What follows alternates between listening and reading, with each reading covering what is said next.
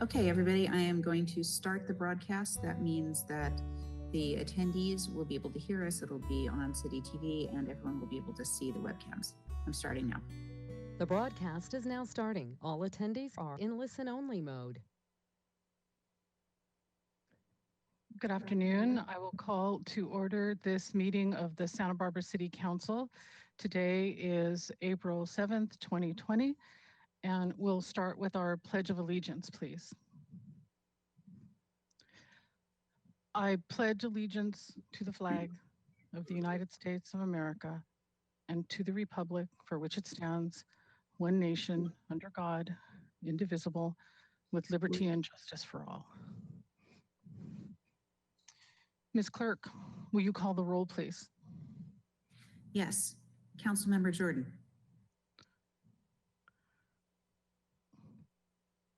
Present. Councilmember Alejandra Gutierrez. Present. Mayor Pro Tem Snedden.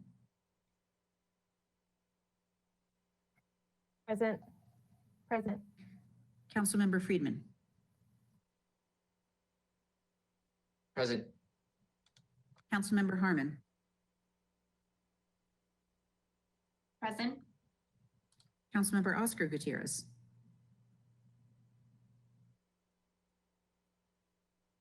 Present.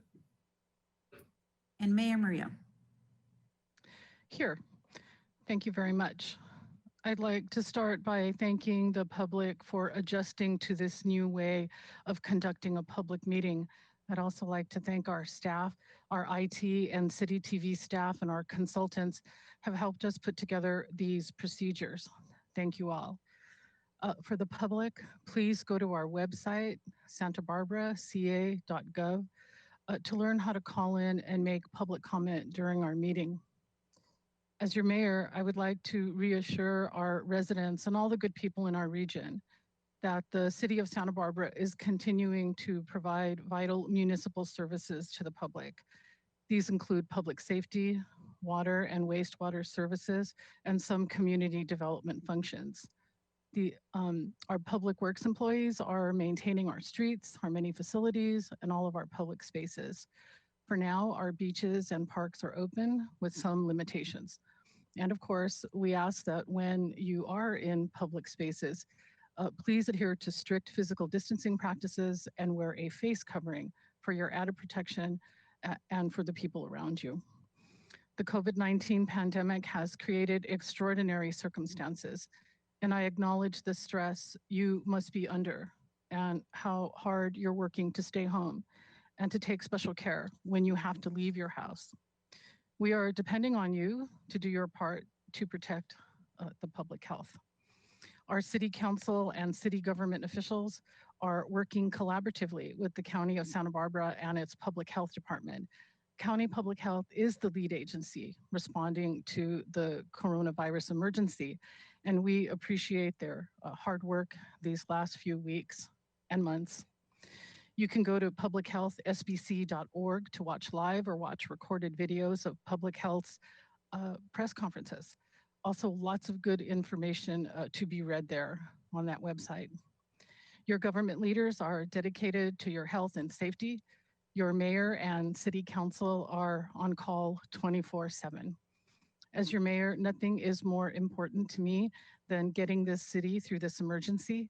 I want to help our families maintain a sense of peace and security. And I want to support our businesses, nonprofits, and institutions. I want to help them bounce back and get things back to normal when the virus has passed. We're in this together. The city of Santa Barbara is standing strong for you and your family. So I'm going to go through a couple of housekeeping instructions.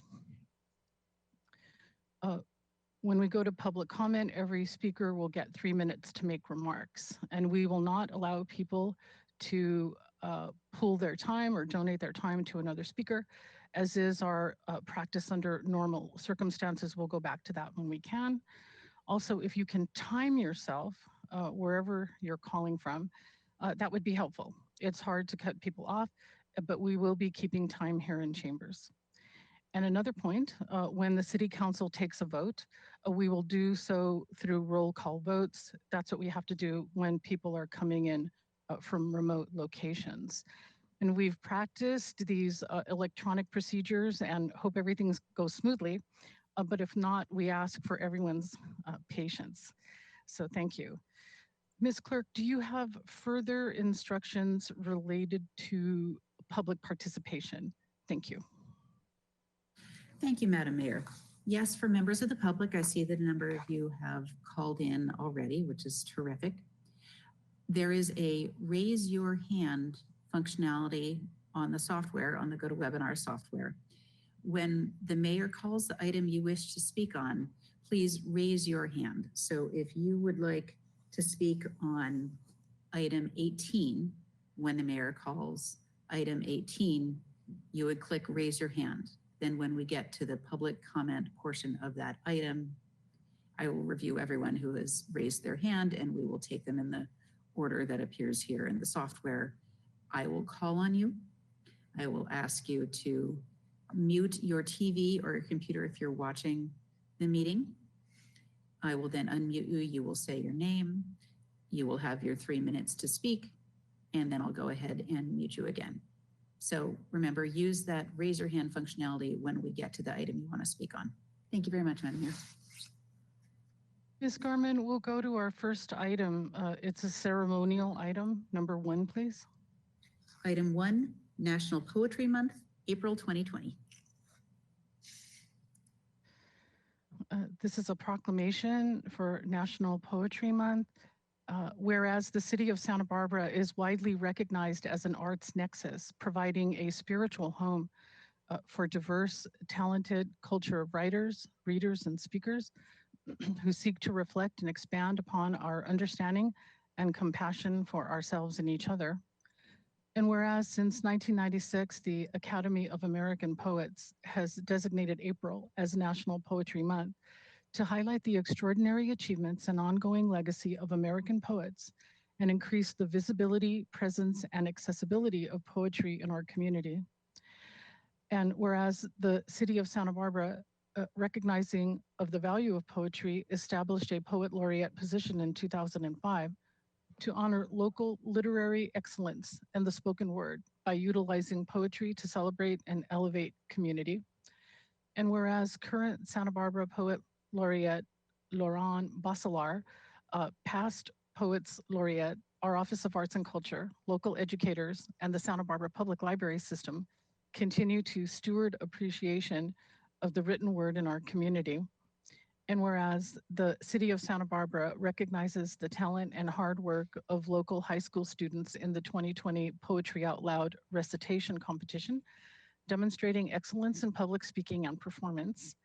So therefore, I, Kathy Murillo, by virtue of the authority vested in me as mayor of the city of Santa Barbara, California, do hereby proclaim April as National Poetry Month in Santa Barbara. So Ms. Clerk, usually we have someone say a few words. Do we have that today? Yes, Madam Mayor, we have Ms. Boselar. Ms. Boselar, I am going to unmute you. At that point, you may say your name and make your remarks. And make sure you unmute yourself before you speak. Yes, I'm unmuted. Can you hear me? We can. You're good to go. Go ahead. Perfect. Wonderful. Can I just take the first few seconds to thank you all, because you've been thanking a lot of people, but we need to thank you all for your efforts and probably extremely stressful work that you have right now to keep our beautiful city going. So thank you very, very much, dear city council members and Madam Mayor. I'm not going to take much of your time, but I would like you to know that poetry is going on very strongly here in Santa Barbara. We now have a reading series where every day a poet from Santa Barbara has recorded their favorite poem and is reading it. And every day you can see a different Santa Barbara poet read it on YouTube. So poetry is going on. And the only thing I'd like to do now is to read a poem to you by the current poet laureate of Santa Cruz. And the reason why I want to read it, first, it's much shorter than what I write. And second, somehow it resonates with so much that is going on with us right now, but it also resonates with goodness and kindness and people helping one another. And I think that's what our beautiful city is doing right now, is everybody's trying to help everybody. And by the way, I'm in a group of 12 women, and we are making masks all day long, sewing masks to help the veterinarians and first responders, and also the people who clean the hospitals. They don't get masks, so we are sewing masks for them. Here is the poem I wanted to read to you, and again, thank you so much. It's called Small Kindnesses. I have been thinking about the way when you walk down a crowded aisle, people pull in their legs to let you pass by. Or how strangers still say, bless you, when somebody sneezes. Don't die, we are saying. And sometimes when you spill lemons from your grocery bag, someone else will help you pick them up. Mostly we don't want to harm each other. We want to be handed our cup of coffee hot and to say thank you to the person handing it and to smile at them, for them to smile back, and for the waitress to call us honey when she sets down the bowl of clam chowder, and for the driver in the red pickup to let us pass. We have so little of each other now. We are so far from tribe and fire. Only these brief moments of exchange. But what if they are the true dwelling of the holy, these fleeting temples we make together when we say, here, have my seat, or go ahead, you first, or I love your hat. Thank you very much, Madam Mayor and dear City Council members. Thank you, Ms. Basalar, Madam Poet Laureate. We needed that today. Thank you so much. Good. Good. We'll say Thank you. goodbye. Goodbye. Okay. Bye-bye. And we'll go to item number 2.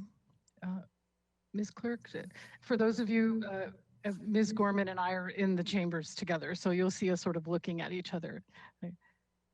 Number 2. Yes, item 2, DMV Donate Life Month, April 2020.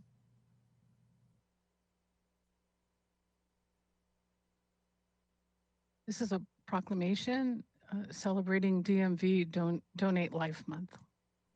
Whereas organ, tissue, marrow, and blood donation are life-giving acts recognized worldwide as expressions of compassion to those in need, whereas more than 112,000 individuals nationwide and more than 21,000 in California are on the National Organ Transplant waiting list, whereby the need for donated organs is especially urgent in Hispanic and African American communities, with about 17 deaths daily due to the shortage of donated organs, whereas more than 600,000 units of blood per year are needed to meet the need in California, and at any given time, 18,000 patients are in need of volunteer marrow donors.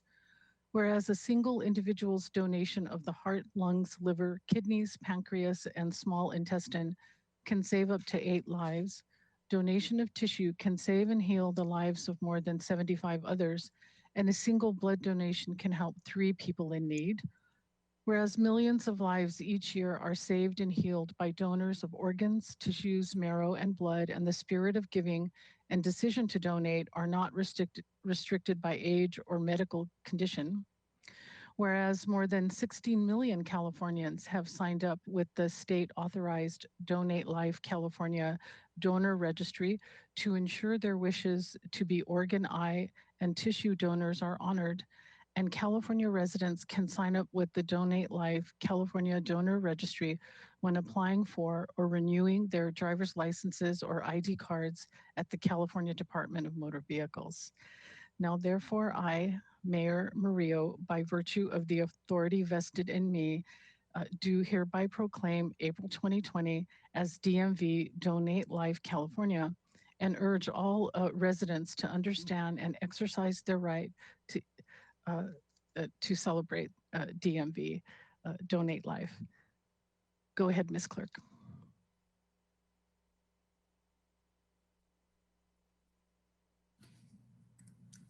Madam Mayor and Council, we do have one person here to accept this proclamation. That is Scott Burns.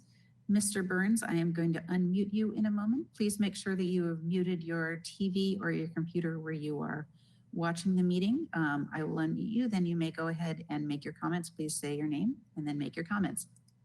Go ahead now, sir. Hello, I'm Scott Burns. Thank you. Mayor Murillo, Kathy, thank you for the proclamation. From myself and about the 120 people in Santa Barbara County that are on the waiting list for an organ transplant. My kidney transplant was about 5 years ago, and we have a few new council members who will give a brief rundown of it and also to give us a break from the pandemic. Memorial Day 2015, I'm sitting on a friend's sailboat at Fry's Harbor, Santa Cruz Island, about 4 p.m. The Santa Barbara Harbor Patrol pulls up behind the boat. The patrolman yells, "Mr. Burns, we have a kidney for you." I get in my gear, dinghy over to the patrol boat. Two things. They didn't have a kidney, but they knew where one was. Second, it's about 5 hours sailing to Santa Cruz Island, but only 45 minutes back in that fast patrol boat. I went home. Lisa and I drove down to Cedars-Sinai Hospital. After running checks to make sure the kidney was a match, had to transplant early the next morning. By 11:30, I was awake and urinating using the new kidney. My first phone call was to the Harbor Patrol, thanking them. For the rest of the story, Vivian Boutel, my donor, was a nurse at Cottage Hospital. She had collapsed at her gym and was taken to Cottage. They thought she had a stroke. It turned out she had a brain aneurysm. She wasn't going to live, and her family, knowing that she had a pink dot on her driver's license, said proceed. There's a waiting list about 7 years long in Southern California, and I'd been on the waiting list for 3 years for an organ transplant. But the Donate Life people asked if they knew anyone who needed a transplant. With about 480,000 people in the county and 120 on the waiting list, it doesn't happen often. But Vivian's sister-in-law knew that Lisa's husband needed a kidney, so it was bumped to the top of the list. I was told that a picture of me placed next to her casket the following weekend was the only high point of Vivian's funeral. She was 41 years old. I've gotten to know Vivian's family. We meet at the Donate Life float before the Rose Bowl parade. And every September, the weekend after Labor Day, we sponsor a walk barbecue at Ledbetter Beach to honor Vivian and others as we celebrate organ donations. Since the DMV is closed, if anyone would want to sign up to be an organ donor online, just Google Donate Life and you'll find a California website. Mayor, thank you again. And when this pandemic is over, I'll come during public comments and give you another thank you in person. Scott. We look forward to that, Mr. Burns. Thanks. Ms. Clerk, we have a third ceremonial item. Yes, Madam Mayor, we have a third ceremonial item, and that is Employee Recognition Service Award Pins. Mr. Paul Casey, our City Administrator. Yes, good afternoon, Madam Mayor and council members. As you know, each month I like to come to council and honor and recognize employees for achieving certain milestones in their service with the city. And so I would like to name some names on those milestones. There's no one who's going to receive their pin in person today. They'll come at a later meeting to honor them. With 5 years of service to the city, Nancy Moctezuma, Accounting Assistant, Finance Department. Maricela Torres, Human Resources Assistant, Human Resources Department. Anthony Tornello, Police Officer, Police Department. Gareth Newman, Police Officer, Police Department. Brittany Roars, police officer, police department. Kristen Kim, police officer, police department. Mehdi Musavian, project engineer, public works department. Jesus Banuelos, project engineer 2, public works department. Kristen Bain, tree trimmer 2, parks and recreation department. And Anthony Lombardi, harbor patrol officer with the waterfront department. With 15 years of service to the city, Doug Costin, waterfront maintenance crew leader, waterfront department. And with 30 years of service to the city, James McCoy, fire battalion chief, fire department, and Robert Mercado, fire battalion chief, fire department. Thank you. So Mr. Casey, we think that these employees might join us when they can come back into chambers. I hope so. Yes, I think the 30-year recipients from the fire department would like to at a later time. Okay, I thank these employees and congratulate them for their years of service. Ms. Clerk, we think a member of the public wanted to speak on one of these early items. You got a raise your hand notification. Go ahead, please. Madam Mayor, yes, we have a raise our hand indication from Ms. Anna Marie Gott. Ms. Gott, I will unmute you in a moment, and if you could please clarify if you did want to speak on one of those ceremonial items, please let us know. If not, let us know that, and you can raise your hand at a later time. So please mute whatever you are watching. Go ahead, state your name, say if it's for one of these items, and if so, please make your presentation. Okay, go ahead. Okay, go ahead. You know what? I jumped the gun on raising my hands. But Nope. I did want to let you know that there are 2 hands raised for me because I had problems making public comment yesterday at the Planning Commission. So I don't know which option is the best to use. For public comment, general public comment. Ms. Scott, if you're here for general public comment, you can raise your hand there. And if you don't, then I will make a note to call on you, even if that's not because you let us know. Yes, thank you. Thank you. Okay, I'm muting you now. Okay, then we'll go on to changes to the agenda. Mr. Casey, changes? There are none, Madam Mayor. Thank you. So now we'll go to open public comment. This is the public's opportunity to speak to us on items that are not on our formal agenda. And you have 3 minutes. And be sure to time yourself if you can, wherever you are. That would be helpful to us. And I'm running a clock here. Ms. Clerk, I'm going to turn it over to you. Thank you, Madam Mayor and council members. At this point, we have 2 individuals who have raised their hand for public comment, and that's Ms. Gott, and Ms. Van Dyke, Ms. Trujillo, Ms. Lindbeck. So I will go and Mr. Lopez and Ms. Hirschberg. Okay, I will call your name before I call on each of you. Remember to mute your TV or your computer if you're watching it. Unmute your microphone if you had been muted. Please state your name, and you have 3 minutes. We'll be timing you. All right, Ms. Gott, we'll start with you. You're unmuted.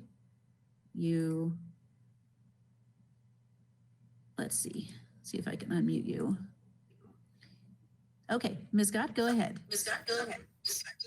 Can you hear me? Hello? Yes. Go ahead. Good afternoon, council members. I wanted to just go over the governor's. You know what? I'm getting back talk on this. I can't mute this because I'm on my phone. We can hear you I fine. off and Go try my ahead. computer now? This is not great. Hello? Hello? Ms. ahead, we Gott, can we hear you. can hear you fine. Go ahead. Hello? Well, this is wonderful.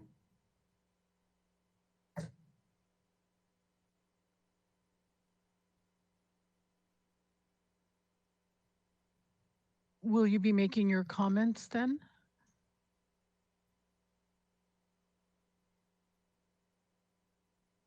we can go to the next speaker and come back to Ms. Gott if she calls back. Thank you. Our next speaker will be Barbara Cronin-Hirschberg.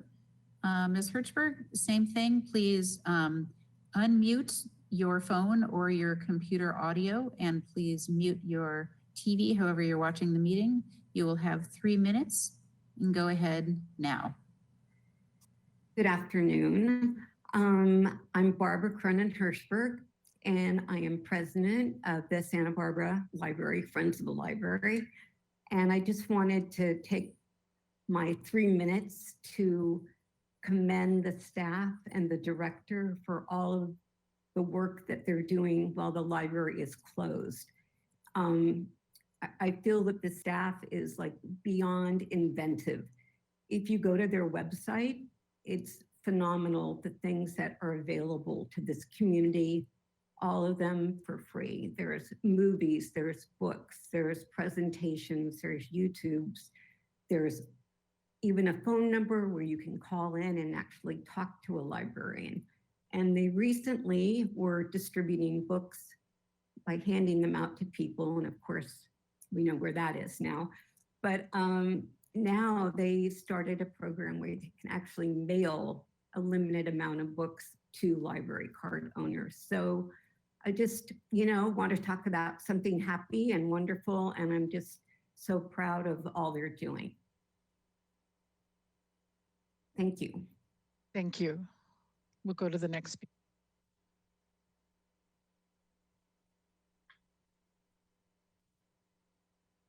Madam Mayor and Council, our next speaker is Lauren Trujillo. I see that Lauren Trujillo may have had her hand raised before general public comments. So let's check in with Ms. Trujillo and see if she wanted to speak on one of the ceremonial items or on this general public comment. Ms. Trujillo, please unmute yourself and mute whoever you are using to watch the meeting, and go ahead now. Hello. Yes, I wanted to speak on public comment. Can you all hear me? Okay, great. Good afternoon, Madam Mayor and members. My name is Lauren Trujillo, and I'm the Foundation Director of the Santa Barbara Public Library Foundation. Given these trying and unthinkable times, it's always nice to hear some good news. So I want to continue echoing what Barbara Hirschberg shared. The Santa Barbara Public Library, like in other Santa Barbara emergencies, has been a second responder for the community right now. Our students are at home learning, and the digital divide is more prevalent than ever. The library is stepping up at this time to provide our community, parents, and caregivers the resources they need, and they are working to create new, innovative ways to reach our most at-risk students. I'll share a few things to, again, echo what Barbara shared.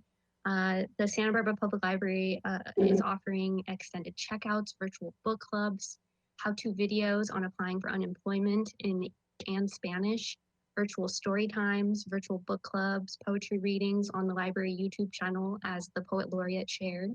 They're curating home science and technology kits for parents, and they've checked out Wi-Fi hotspots to help those kids at home who don't have great Wi-Fi connections. They've created video challenges for teens, and they're working with women's economic ventures to offer consultations to small business owners impacted by closures. And then last but not least, the Santa Barbara Public Library SBPL Delivers program, which is proudly funded by the Santa Barbara Public Library Foundation and has received over 1,000 checkouts already, or requests in this time that the program has been established. So incredible things happening at the library for the community at this time. And the library is a vital resource for our community now, and will be a vital resource for the community as we begin to think about recovery. I hope we will all remember how the library has continued to serve the community during this crisis, and consider the necessities when we are ready to rebuild. Libraries are one of the first city services to be cut, and we must understand how these very services will be needed more than ever to bring our community together and reconstruct our education system. So please continue to stay safe, healthy, and look to the Santa Barbara Public Library for resources at this time. Thank you. Very good. Ms. Clerk, next speaker. Thank Thank you very much. Our next speaker is David Lopez. David Lopez, I am going to unmute you. Please make sure that you have unmuted yourself and that you've turned off the volume on your TV or computer how you were watching the meeting. Please go ahead, state your name and make your comment. You have 3 minutes. You're unmuted. Go ahead.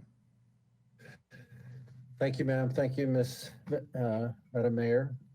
I'm a local fishing boat captain, and I sent a comment to all council members recently asking you to consider opening the closure of the boat ramp. Right now, probably it's open just to commercial fishing boats and to who are slip holders, and they can use the ramp on an appointment only basis.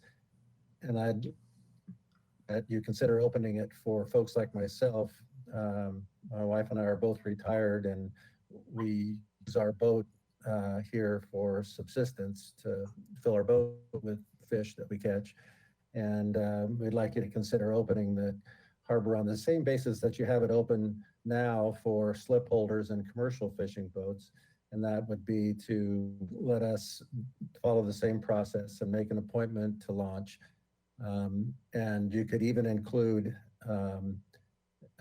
we'd be willing to rent a visitor slip when we launch the boat and keep the boat in the harbor for the days that we'd be allowed to use a visitor slip.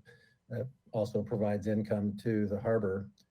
I went down and observed what the harbor staff is doing with the process they're using right now, and I think it's excellent. It does maintain social distancing, just kind of the same way that local markets and other business establishments that are open, the way they put lines on the floor and they keep patrons really distanced so that we are doing our part to not spread the virus.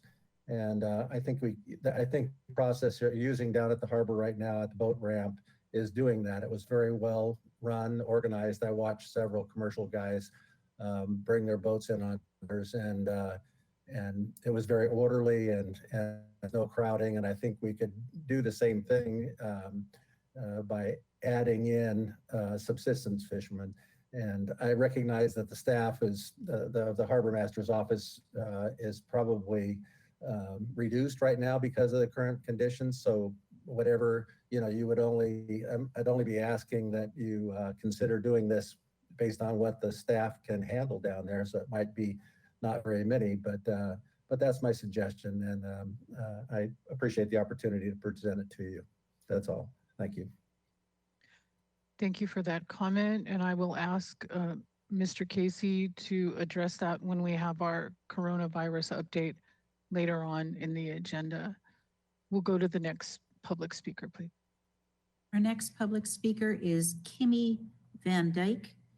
Ms. Van Dyke, please turn down your TV or however you're watching the meeting. Please unmute yourself. I will unmute you.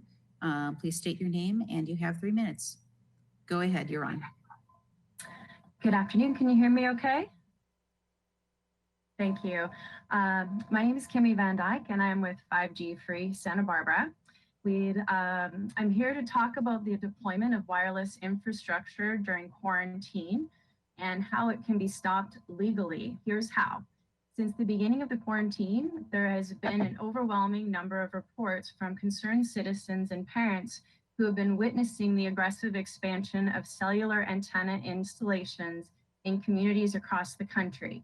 The vast majority of this activity is occurring without the knowledge or consent of our residents and is without local government oversight, application approval, public noticing, community participation, environmental review, and most importantly, transparency. Clearly, the telecom companies are using the COVID-19 emergency as cover to expand and cement their rapid and virtually unsupervised deployment of harmful wireless infrastructure and to advance their agenda. To stop this activity, and as part of our promise to be proactive and solutions-oriented with our efforts, 5G Free Santa Barbara is coming to you now to enact a moratorium. Following the Homeland Security and the FCC orders local authorities have emergency powers to place a moratorium on non-essential activity, including to pause all pending wireless zoning and right-of-way applications and to shut down new wireless construction. We have a letter that we will submit for the record. I will read part of it, and my counterpart and colleague, Miriam Lindbeck, will finish off where I end. Dear Mayor and City Council member, 5G Free Santa Barbara asks that you impose a moratorium on small cells and other wireless infrastructure permits process and deployment until the COVID-19 emergency is over. The wireless providers are using the COVID-19 emergency as cover to expand and cement their rapid and virtually unsupervised deployment of harmless wireless infrastructure. Our local leaders and staff should not have to dedicate time and resources to policing whether the wireless companies are following local and state law. They have far more important things to do. The FCC wireless permit rules allow emergency moratoria. Homeland Security guidelines emphasize that maintenance of existing communications capability is the priority. New construction is not essential. The COVID-19 emergency has led to a government shutdown of non-essential activity. Hospitals, emergency response, and local officials are overwhelmed, and they must be allowed to focus on what is indeed essential. Now is not the time to be dedicating resources to expanding rather than just maintaining our networks. 5G. Your time is up. If you join want our pass email on list to the and our next- Facebook page. Thank you. Your time is up. Yeah.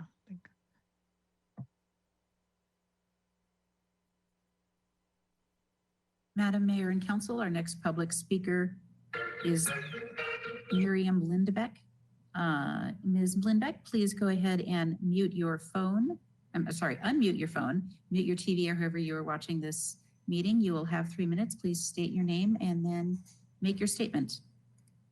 Go ahead. You're on now, Ms. Lindbeck. Thank you so much, and good afternoon, Mayor Murillo and Sarah. I am Miriam Lindbeck of the 5G Free Santa Barbara delegation, and to continue with this letter, the FCC has directly held a local jurisdiction can impose a temporary halt to deployment and permits during emergencies.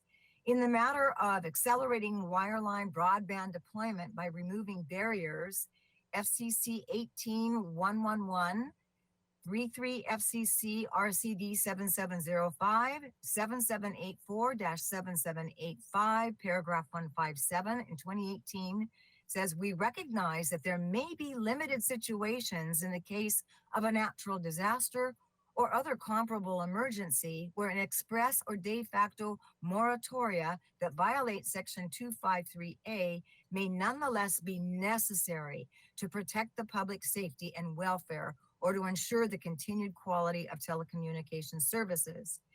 Homeland Security has declared that local governments is on the forefront and can take control over determining whether to temporarily halt all non-essential activity.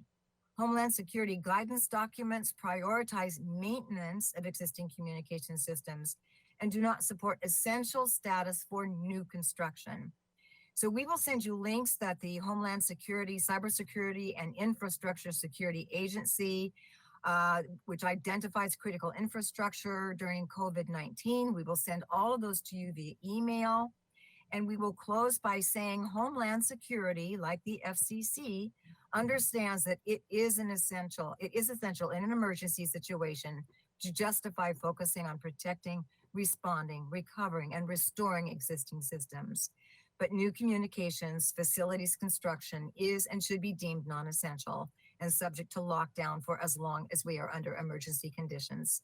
Santa Barbara can and should impose a moratorium on deployment in our local areas and freeze the permit process until the COVID-19 emergency is over. Sincerely and in all due respect, 5G Free Santa Barbara. Thank you. Thanks, Ms. Lindbeck. Next speaker. Okay, I don't believe we have any additional public comment speakers. If anyone else wanted to speak on public comment, please use the raise your hand functionality. Ms. Gott, I believe Ms. Gott is ready. Perfect. All right, Ms. Scott, I will unmute you. Please make sure that you have unmuted your phone and that you've muted all the devices on which you were watching the meeting. Go ahead. Good afternoon. I hope you can hear me now. I had actually logged on twice because I attended the Planning Commission meeting yesterday, and I understand that there were substantial issues with anyone being able to listen to my public comment. So I tried logging in by my phone as well as my computer today and did experience obviously some problems. The reason that I actually am calling in today is really about an email that I had sent earlier last week. And that is really about the governor's order with regards to how public meetings are going to be handled. And I just wanted to read something to you. And I also sent an email to you just before this meeting, just letting you know the Board of Supervisors does allow people to call in for public comment. And as you are aware, before in one of our last city council meetings, people called in and someone called them back so that they could go ahead and make public comment at the appropriate time. And it worked beautifully. But right now, no one is able to actually call in and have that actually accomplished for this or any other meeting right now with the city, because you are requiring everyone to use go to webinar. The order actually says a legislative body or a state body is authorized to public meetings via teleconferencing and or other electronic. So I'm looking at it right now. Obviously, I am doing all of this electronically. But then it goes on to say all members of the public seeking to observe and to address. So if someone is watching this on TV, they actually cannot address you by public comment because they don't have a computer to actually call in with their headsets and actually make a public comment. And anyone who doesn't have a computer at home, or internet access obviously cannot do any of those things. And we have a substantial portion of the residents of the city of Santa Barbara that cannot make a public comment because they don't have internet access, let alone a headset to be able to use it in some cases. So I think that what is happening here is we're disenfranchising a whole bunch of people from being able to even participate in public comment. And I think it's a real disservice because this issue with the coronavirus is going to last for a substantial period of time.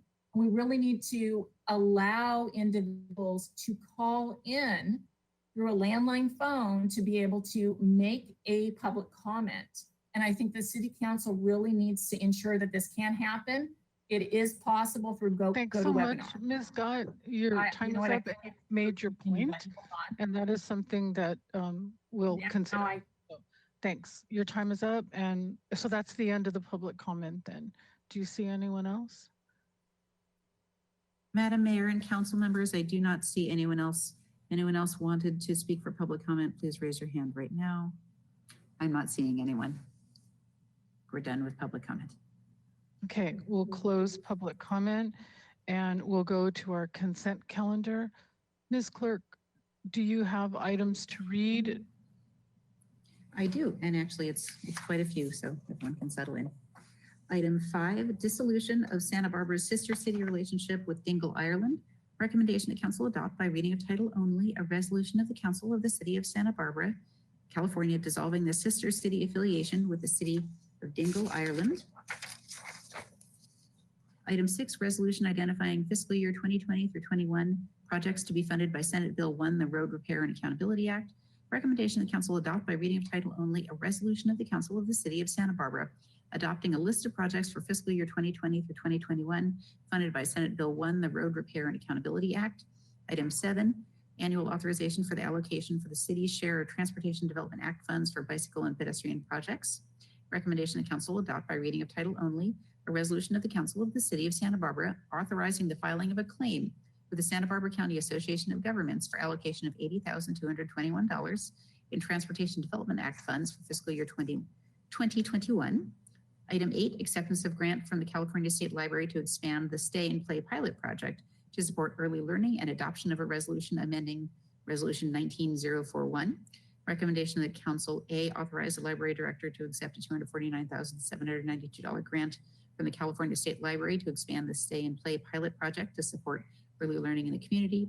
B, authorize an increase in appropriations and estimated revenues of $249,792 in the library department's miscellaneous grant fund, which will entirely fund the project, including the new limited appointment position. And C, adopt by reading of title only a resolution of the Council of the City of Santa Barbara amending resolution number 19041, position and salary control resolution for fiscal year 2020, affecting the library department effective March 28, 2020. Item 9, resolution delegating to the city engineer the authority to approve plans and specifications for construction or improvement projects. Recommendation the council adopt by reading of title only a resolution of the Council of the City of Santa Barbara delegating to the city engineer discretionary authority to approve the plan or design for construction of or improvement to city property and requiring the submittal to the city engineer of all plans and specifications for construction of or improvement to city property. And last one, 10, resolution denying the appeal of Victoria Valiente to reverse the Architectural Board of Review's decision to grant project design approval for the project at 601 Alameda Padre Serra. Recommendation that council adopt by reading of title only a resolution of the Council of the City of Santa Barbara denying the appeal of Victoria Valiente to reverse the December 2nd, 2019 decision of the Architectural Board of Review granting project design approval for the project at 601 Alameda Padre Serra. Let's take a vote on item number 10 because during the appeal, it was not a unanimous vote. And this way, city council members can stay consistent with their votes as this is a second reading. So do I have a motion, Mr. Jordan, to put this forward? Madam Mayor, I'll move approval of item 10. Mr. Friedman. I'll second it.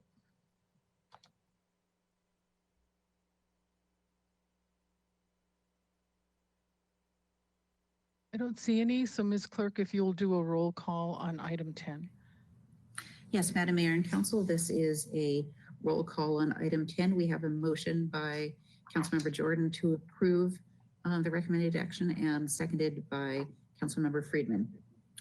Councilmember Jordan. Aye. Councilmember Alejandro Gutierrez. I want to uphold the appeal. So it would be no? So your vote is no? No.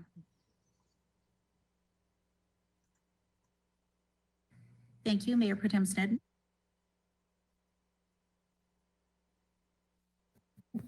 No. Councilmember Friedman. Yes. Councilmember Harmon. Yes. Councilmember Oscar Gutierrez. No. And Mayor Murillo. Aye. So that passes 4-3 along the lines of the original vote. Thank you, everybody. Mr. Jordan, you had another comment? I will also move the balance of the consent calendar. I'll second. Thank you. Any comment on the rest on the consent calendar? If there's no other objection, we'll waive further reading and we'll go to a roll call vote to move the rest of the consent calendar forward. Very good. This was a motion by Councilmember Jordan, and I'm confirming a second by Councilmember Harmon for the balance of the consent calendar. Thank you. Okay. Councilmember Alejandro Gutierrez.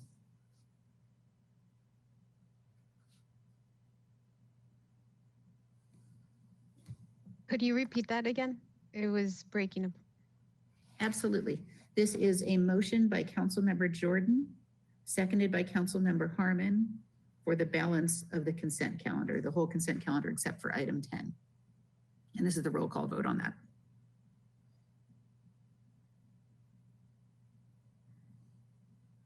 Yes. Very good. Mayor Pro Tem Sneddon. Yes. Councilmember Friedman. Yes. Councilmember Harmon. Yes.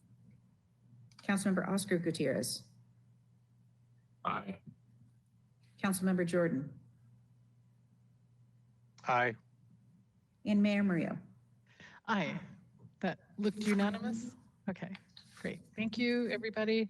And that concludes the consent calendar, and we'll move on to our first public hearing, which is number 17. Ms. Gorman, you've got a lot going on over there, but whenever you're ready to read that item. Very good. Item 17, public hearing for 5-year consolidated plan for use of federal community development block grant and home funds. Okay, and we have a staff person who will give us this report. Mr. Casey, are we starting with you or are we starting with Mr. Casey? Good afternoon, Madam Mayor and council members. Ms. Elizabeth Stotts will give the presentation. Okay, whenever we're ready. Can you hear me okay? We're ready, Ms. Stotts, and we can hear you. Thanks. Great. So thank you. Good afternoon. So I'm here to talk about the consolidated plan for CDBG and home funds. I'm the administrator of both the programs. So I can answer any questions that you may have on this. I just want to remind you that this is only a public hearing and we're asking for no action from council today. Next slide, thank you. So I'll start this discussion with a little bit of an introduction into the two programs. The purpose of the CDBG program is to make federal funds available to communities so that we can provide decent and affordable housing, a suitable living environment, and economic opportunities. These funds have to be used to help persons with low and moderate incomes. Next slide. The purpose of the home program is to help develop and rehabilitate affordable housing for low and moderate income households and to provide tenant-based rental assistance to individuals. Next slide. HUD mandates that every 5 years, jurisdictions that receive these funds conduct a study of their housing and community development needs, and as well as the needs of the special populations that HUD defines as the elderly, persons with disabilities, homeless individuals, and a few others that I'll outline later. Next slide. The results of the study will help the city develop priorities with these funds for the next 5 years. So during this upcoming consolidated plan period, spans the fiscal years 2020 through 2024, we anticipate receiving $4.5 million in CDBG and about $2.6 million in home funds. Next slide. The city hired Root Policy Research out of Denver. They're a firm that has a lot of experience conducting consolidated plans around the country. They did the Santa Barbara County's consolidated plan about 5 years ago. So they underwent through a bulk of the work and the research on our behalf, and we facilitated and participated in discussions. They underwent through a thorough effort to solicit citizen participation, which is required with federal funding or federal guidelines. One such guideline is to consult with a specific resident population. So to that effect, we had 3 focus groups. One of them was with persons with disabilities, and that was held at the Westside Community Center. And this meeting was facilitated with the assistance of the Independent Living Resource Center. Another hearing was held with Spanish-speaking residents at Franklin Center, and this was coordinated with assistance from the community services staff at the Parks and Recreation Department. And a third meeting was held with persons experiencing homelessness at Alameda Park, and this meeting was coordinated with staff from PATH, SB Act, and Home for Good.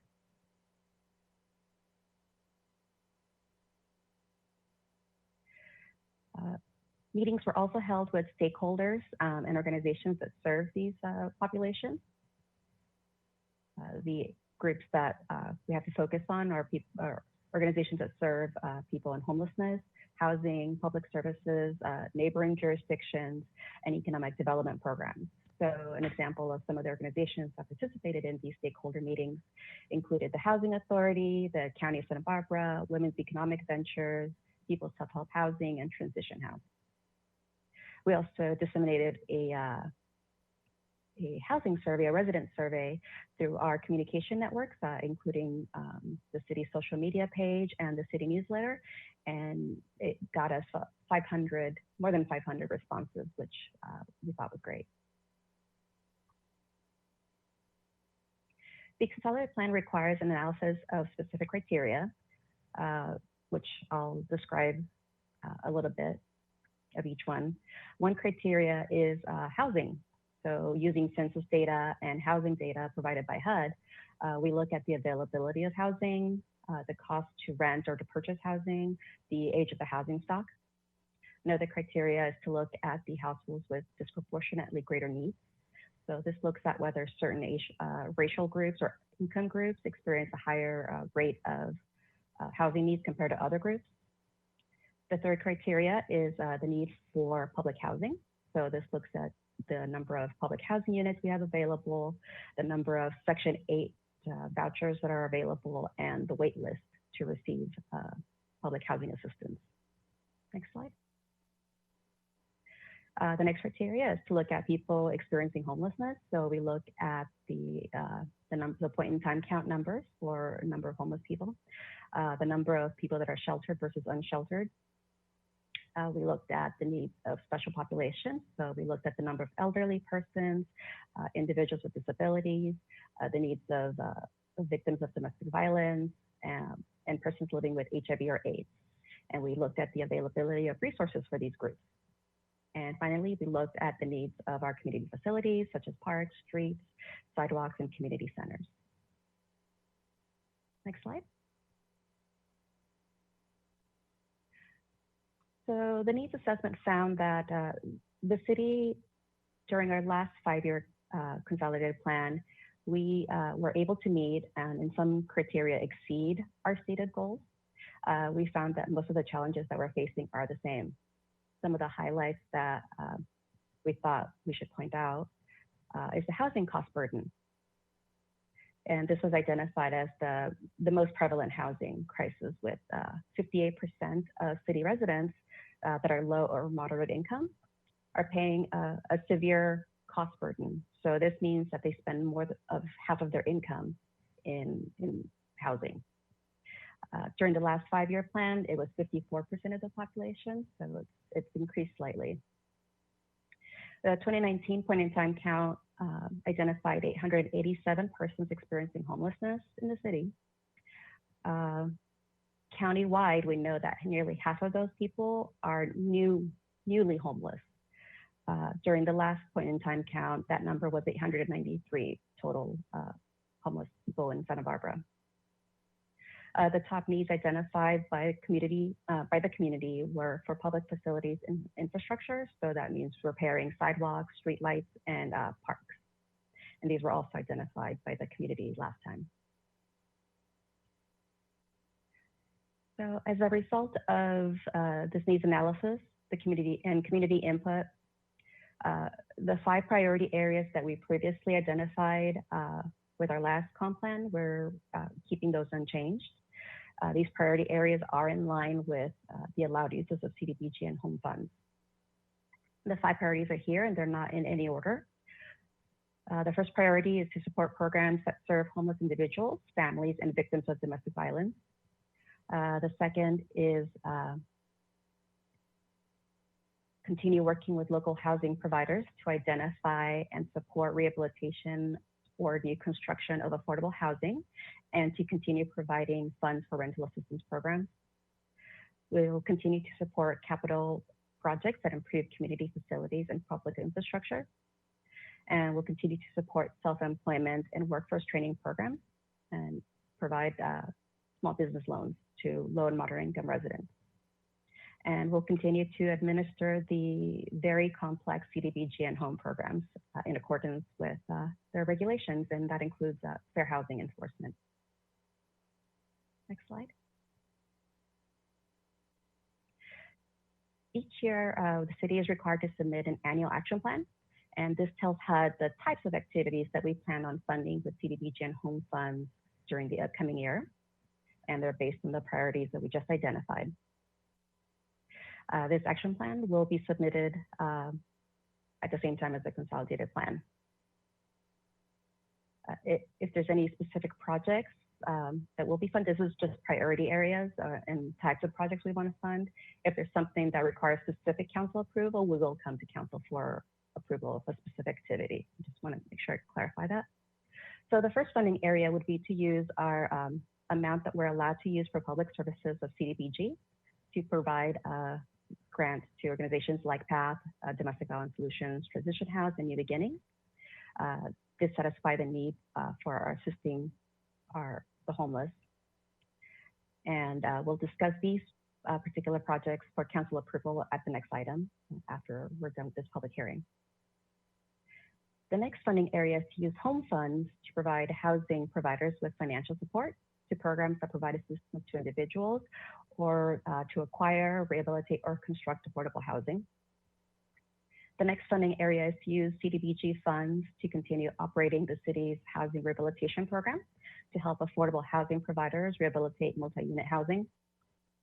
This program has been operating for decades, and it's funded with revolving loan funds from previous loans that are being paid back. So it's a continual program, and if any fund that comes in from this program has to be used exactly for rehabilitation. The next funding area will be, next slide. Thank you.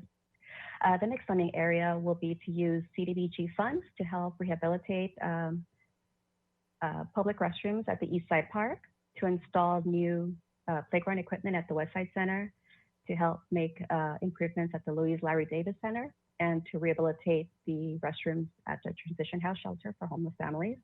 And these specific activities require council approval also at the next item.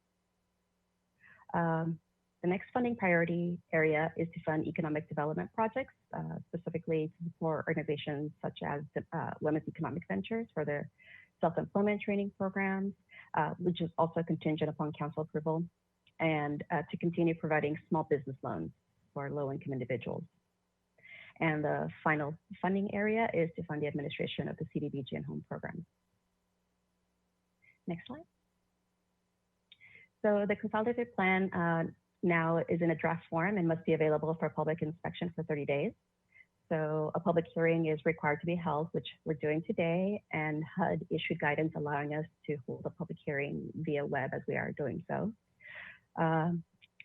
So we're holding it before the public review period starts. It starts tomorrow and it ends on May 8th.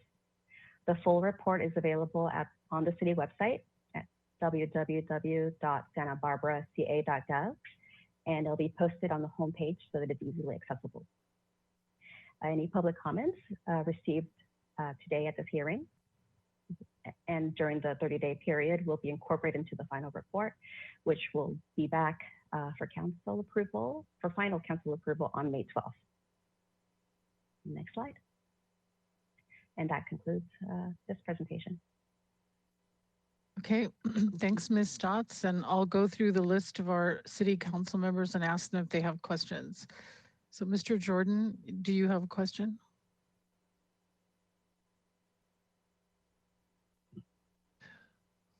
No questions, Madam Mayor. Thank you. Alejandra Gutierrez, do you have a question?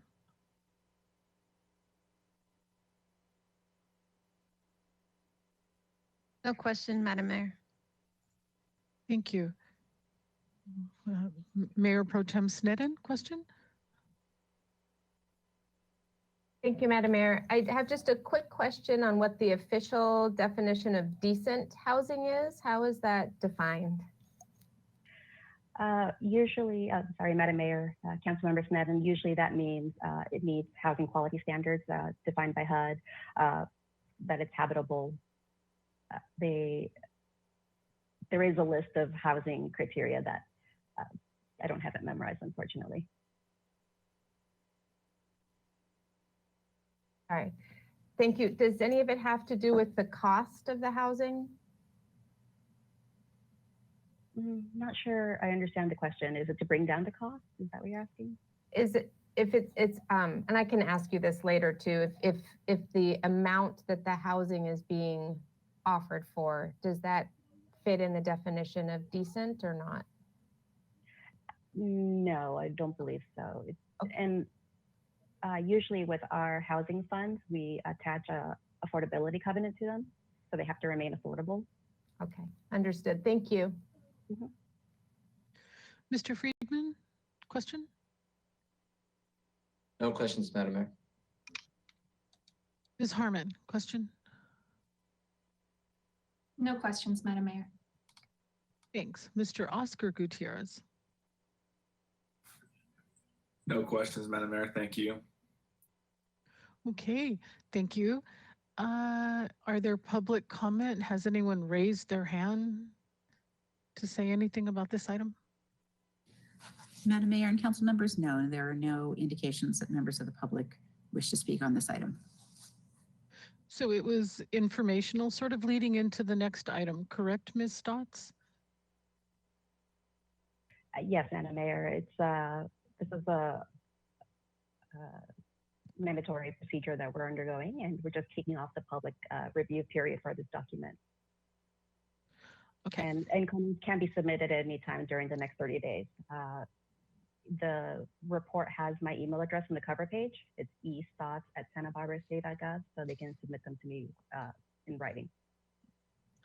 Very good. We've conducted our public hearing and we'll go on to the next item, which is number 18.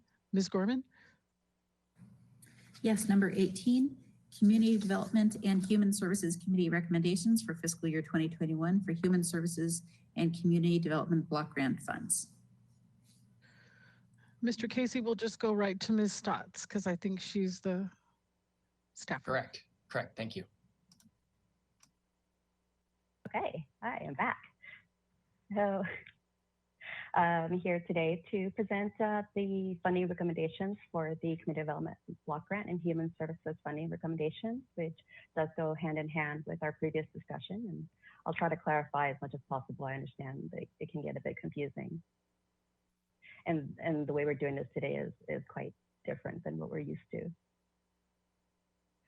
So I'll first give you an explanation of the funding that we're talking about here. They come from two sources. In red, you'll see is general fund dollars that council committed in October to support programs that provide direct human services to low-income city residents. In blue is our CDBG allocation for the upcoming year. The amount shown in dark blue is the entitlement amount that we're receiving. The smaller shades of blue are program income repayments that we can allocate towards grants. And the small sliver, the 18,000, is money that from the prior year that was unexpended that we have available to reallocate. So combined, we have about 1.7 million to allocate. Can we go back? Thanks. This is a new information, so I didn't incorporate it into the PowerPoint, and it's still breaking news, basically, so we're still analyzing it. But we have recently been informed that because of the CARES Act due to COVID, the COVID crisis, Congress has allocated additional CDBG money that will be allocated to jurisdictions, and we've notified we'll be getting about 530,000 in CDBG money that can be used for immediate COVID response. But I don't know much about that yet, other than we'll be getting this money. It's going to be quicker than this process that we're talking about today, and it'll be available to be used specifically for COVID response. And when we have more information, we will definitely come back as soon as possible to let you know how that funding operates. And I'll answer questions today as much as I can. Okay, next slide, please. So continuing on our general discussion, you can see here our human services allocation. You can see that it's remained, council has allocated pretty much a level funding for the last few years. This year, 726,150,000 for fiscal year 2021 is what council has committed. Next slide. You can see that our CDBG allocation has been going up slightly over the years, and we're glad for that. This year, we have been informed that we'll be getting 902,000 to 168,000. Next slide. the priorities for the public and human services category are, so this is the criteria that our committee that makes the funding recommendations uses to determine who gets funding.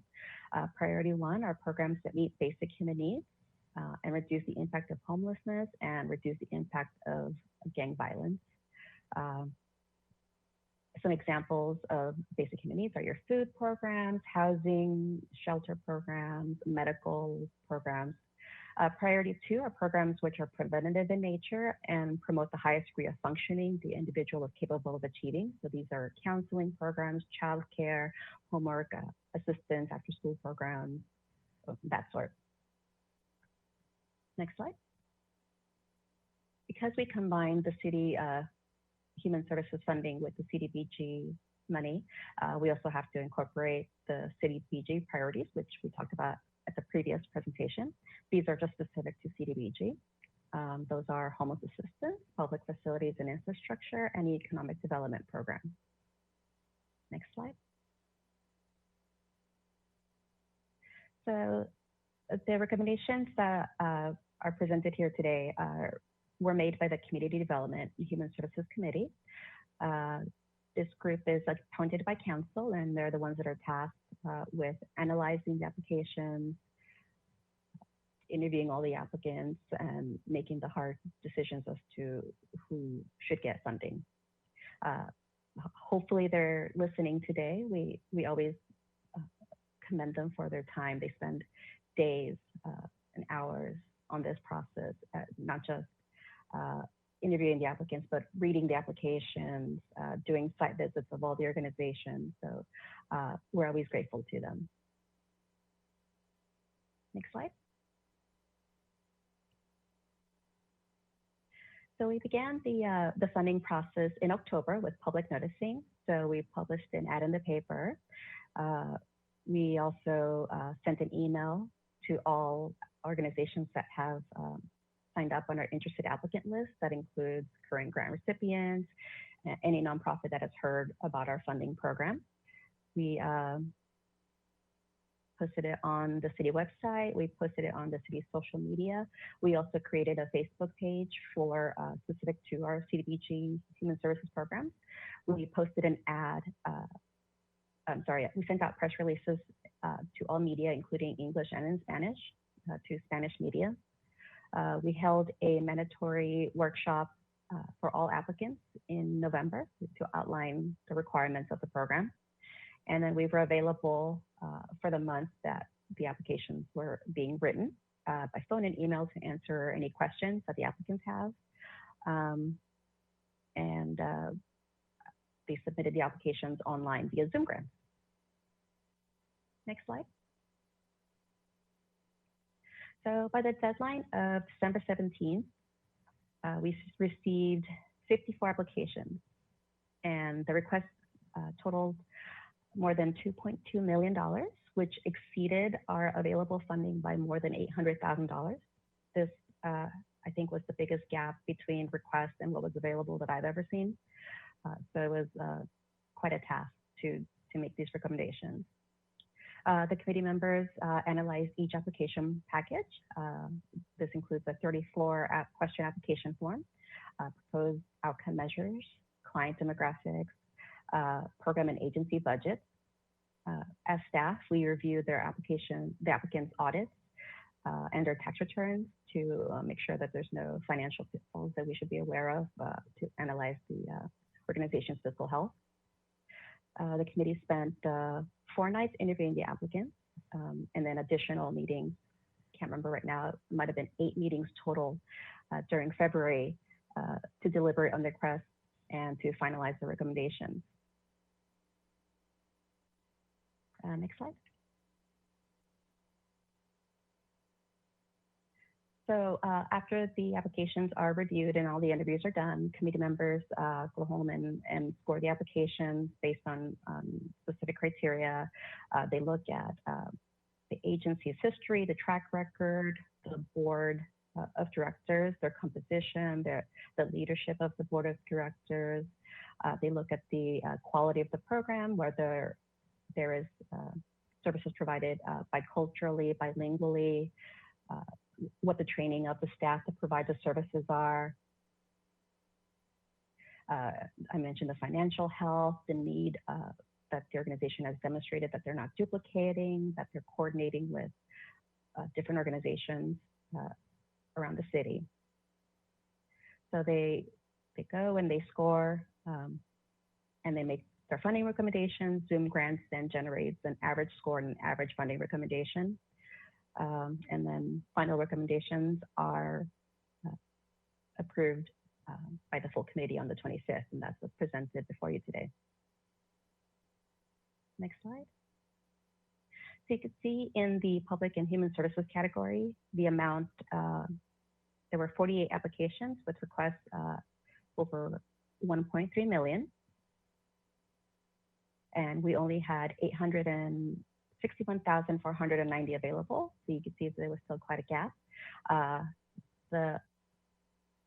On the chart that you're looking at, the section in red is the amount of human services funding, that's the general fund funding. And in blue is the 15% of CDBG money that we're allowed to use for public service activities. So you can see that the vast majority of the funding for these organizations comes from human services funding. So the committee is recommending funding for 45 of the applications. Next slide.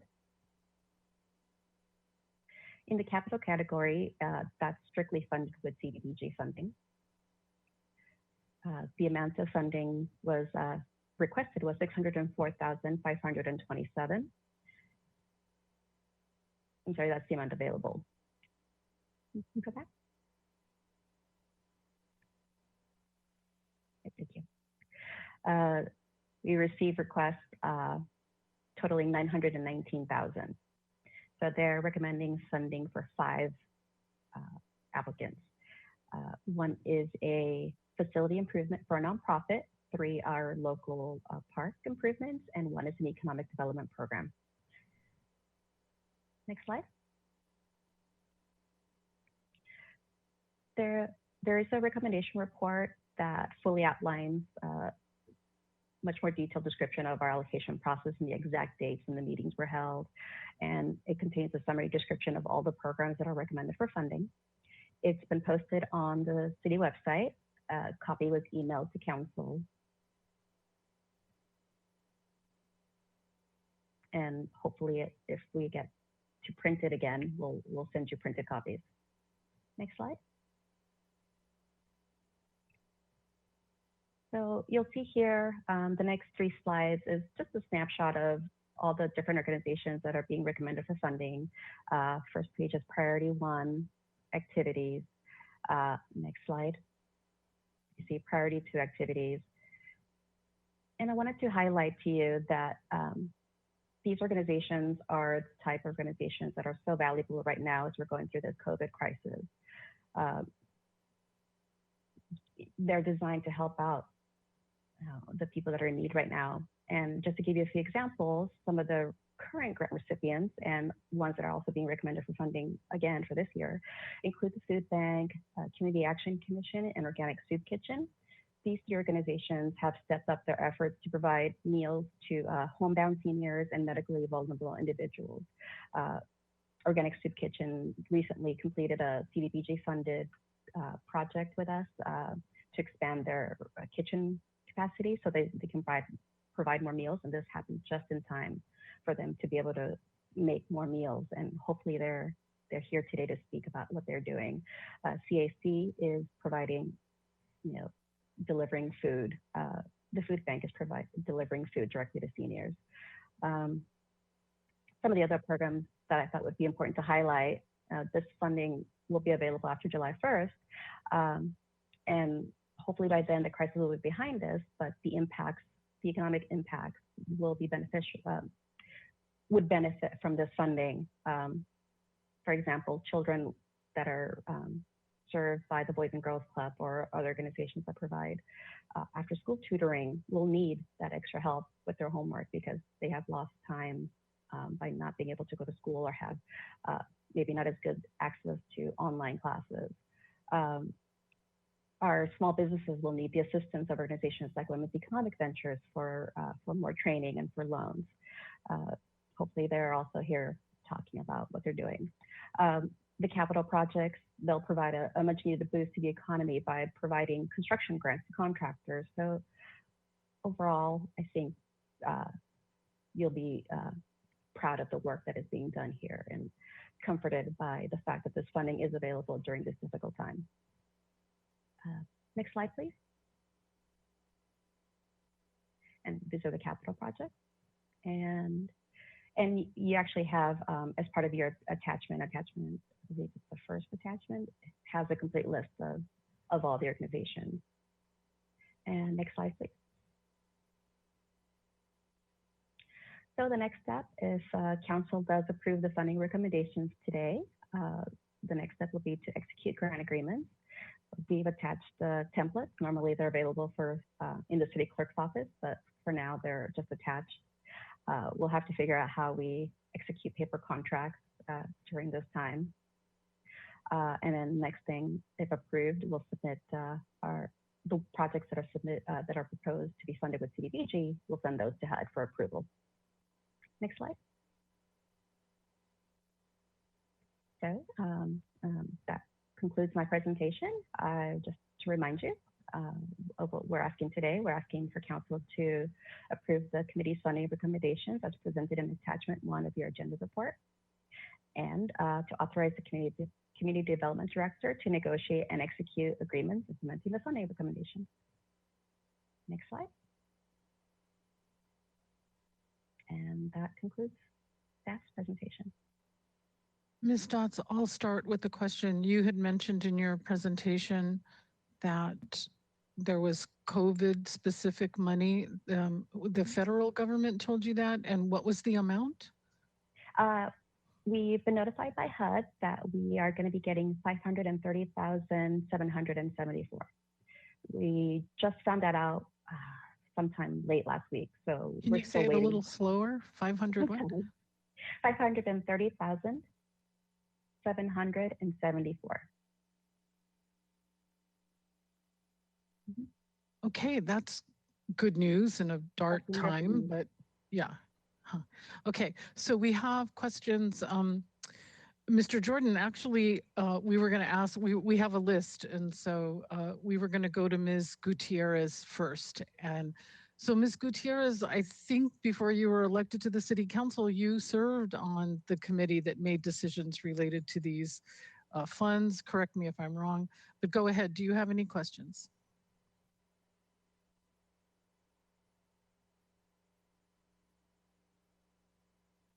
Ms. Alejandra Gutierrez?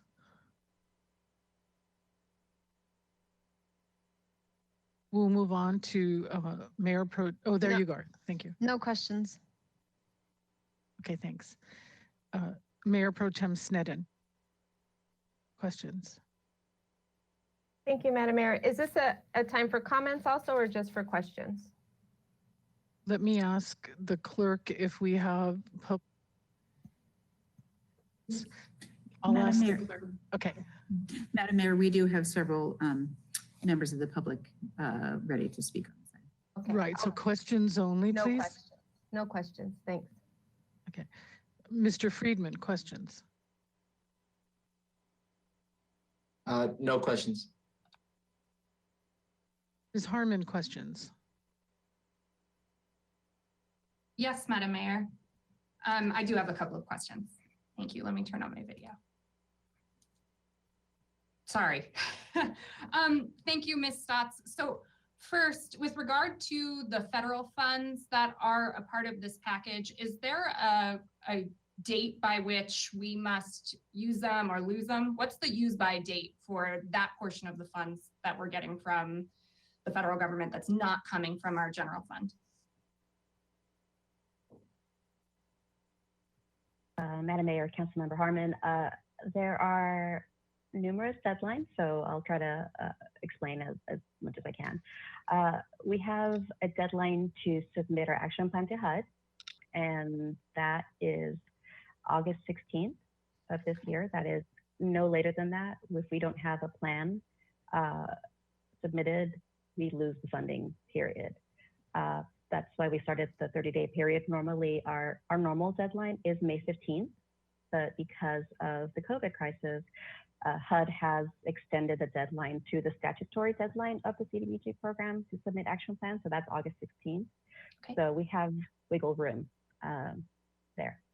Awesome, thank you. And then my final question is about the capital piece of this. And I may have just missed it. I think you touched on this, but I'm a little bit confused. Is the capital expenditures, is that a necessary part of this so that we can use general fund monies? Or I guess I'm confused about, is that those capital expenditures, are those required decisions to be made, and must we spend some portion of this money on capital projects?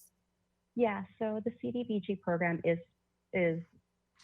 supposed to be a brick and mortar program. It is for infrastructure development, community resources development, sidewalk, streets, park improvements. We're allowed to use 15% for public services. So the type of projects that are being presented today are the ones that are specifically what should be funded with CDBG funding.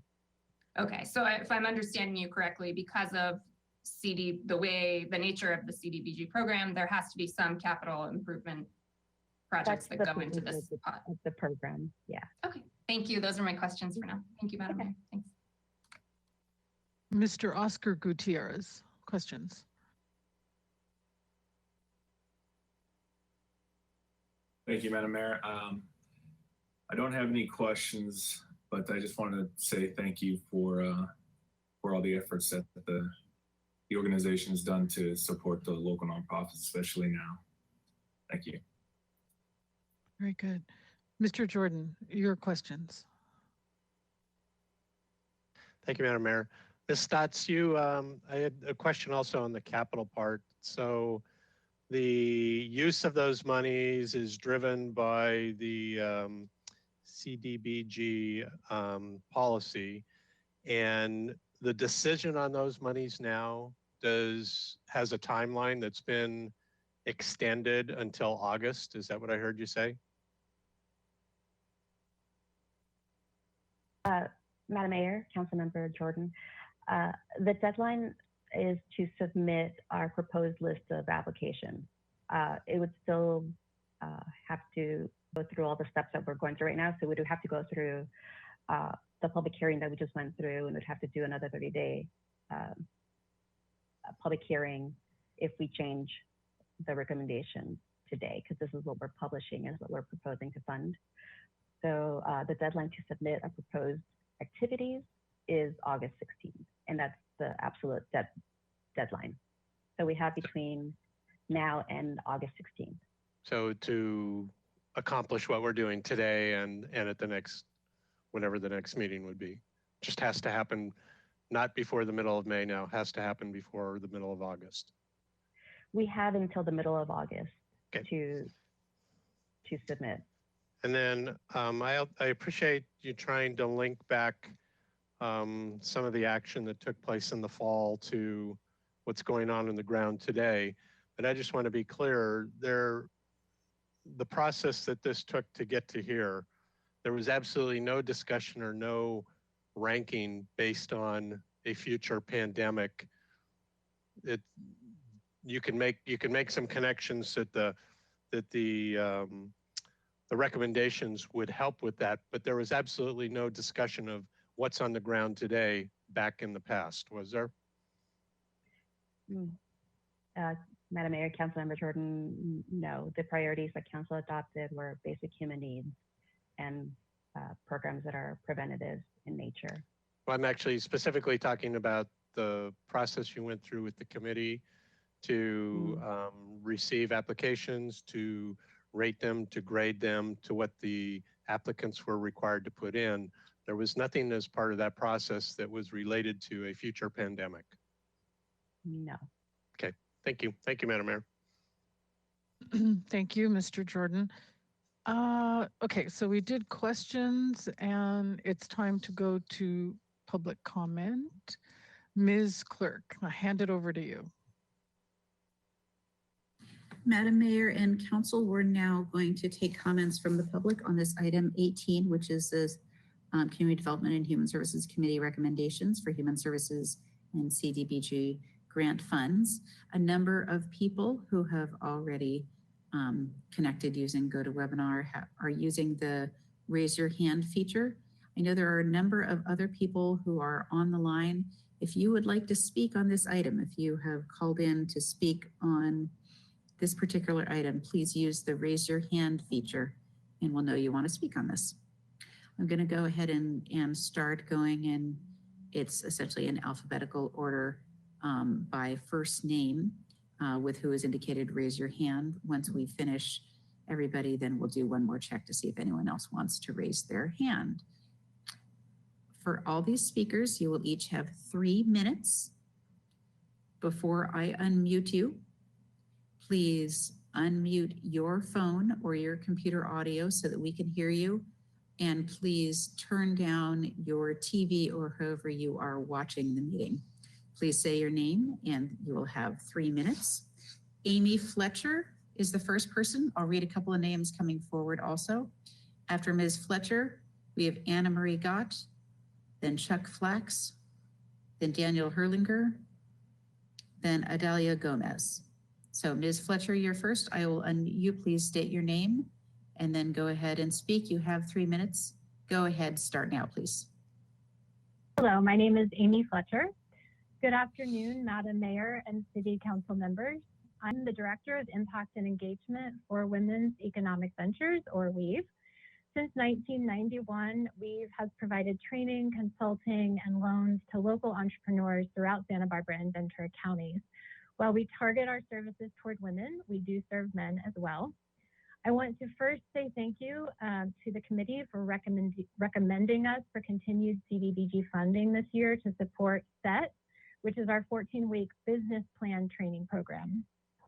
But since these are unprecedented times for all of us, but especially business owners, I wanted to also give you a brief update on what WEAVE has been doing to support the local business community during the pandemic.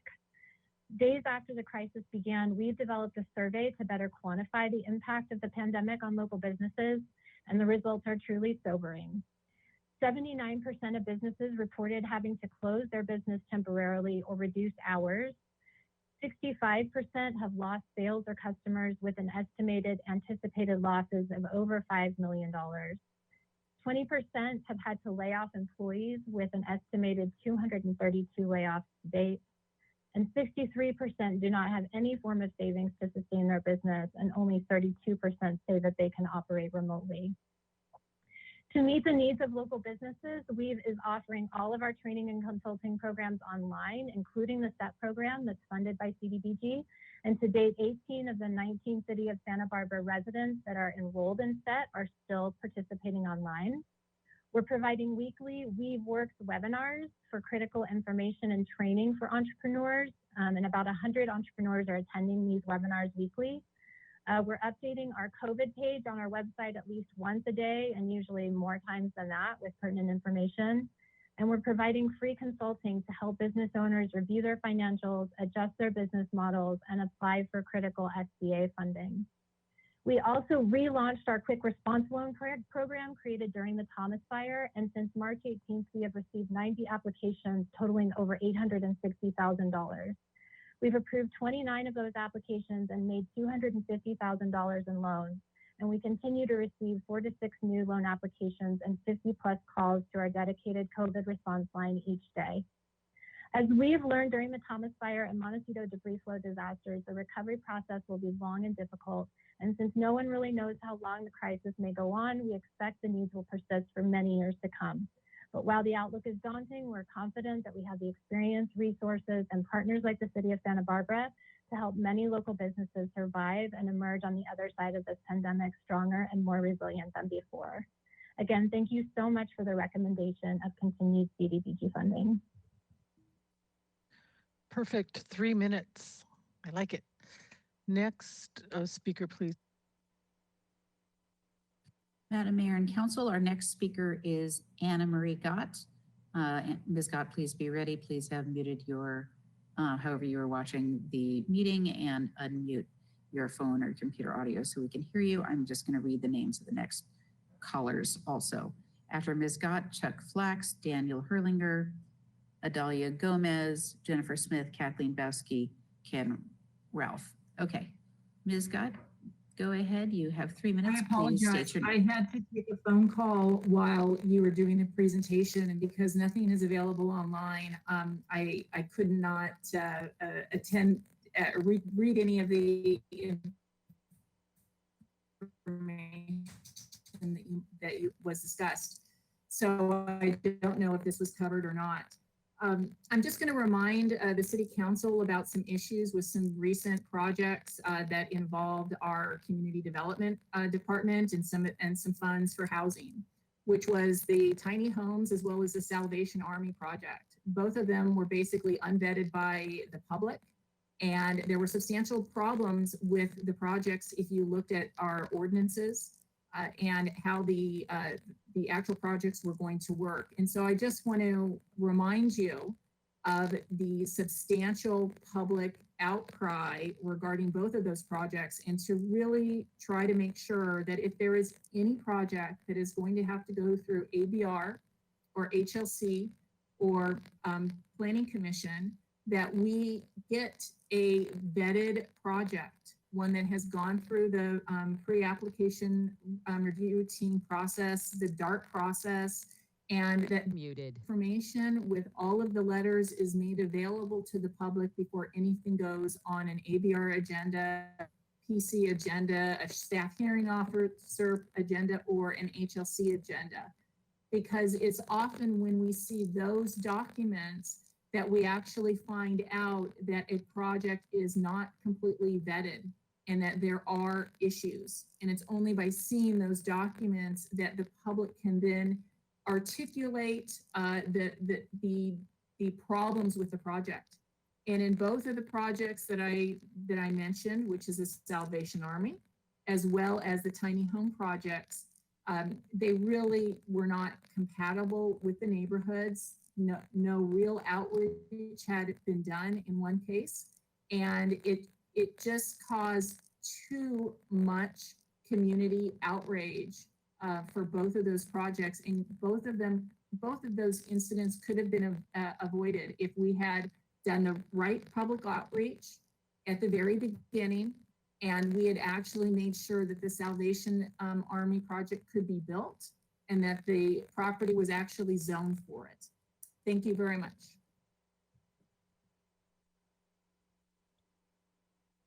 Very good. Ms. Stotts, if you had a response, please save it until the end of the public comment. Make a note. Thanks. And we'll go to the next speaker, Ms. Clerk.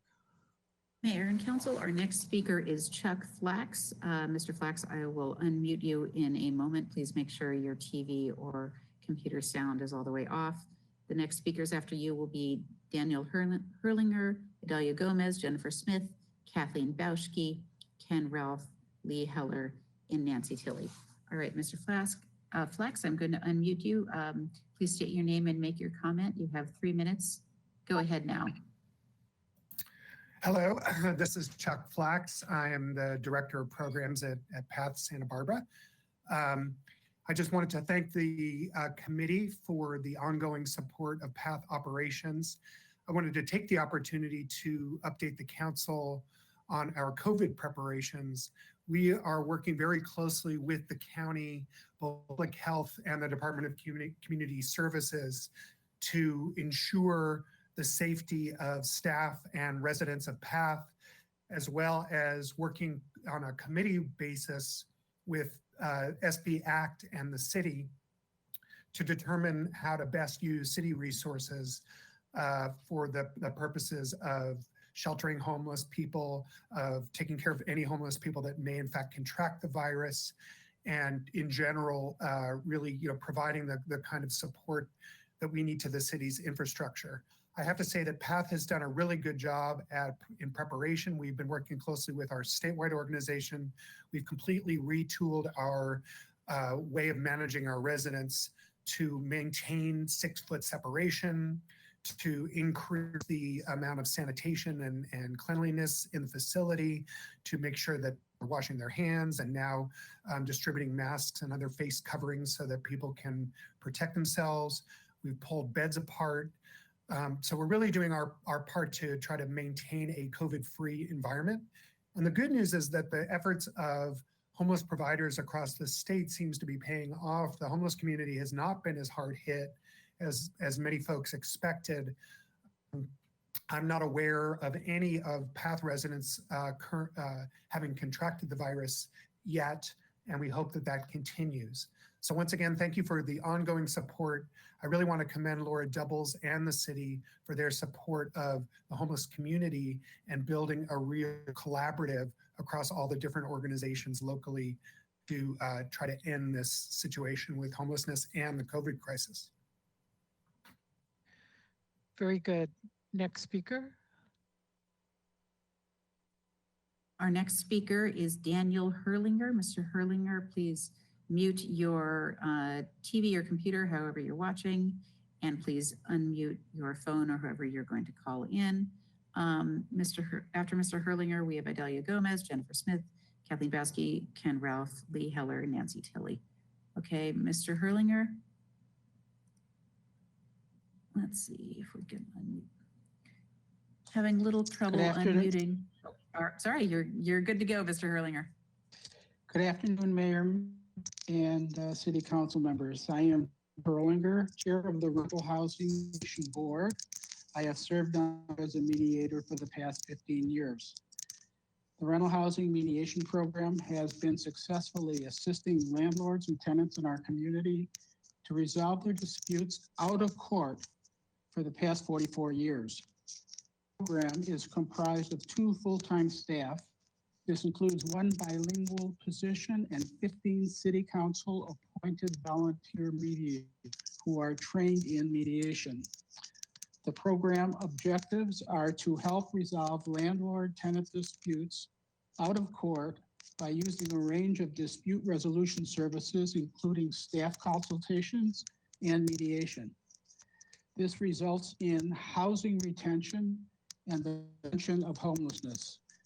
The second objective is to provide accurate information on landlord-tenant rights and responsibilities to empower the parties to make informed decisions to resolve their disputes. Due to the governor's stay-at-home order, the program's operation has been modified. Staff have been working remotely since March 18th. This has resulted in there has been an increase in programs requests for services since January 1st due to the new local and state laws, including rent control, just cause evictions, mandatory lease offers, and the COVID-19 emergency eviction moratorium. Staff and mediators are neutral and listen to everybody associated with our efforts. This important program addresses societal issues before they become problems. We urge you to approve the Community Development Human Services Committee's recommended funding in the amount of $20,500. This grant funding will assist the program in the continuance of our good work. Thank you for your continued support. Very good. Next speaker. Our next speaker is Idalia Gomez. Ms. Gomez, please turn down the sound on your TV or however you are watching the meeting and unmute your phone. After Ms. Gomez, we will have Jennifer Smith, Kathleen Baschke, Ken Ralph, Lee Heller, Nancy Tilley, Patricia Keelian, and Paul Catan. Okay, Ms. Gomez, I'm going to unmute you. Please state your name and make your comments. You have 3 minutes. Go ahead. Good afternoon. My name is Idalia Gomez, and I am the Program Director at Standing Together to End Sexual Assault, STESA, formerly SB Rape Crisis Center. On behalf of STESA, I would like to thank the City of Santa Barbara Community Development and Human Services Committee for the time and effort that they spent reviewing grant applications and formulating recommendations for the City Council. We would also like to thank the City of Santa Barbara staff for the support that they provide grant applicants every year. We're grateful for the recommendation of funding for sexual assault counseling, support services, and community education. Standing Together to End Sexual Assault is dedicated to empowering sexual assault survivors, their family members, and friends. CESA hosts a confidential 24-hour hotline and provides counseling to support survivors in ways that meet their unique experience. We also engage community members in education to increase their awareness and understanding of sexual violence. All of our work would not be possible without your financial support. As you are all aware, COVID-19 has brought a lot of uncertainties for our community.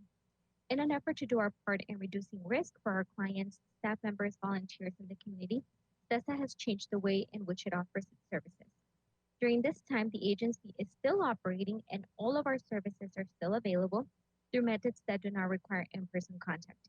Individual and group counseling sessions are taking place through telehealth platforms.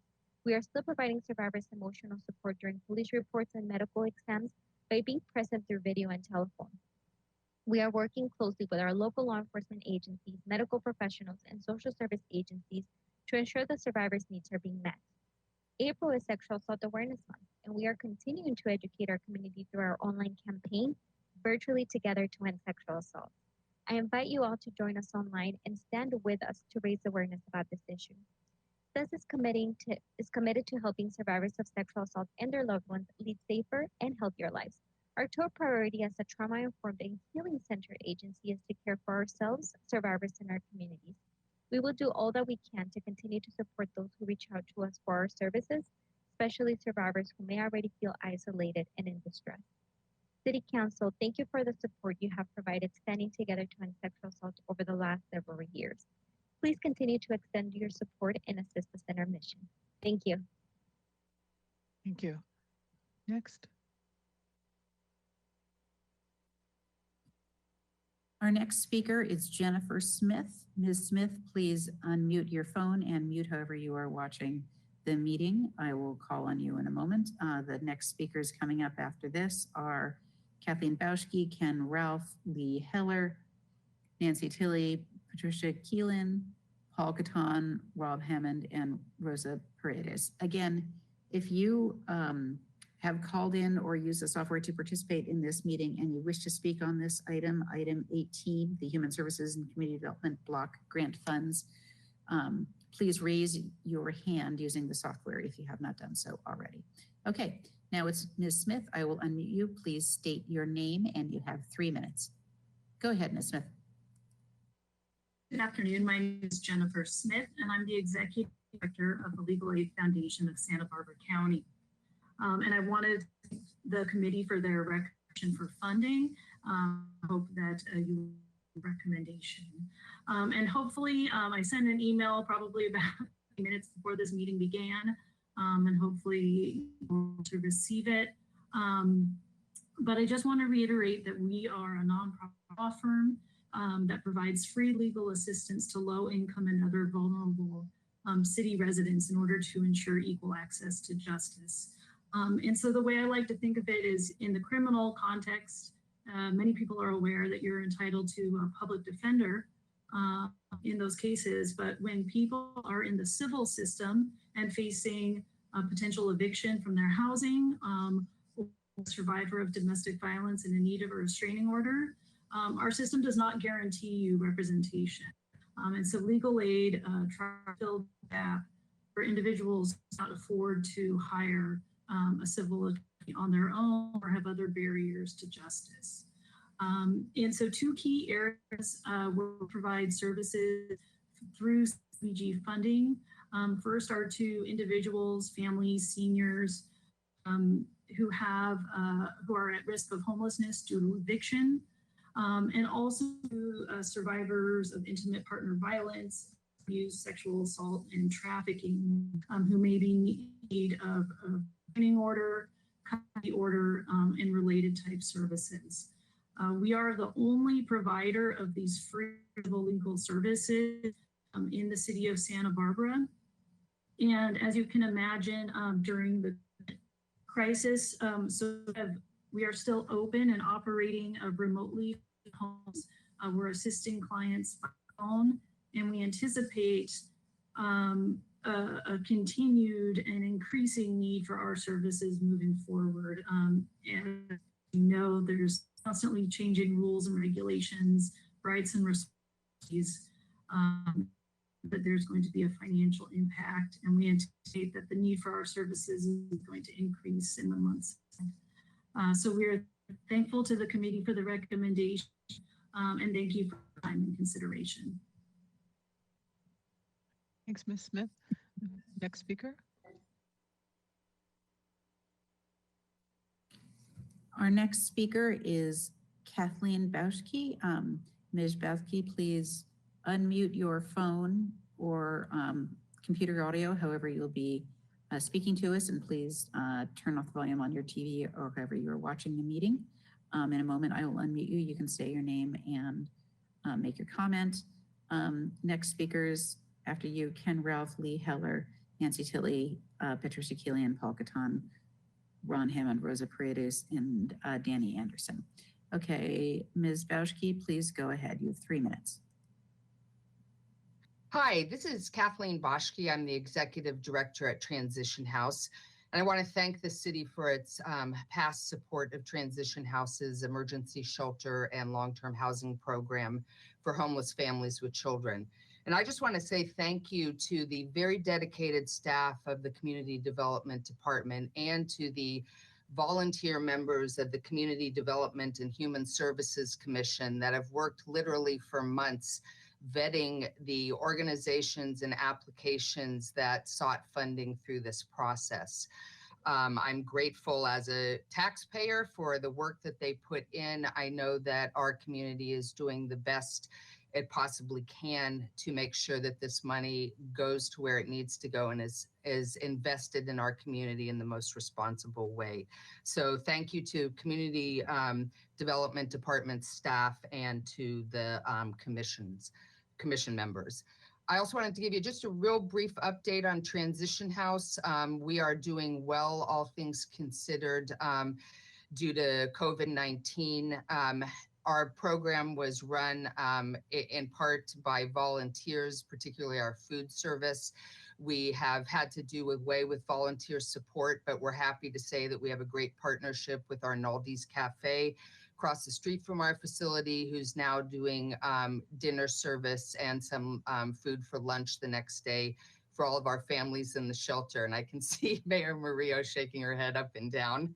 Yes, they're loving the food. We have 17 homeless families in the shelter right now and another 5 in our transitional housing program. So far, all are healthy. The shelter is open 24/7. And the families are doing an extraordinary job of practicing social distancing. The kids as well are doing the best they can in the confines of the shelter environment, but we're really pleased with how well everyone is getting along during this very difficult time. So we hope that good health continues in our program. We are working with the county and city staff, and we're prepared if anyone does become ill with COVID-19, but so far we're doing very well. So thanks again to the city of Santa Barbara for your tremendous support of our program. Thank you. Go ahead, Ms. Clark. Our next speaker is, let's see, that was just Ms. Bauschke. Next is Ken Ralph. Speakers after that will be Lee Heller, Nancy Tilley, Patricia Keelian, Paul Catan, Ron Hammond, Rosa Paredes, and Danny Anderson. Roxana Petty, I see that you have called in. I don't see that you've raised your hand. I know I did receive an email from you right before we started. Oh, you've raised your hand. Perfect. Okay. Now we're going to go to Ken Ralph. And please state your name, unmute your phone, mute however you're watching the meeting, and go ahead if you can. I think there you go. Okay, this is ahead. Ken. Hi, Madam Mayor and City Council members. Thank you so much for considering our request for funds. My name is Ken Ralph. I'm a volunteer, director of Showers of Blessing for the past 4.5 years. And We provide showers to the homeless. They're free. We provide underwear, socks, toiletries. And we do this at normally 7 sites a week, all for free. We have 4 employees. 3 of those are currently experiencing homelessness right now. And I also want to say thank you, particularly Madam Mayor, for your help and Laura Double's help in getting us the emergency locations, particularly at Pershing Park. And I wanted to let you know that today we had over 75 people come to the site, to our shower trailer. We were able to feed everybody. We were only able to give showers to about 35 people, and we've referred a lot of the others to our Girls Inc. site, which will be happening tomorrow. But this has been a lifesaver, and thank you so much for allowing us to keep doing this. I wanted to just share one brief little story. I was at a wedding reception, and you know how it is. You're sitting next to strangers at a wedding reception, idle, small. And I was telling the woman next to me about the shower trailer, and she says, "Oh my God, you're with the showers." Turns out she worked for the library downtown. And she said that the difference between before we started our shower operation at Our Lady of Sorrows in Alameda Park, there was an immediate difference in the number of people that they would have to go around in the library and ask to leave because of the smell. They used to have to do it like at least twice a day.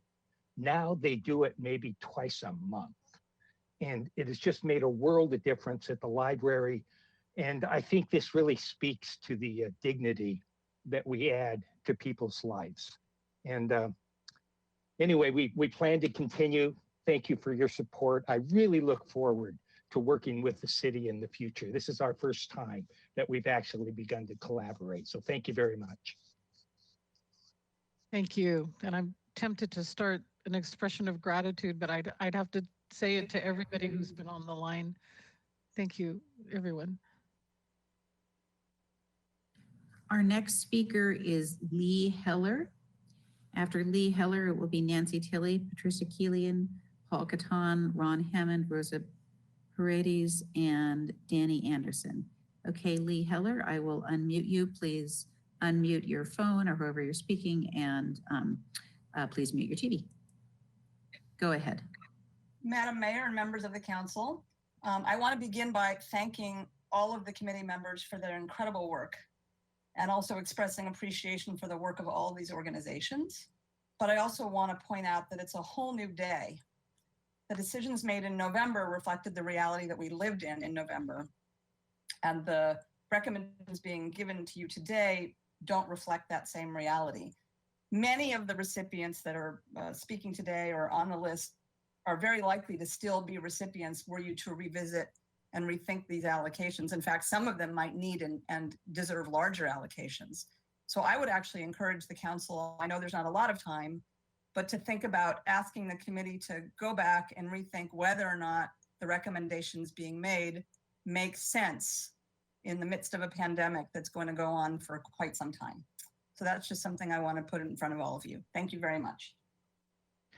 Very good. Next speaker.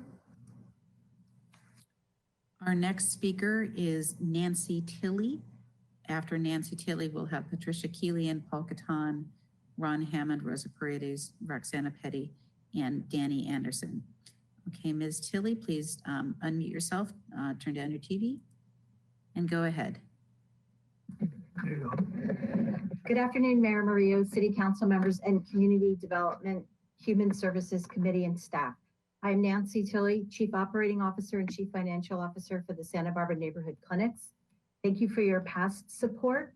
We take this opportunity to also thank the City of Santa Barbara Community Development, Human Services Committee, and the Community Development staff for their work in evaluating all agencies' grant applications and for their recommendation of our proposed program funding in the amount of $30,000. We would appreciate the council's continued support of our homeless dental program. At this time, I'm going to defer the rest of my time to Dr. Charles Fenzi, who is our Chief Executive Officer and Chief Medical Officer, who will present our COVID-19 information. Madam Mayor and members of the council, thank you very much for this opportunity. And we want to thank the staff for their recommendation. So for the COVID-19 pandemic, we have changed our schedules so that we can keep healthy people coming in the morning and sick people in the afternoon. We're doing drive-through testing. We have developed telehealth capability, both for medical and dental services, as well as behavioral health services, substance use disorder as well. We are collaborating with Cottage, CADA, Sansom, Sanctuary Centers. We are also participants in the community COVID-19 planning task force to help with the testing and information that goes out to the community. Thank you again for all the hard work that you're doing. Thank you both. And we'll go to the next speaker. And if I may, the gentleman who spoke after Nancy Tilley, if that gentleman could send an email with your name and title so we have it for the minutes, you could send it to clerk, CLERK, at santabarbaraca.gov. Thank you. Our next speaker will be Patricia Keelian. After Patricia, we have Paul Catan, Ron Hammond, Rosa Paredes, Roxana Petty, and Danny Anderson. Ms. Keelian, again, please unmute your phone, mute your TV. You got 3 minutes. You state your name and go ahead. Good afternoon, Madam Mayor and council members. My name is Pat Keelan. I'm the CEO for the Community Action Commission. And I'd like to start out by thanking the grant committee for all of their hard work. I know it's never an easy decision for them to review all of these very needy organizations and to make difficult decisions. So I'd like to commend them for their hard work and thank them for their recommendation of funding. I'd like to take this opportunity to update you on CAC's COVID response in the 2 programs that are recommended for funding, starting with the Senior Nutrition Program. Now, of course, more than ever, seniors need access to free, nutritious lunches to help them support a healthy immune system. In the past few weeks, CAC has really ramped up our efforts. We've seen a 36% increase in demand for meals in the city of Santa Barbara and have added an additional 53 seniors to our census. And of course, we're providing meals daily to them, Monday through Friday, at no cost to them. For those seniors who are homebound or disabled, we deliver, of course, directly to their home. And we have actually expanded delivery to include any community meal site participants who would prefer to receive their meals at home rather than going to the meal sites. Of course, all of the meal sites are closed. We are providing bag lunches from the Santa Barbara Unified School District and distributing them at the meal sites. And we are continuing to see an increasing number of homeless that are coming to the meal sites to pick up a lunch. Currently, we've got approximately 20 homeless seniors who are receiving meals daily.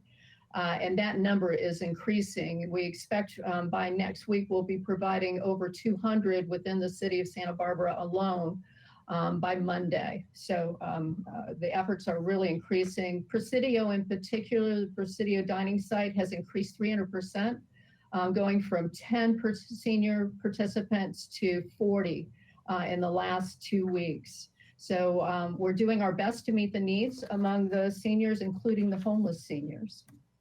In our 211 program, we are, of course, very busy helping to support our local Office of Emergency and Public Health to provide up-to-date information on COVID. We have a website now devoted, a web page devoted to COVID. Our trained call representatives are taking calls on Okay, thank you. We're very busy at 211 as well. There, you were timing yourself nice. Yes. Ms. Killian, thanks. Thank you. Next speaker. Our next speaker will be Paul Catan. After that, Ron Hammond, Rosa Paredes, Roxana Petty, and Danny Anderson. Mr. Catan, I will unmute you. Please unmute yourself and turn down your TV. Go ahead, you have 3 minutes. Good afternoon, Madam Mayor and members of the council. Thank you for the opportunity to comment. My name is Paul Catan, and I'm the Grants Manager for Family Service Agency. First, I'd like to extend our thanks to the City Council, staff, and members of the Community Development Committee for your steadfast support of these programs that help vulnerable people, including your consideration of continuing support for our family support services, senior services, and long-term care ombudsman programs. Your commitment of funding provides critical support for these programs in ordinary times, as well as making it possible for us to respond in times of crisis. As an essential service provider, Family Service Agency is continuing to provide basic needs and mental health support for families and seniors across the county in response to the COVID-19 pandemic. And I'd like to share some of the adaptations that each program is making to serve the growing number of people in need. During the crisis, as you know, many more people across the county have been impacted by lost wages, the pressures of caring for children at home, stress of the pandemic, stay-at-home order, and for seniors, lack of access to their usual ways of getting essentials like prescriptions. And I think we've all been hearing this and experienced this, that children and seniors are particularly vulnerable at this time. In order to keep everyone safe, we're being creative in how we provide assistance. For example, we've had to postpone parenting classes through our Family Support Services program. So in order to provide support to parents during this very stressful time, we now have parent coaching warm lines across the county that are staffed by our bilingual parent educators. Similarly, we figured out how to help people virtually in completing concrete support applications for health insurance, unemployment, CalFresh food assistance, and other basic needs, as well as continuing to provide to help them stabilize through concrete support, case management, and coaching. And FSA is continuing our mental health counseling and support for individuals, families, as well as through our senior services program for seniors and unpaid caregivers, with our staff now conducting telehealth phone and video counseling, which includes teaching our clientele how to participate effectively. Our long-term care ombudsman program are no longer allowed in facilities to monitor the care of residents, so we're actually working more closely with the facilities to connect with residents via phone and video calls. And our staff are experiencing exponential increases in the call from family members of residents, as you would imagine, and FSA is able to facilitate communication between family members and facilities. Along with these essential services, we're strengthening partnerships in order to expand services to meet emergent needs. We've increased our partnership with the food bank and are assisting with additional emergency food distribution, as well as delivery of home meals to homebound seniors. And through that, we're able to link seniors and unpaid caregivers to basic needs assistance through our other programs. And as you all know, we have an our integrated basic need and mental health counseling programs, of which we are seeing a lot more need at this time. So thank you again for your consideration of supporting our grant funded projects and your continued support of programs that are serving vulnerable people now. Thanks so much. Next speaker. Okay, I believe our next speaker is Ron Hammond. Folks who have not yet spoken and want to speak on this item, if you could please raise your hand once more in the software. But I believe Mr. Hammond was our next person. So Mr. Hammond, if you could unmute yourself and turn down the volume on your TV, I will unmute you. You may state your name and you have your 3 minutes. Go ahead. Can you hear me at this point? Great. Good afternoon, Madam Mayor and City Council members. I'd like to thank the committee on behalf of Planned Parenthood California Central Coast for your hard work and for your consideration of this grant. I am the Director of Institutional Giving and want to report out that at our Santa Barbara Health Center, as in our other 4 health centers along the Central Coast, remains open to meet the sexual and reproductive health care needs of our patients during this fraught time. The grant request would be to help support our Rita Salinas Patient Assistance Fund, which continues to support the patients who, without financial support, may not receive needed medical care. The assistance fund covers costs primarily associated with care that goes to those who are addressing sexually transmitted infections and birth control issues. We anticipate increased need on the part of Santa Barbara residents who access the assistance fund, given the current and expected economic distress that will undoubtedly affect most in the city. I'd like to thank you for the recommendation that our Santa Barbara Health Center receive these funds to provide financial assistance to our neediest patients. Thank you very much. Thank you. Ms. Clerk? Okay, I believe our next speaker on this item was Rosa Paredes. Rosa, I will unmute you in a moment. Please unmute yourself and turn down the sound on your TV or however you are watching. I believe that Roxana Petty and Danny Anderson were the last people that wish to speak. If anyone else wants to speak on this item, please make sure to raise your hand within the software. Okay, Ms. Paredes, please state your name. You have 3 minutes. Go ahead. Good afternoon, Madam Mayor, council members, and staff. My name is Rosa Paredes. I'm the president at St. Vincent's, and I'm representing 2 programs, the Father Virgil Cordano Center and the Family Strengthening Program. First off, I want to thank you for your time and continued support that we continue to receive from the City of Santa Barbara that support both of our programs. I want to also thank the staff and the committee for performing a thorough review of all the grant submissions and for their recommendation.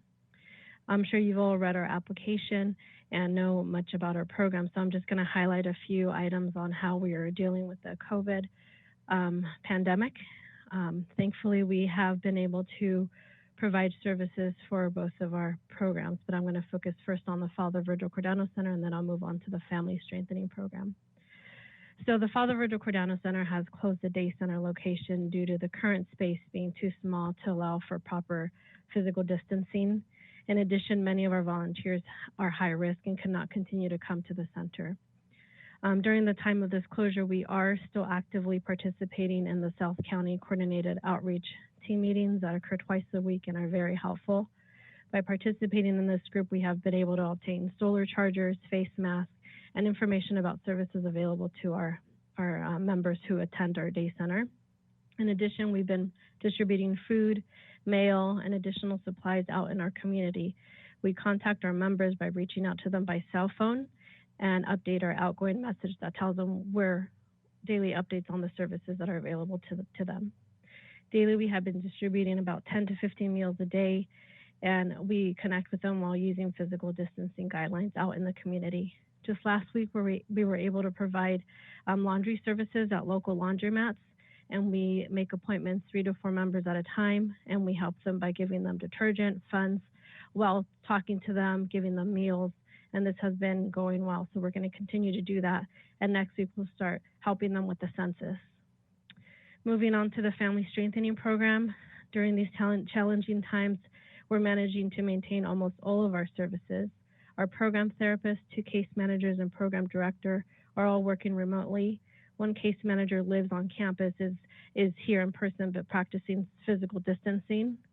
All of our appointments and therapy sessions are taking place virtually, and housing is still being provided to all the mothers and children. And referrals are still being made. We're using this time as an opportunity to teach our clients the safest way to access care, given our current situation. We've also been able to waive our program fee for all the mothers who have lost their jobs, and we received additional brown bags from the food bank and purchased diapers for many of our clients. The only service we have temporarily suspended is a parenting class, but we're looking at ways to get laptops for each of the moms in their bedrooms so that they can take the parenting classes virtually. Again, thank you for your time and support. Thanks. Thank you. We'll go ahead. A couple of more people. Yes, Madam Mayor and council members. Our next speaker is Roxana Petty. Ms. Petty, please turn off the volume on your TV or wherever you're watching and unmute yourself. You have 3 minutes. Speakers after you will be Danny Anderson, and then Andrea Slavy-Garoccio. Ms. Petty, please go ahead. Thank you. Thank you very much, Madam Mayor and City Council members. Now more than ever, we are incredibly grateful to have you all support us in the way you have for many years. As you all are aware, during these difficult times, we are having to reevaluate how to bring our services to our community that is still greatly in need, if not more now than ever. We understand that our parents and our teens have reached out to us to continue our services. And in a matter of a week, we were able to reframe all of our groups and bring them and have them be available to all of our students through our in-school programming and our after-school programming, as well as our monthly parenting programs that we have. And this is all through Zoom. And so I just want to thank you so much for being a part of the partnership that we need from you and from our other donors to keep us in a position where we are able to bring our employees employment through this crisis. Because of that, we are able to provide not only the services that we were providing before, but also new services through AHA Connect groups that are being available to our teens here in our community and then outside our country. And we also have teens that are coming in from international bases. We're very grateful to be able to provide our services in Spanish and in English to them. As we move forward through these months of uncertainty, we will continue to reevaluate how we bring our services to our educators as well. And working with the Santa Barbara Unified School District, we are currently finding ways to provide these support groups to our teachers that are also going through a difficult time, trying to provide their education to so many teens in our community. I thank you all so much for your support, and I continue to look forward to the day where we can all see each other in person. Thank you, us too. Next speaker. Our next speaker is Danny Anderson. Ms. Anderson, as you know, unmute yourself, turn down your TV. You may say your name, and then you have 3 minutes. Please go ahead. Good afternoon, Madam Mayor and City Council members. I'm Danny Anderson, Executive Director of the Independent Living Resource Center. We want to thank you so much for your continued support. ILRC has been providing services to individuals with disabilities of all income levels and all ages in the Tri-County area for 44 years, with our headquarters located in Santa Barbara. Our mission is to promote independent living and full access for individuals with disabilities through advocacy, education, and action in our communities. And we've been very grateful to work with you as our supportive local representatives throughout the years. Especially in times like these, people with disabilities are more vulnerable and easily overlooked. We are here to guide them through these difficult times with resources and support while remaining focused on their long-term independence goals, such as housing, benefits, assistive technology, and much more. We're currently providing all of our services remotely to our consumers. And in my opinion, one of the most impactful services that we provide as disabled individuals ourselves is peer support, both individually and through groups.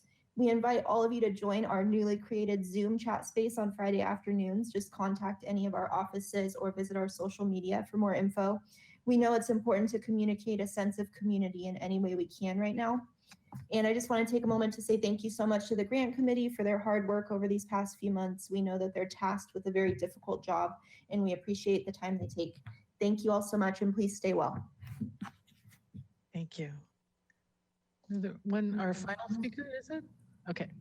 Yes, Madam Mayor and Council, our final speaker is Andrea Slavy-Garoccio. Ms. Garoccio, please unmute yourself and turn off the volume on your TV. If there's anyone else that wishes to speak on this item, which is item 18, please use the raise your hand functionality right now. Ms. Garoccio, please go ahead. Hi, Madam Mayor and Council. Can you hear me okay? Yes, okay, good. I just want to say thank you so much for your past support. of Organic Soup Kitchen. As you know, we have been delivering soup to cancer patients that's nutrient dense. It's hermetically sealed, it's organic, vegan, and gluten-free. And we've been collaborating with a lot of local nonprofits who we get clients, we deliver to their clients as well. So it's been a great partnership with the community partners that we do partner with. And we just want to say thank you. We couldn't do it without the community support, your support, and with the emergency virus that has happened in the last month, we have increased 100 new clients that are vulnerable, have compromised immune systems, and we've just been delivering soup directly to their doorstep each and every week. And we've increased our delivery services to 2 to 3 days now instead of just 1. And we're also helping out with the cottage hospital doctors and nurses and getting the frontline healthcare people soup as well within the community. And with all of this said, we just want to say thank you to the staff, everyone on the committee that helped out, and especially, so thank you very much. And we greatly appreciate your support. Ms. Caraccio, thank you so much. We'll go ahead and close this item, Ms. Clerk. And that leads us to council deliberations. And some of the speakers thanking us did mention their work responding to the COVID-19 pandemic. Not all. But I'm looking through this list, and they're responding to the needs of our homeless neighbors, our at-risk youth, senior nutrition. Organizations like Legal Aid and Rental Housing Mediation are helping tenants at this time when their incomes are reduced or lost entirely. So the question before us, to my colleagues, is to approve the recommendations as put forward by the committee that took pains to look through all these applications, vet these applicants, and make these recommendations. So what's before us is whether to approve the funding recommendations and then to authorize our community development director to execute the grant agreements. And I'll go ahead and open the floor for discussion.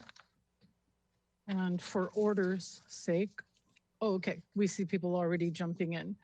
So that's fine. Ms. Sneddon, you go first. Let's see, so Sneddon, Jordan, and then Harmon. Go ahead, please. Ms. Thank you. Thank you, Madam Mayor.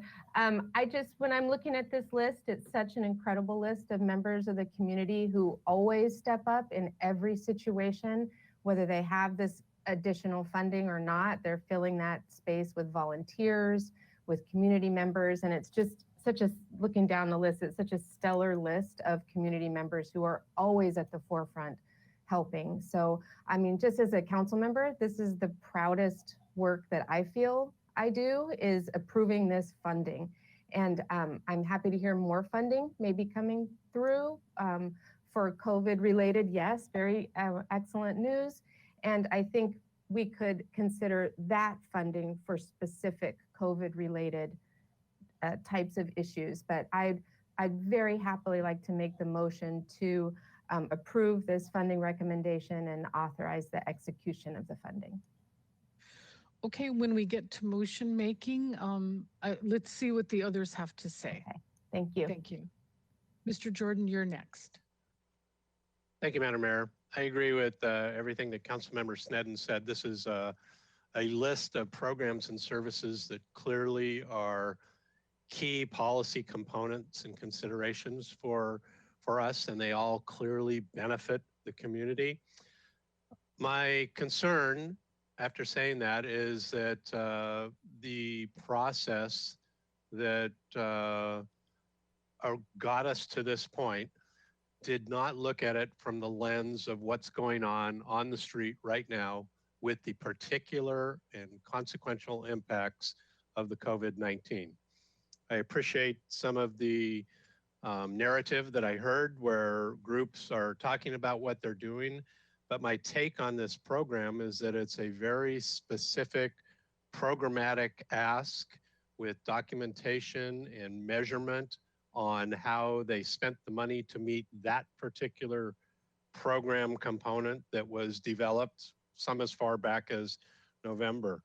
And I know somebody's somebody already made the argument that another $500,000 plus will be coming, could be coming. I heard differently that that would have to be used for COVID-19, not it could be. And I guess my worry is just, is $500,000 enough, or do we really have impacts out there that we need to address right now that are really worth $1,200,000 with the $700,000 that we're going to obligate today?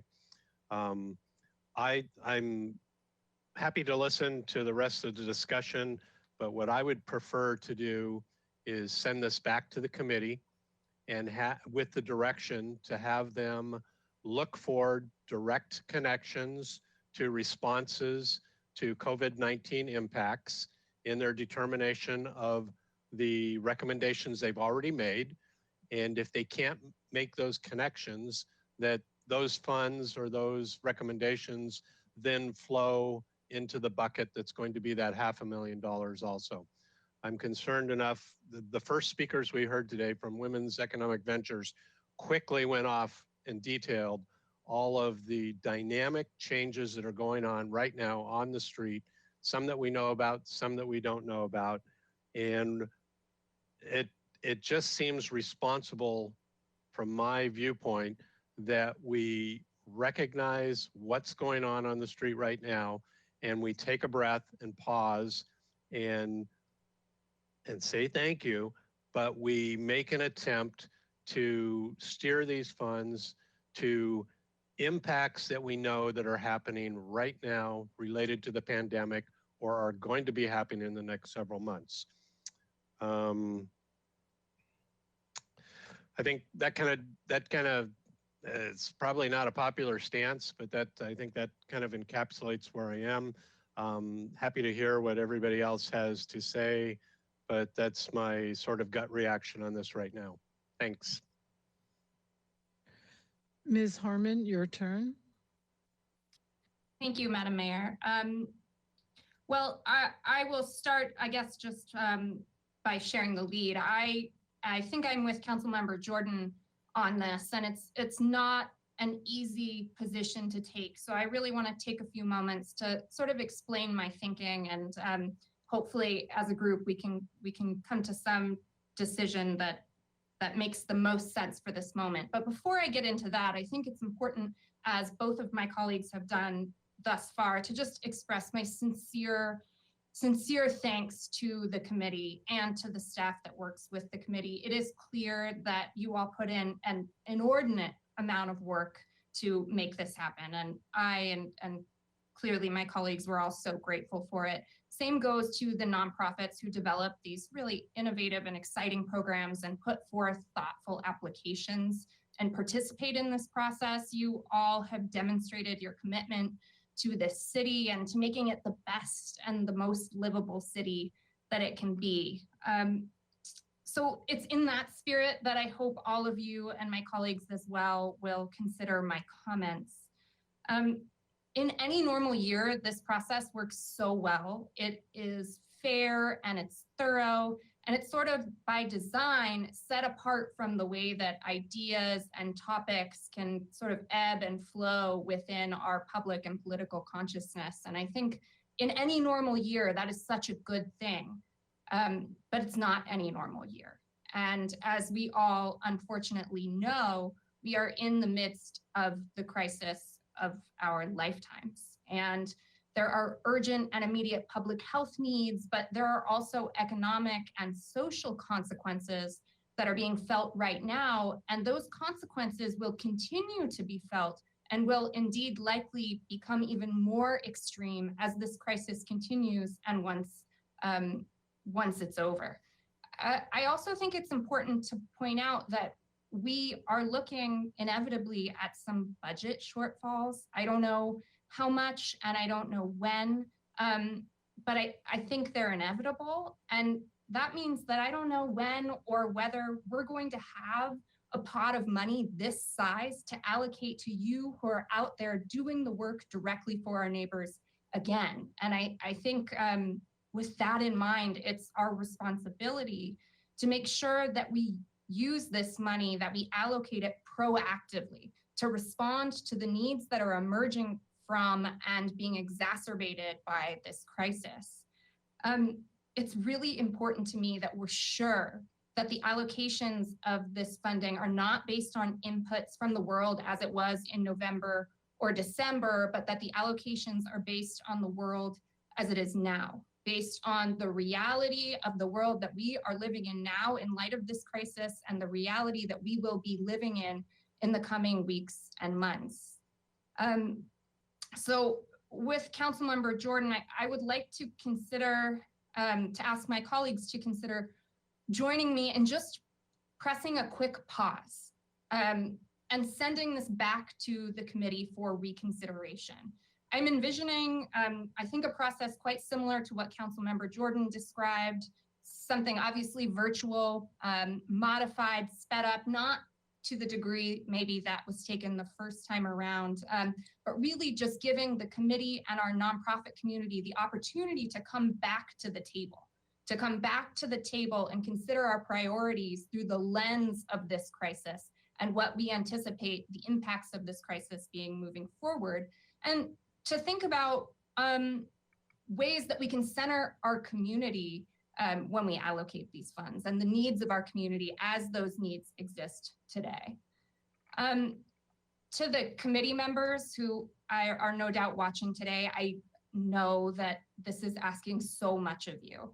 And I just want to say directly to you that I would never make this suggestion were it not for the urgent emergency circumstances that we now find ourselves in. And I hope that you come to understand my position as I have, really as an opportunity for us to think about and ensure that we're meeting our neighbors where they are now and serving them where we are now. I see this as a chance for us to make sure that we are creative and responsive and forward thinking, and to really put together a set of allocations that are kind of like a local, really effective Santa Barbara stimulus package. And that's an incredible opportunity that I don't know that we'll have again. And it's one that I really don't want to see us let pass by. To the nonprofits, so many of you are doing such amazing work and you spoke so eloquently about it today. I know that you're counting on this money, a lot of you are, and I want you to understand that this is not a position that I take lightly, and it's certainly not one that was easy for me to come to. I know any delay will likely cause you significant hardship. But I also know that you share my sense of urgency about helping our neighbors through this crisis in a way that's meaningful to them, and that you share my resolve in making sure that we get it right. And I know we all believe that we will get through this, and we will, but it's going to mean making some difficult decisions along the way. So finally, I just want to close by saying that for me, how I think about my role as a council member, I really believe that for as long as I sit in this office, I owe the highest duty not to an institution or a process or an industry, but to you, my neighbors. And I believe that though this is an incredibly difficult position and it's one I've struggled with, making the choice to pause and send it back to the committee for reconsideration is the best way that I can live up to that responsibility. So I hope my colleagues will consider taking a pause and sending this back and thank you all for listening. Thanks, Madam Mayor. Thank you. And Mr. Friedman, go ahead.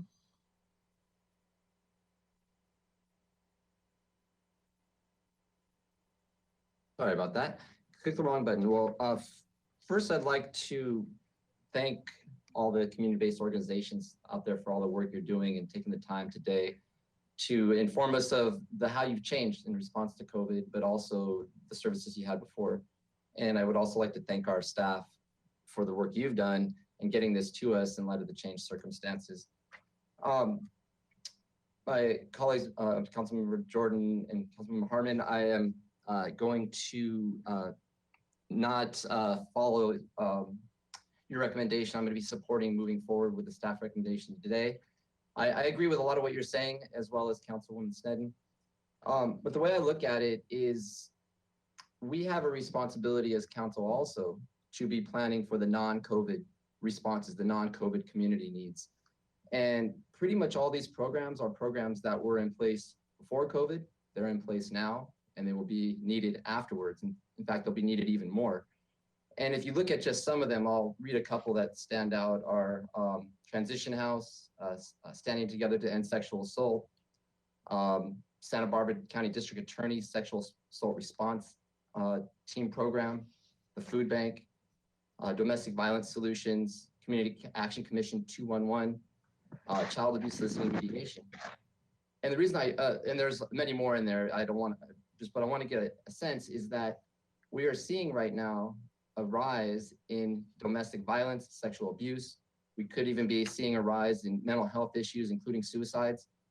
And so for us now to do a COVID stimulus package, when a lot of these organizations are already responding and they will be counting on this funding because they are receiving reduced funding, either from their donors or a lot of them charge for services, and to go back into a process that a lot of these would already come out. So we're not talking about a $726,150 stimulus package.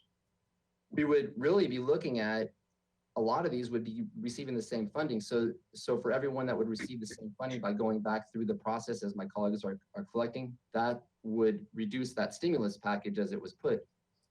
And we will have other opportunities with the state and federal aid that comes down. But the reality is we're going to need to do something for the greater response to this. And we're going to have to make a lot of difficult decisions on how we're going to fund the budget shortfall and respond.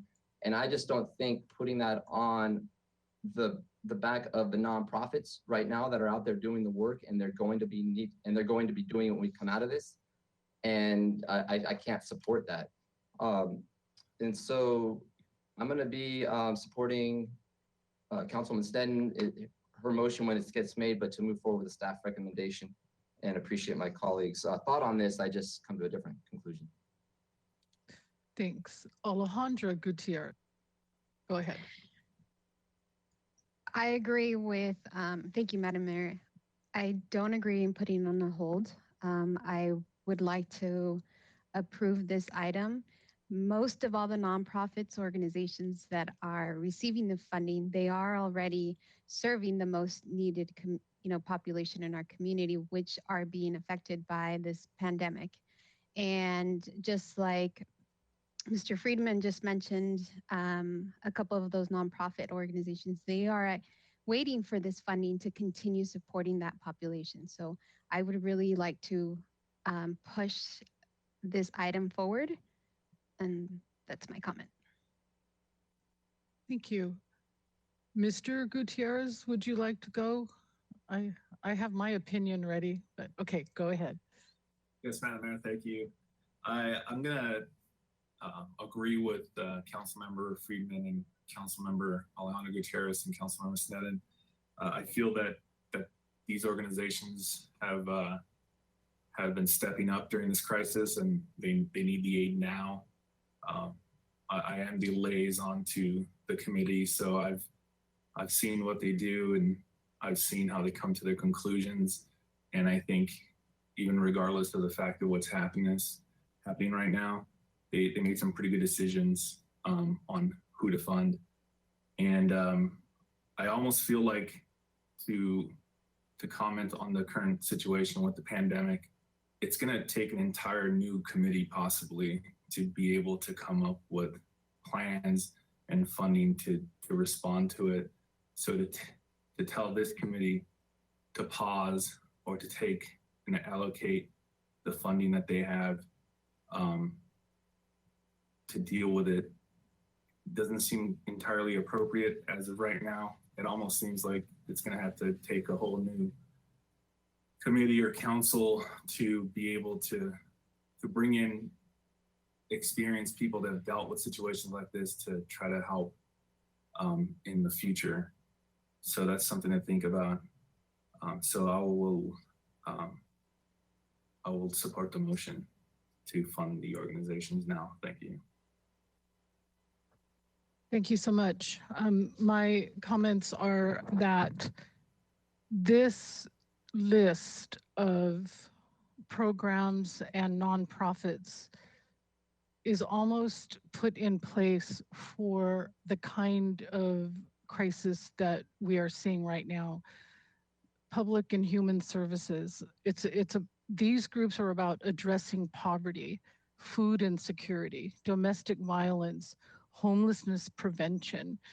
And we've had an outbreak of youth violence. It was brewing before the pandemic, but the pandemic has taken the students out of their regular routine. They can't go to the basketball court. They don't have the structure of school. And when I look at this list, it's amazingly in place just for this kind of stress on our low-income families, on the people who are living paycheck to paycheck. Counseling, I'm looking here, who was it? Family Service Agency, helping with parenting skills. Parents sure need that help right now. There's been an increase of intimate partner violence, just as Mr. Friedman says, showers of blessing. A lot of them deal with homelessness. So with all due respect to council members Harmon and Jordan, I see where you're coming from. Let's address that need in a different manner. Perhaps this $530,000 that's coming would certainly have to be earmarked carefully for for services directly needed because of the COVID-19 crisis. Smaller cities in all over the country are fighting for more money coming out of the federal government, right? We weren't big enough to get the first cut from the federal government. More state relief might be coming, and we will certainly spend those monies carefully. So I will call on Ms. Snedden to go ahead and turn on her camera and make a motion, and we'll wait for a second. Thank you, Madam Mayor. I will happily make the motion to approve the funds and to authorize Community Development Department to execute the funds. And for all the reasons very well articulated by fellow council members and the mayor, I also agree that the economic issues that will need to be dealt with will need a larger committee that can address those later, or however we address them, but not in these grants right now. So that's the motion, is to approve the funding and to authorize execution of the funding. Thank you. And Ms. Gutierrez? I second it. Okay, Ms. Clerk, we have a motion on the floor. That was Ms. Snedden and Ms. Gutierrez, and it's the staff recommendation. So go ahead and do your thing. Very good. Motion by Mayor Pro Tem Snedden, seconded by Councilmember Alejandro Gutierrez to approve the staff recommendation for item 18. Mayor Pro Tem Snedden.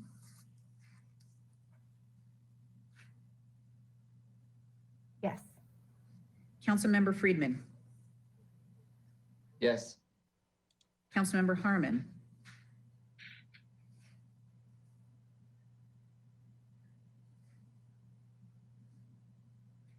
Councilmember Harmon. I'm sorry, you're muted. Oh, sorry. Okay, am I on? Thank you. You're good. You're good to go. Thank you. Sorry, everyone. To get us to a unanimous vote, I will vote yes. Councilmember Oscar Gutierrez. Yes. Councilmember Jordan. I'll also get us to a unanimous vote. I think in the future, I know this is logistically tough, but typically we have time for comments, discussion after a motion, and we went to the motion correctly. So there's really nothing more I would say other than what I said already, but to maybe reframe it. But I'll vote yes also. Councilmember Alejandro Gutierrez. Yes. And Mayor Murillo. Aye. So that was a unanimous vote. And I will be more careful next time, Mr. Jordan, to call for discussion after the motion. It did seem like we were all pretty set, and I really appreciate that you and Councilmember Harmon, for the purposes of being united and looking out for these nonprofits in this difficult time, that you've agreed to vote the way that you did. So that closes, that's unanimous, Ms. Clerk, and it closes this item. And we will go on to the next one. I'm wondering if people are needing a break, though we didn't rehearse how to take a break. So let's just keep going. I can keep going if you can keep going. So, so Ms. Clerk, what the next item is number 19. Yes, and Madam Mayor, I believe that items 19 and 20 are going to be combined. So I will read those two items. Yeah. Item 19, subject coronavirus updates. And item 20, COVID-19 financial assistance for downtown businesses, hotels, and employees.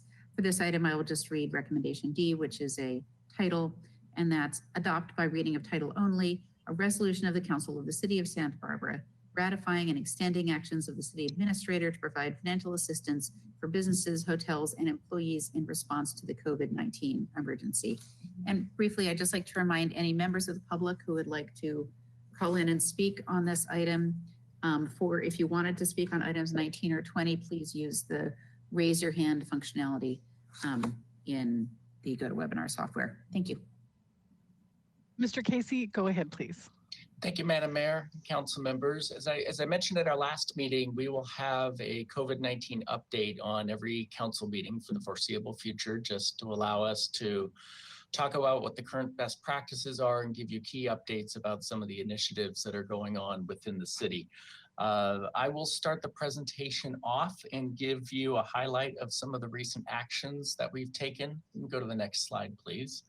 I'll give an update of some of the recent actions that we've taken, and then I'd like to bring in some guest speakers to kind of help fill out our presentation for you. I'd like to invite Laura Doubles to talk about the homeless efforts and the work we're doing with the county to try to address the homeless situation on the South Coast. Bring Chief Lori Luno in to talk about the police's preparedness and response to this crisis and how they are responding to it.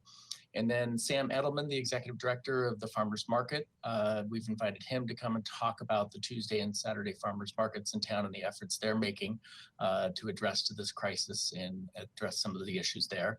And then I'll come back after those three presentations, give you a very brief snapshot of the fiscal situation, talk about when I'll be coming back with more. And then we'll cover the two actions from council, which we already talked about 2 weeks ago. So I'm not going to spend a whole lot of time. But that was giving a deferral on payment of the bed tax and the waiver of the first quarter of the PBIA, and I'll talk about those at the end. So if it's okay, I'll go through my portion of the presentation and then invite the others to join in after that. Next slide, please. So I think one of the key changes that has occurred since we last met came out over the last weekend, and that is guidance from both the federal government, state, and county public health officials is the encouragement to the public to wear cloth masks to cover your mouth and nose when you're in public, especially at grocery stores and pharmacies and places where you can't practice safe social distancing. They stress over and over that the best practices remain save social distancing, stay at least 6 feet away from people, stay home if you can, and also wash your hands with soap and water vigorously many, many times a day. Those two things are the key top communications that we want to continue to stress to the community. But in addition, wearing the cloth mask is an additive measure that can help. And so there is guidance. They're not encouraging the public to buy the N95 masks. Those really need to be saved and put to the frontline responders in our hospitals and also our police and fire departments.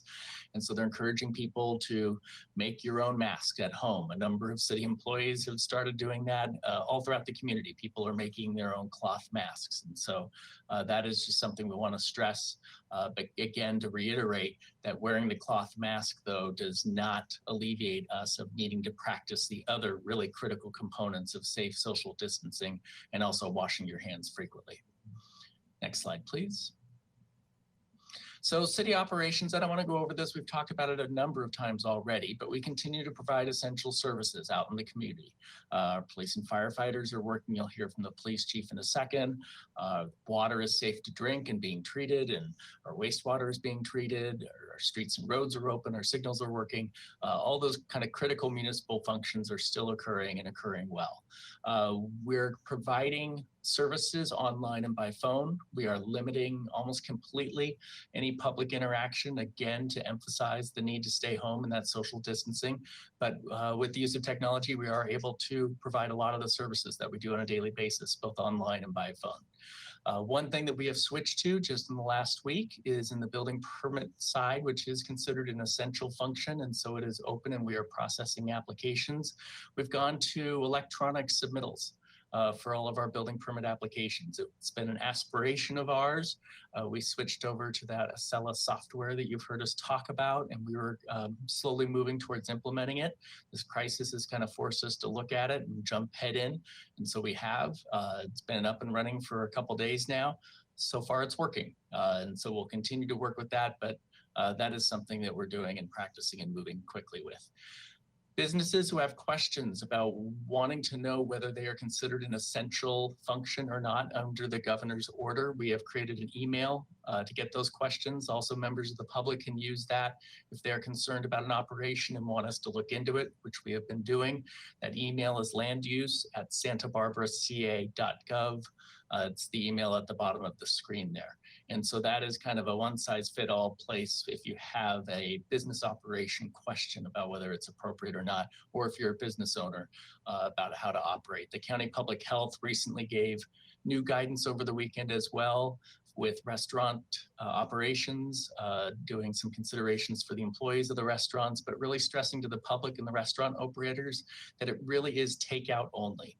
The food must be put in a full container and you must take that food and walk away. Even if there's a chair or a place to sit outside, that is no longer acceptable under the order from the county public health officer. Again, stressing social distancing is the most important thing that we can do. Next slide, please. So many of our parks and recreation facilities are closed. We've talked about this before, but the tennis courts, the beach volleyball courts, don't bring your own net down. We are cracking down on that as well. All the outdoor exercise equipments and playgrounds and parks are not appropriate to use right now. Our indoor recreation facilities are closed. The golf course is closed. We did fence off the skate park because we were unable to control access to that. And so we have had to fence that off. And some of our remote parks we have closed as well. Next slide, please. So the remaining parks and beaches are open, and this is something the community really needs to help us with because we are trying to balance competing public interest and needs here. We were seeing group activities occurring in the parks, which again is not practicing that safe social distancing. But we want to try to keep our parks open for passive use because there's also a community benefit as stressed by the public health officials to getting outside, to getting some exercise, to getting some fresh air, if you can practice the safe social distancing while doing that.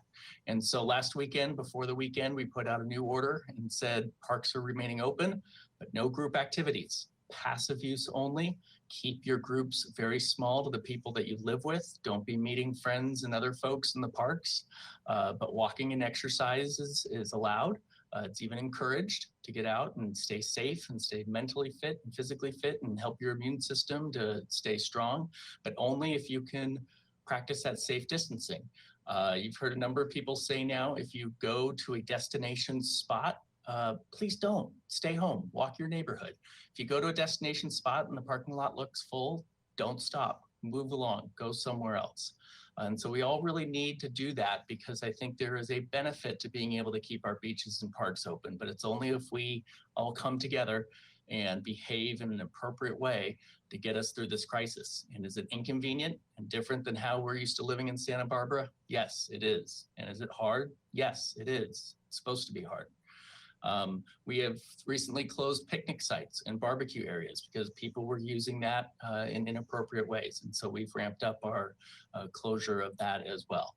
We are keeping many of our restrooms open. That is also guidance from the CDC, especially for the homeless population, that they have a place to have a restroom and to be able to wash and clean. So you will see that a number of our restrooms are remaining open for that purpose.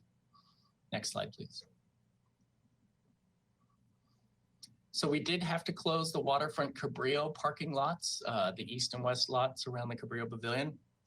We were seeing inappropriate activity there, people staying too long, congregating, setting up kind of camping sites and such. And there are kind of remote lots that we're not able to monitor quite so frequently, so we closed those until further notice. We had to close the boat launch ramp, and I know that has concerned some in the local boating community and fishing community about that. We were one of the last boat launch ramps to close, and so we were getting numerous phone calls from around Southern California, from hundreds of miles away, asking if our boat launch ramp was open. And that just made us worried that we were a destination, a regional destination, and that is clearly not the intent of the governor's order to have regional travel at this time for something like that. And so we closed the boat launch ramp.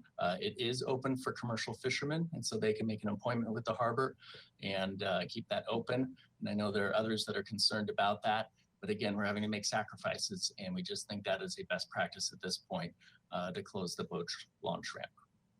Next slide, please. And then just a quick update, we did hear from MTD. I don't have the details on this slide. You can go to the MTD website, but they have had to reduce their bus service as well, with several lines canceled until further notice.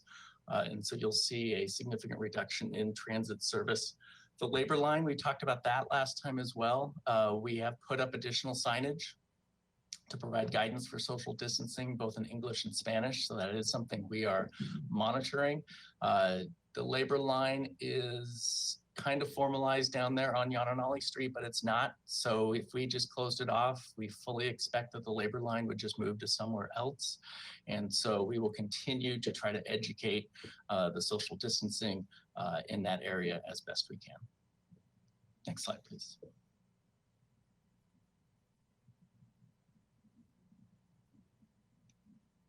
Next slide, please. So that concludes kind of my brief overview of those items. I'm either happy to answer some questions now, or we can go through the other speakers, and then I can be happy to answer questions after we go through the other. We have 3 guest speakers here as well. Mr. Casey, I will jump in and ask you a couple of questions. I think the first thing I wanted to say is I looked at the county's public health website, and there are 26 additional positive cases, and that was released today. I'm not sure if someone else in the presentation was going to announce that. So now we have a total of 218 in Santa Barbara County. And I'm mentioning that and to ask you a little bit more about the face covering. I don't want to call it a suggestion, because I think it's a really strong directive, though it's not law by any means. But I think, and correct me, the reasoning is that if you have the virus, a mask will help anyone else. If you could just tell us a little bit more about that in the context of every day we have an increased number of positive cases. Yeah, thank you, Madam Mayor. I saw the press release as well that the county just put out. They put out an update every day. the county also had a presentation at the Board of Supervisors this morning. I think their feeling is that Santa Barbara County, we're doing pretty well so far on the social distancing and the number of cases. It's still extremely serious. Please don't take any of my comments to say this is not serious. You'll notice in the city of Santa Barbara, we've had, I think, 1 case in the last couple days each day. The large increase in the county from the last day, I believe, came up in the Lompoc area at the federal prison, where I think they have had an outbreak. And so if you listen to the tone and conversation of the daily press conferences at the county, I think they're feeling that we're doing a good job, and the pressure is to keep it up, is to not slow down, because the worst thing we can do is get relaxed, but that we're making a difference.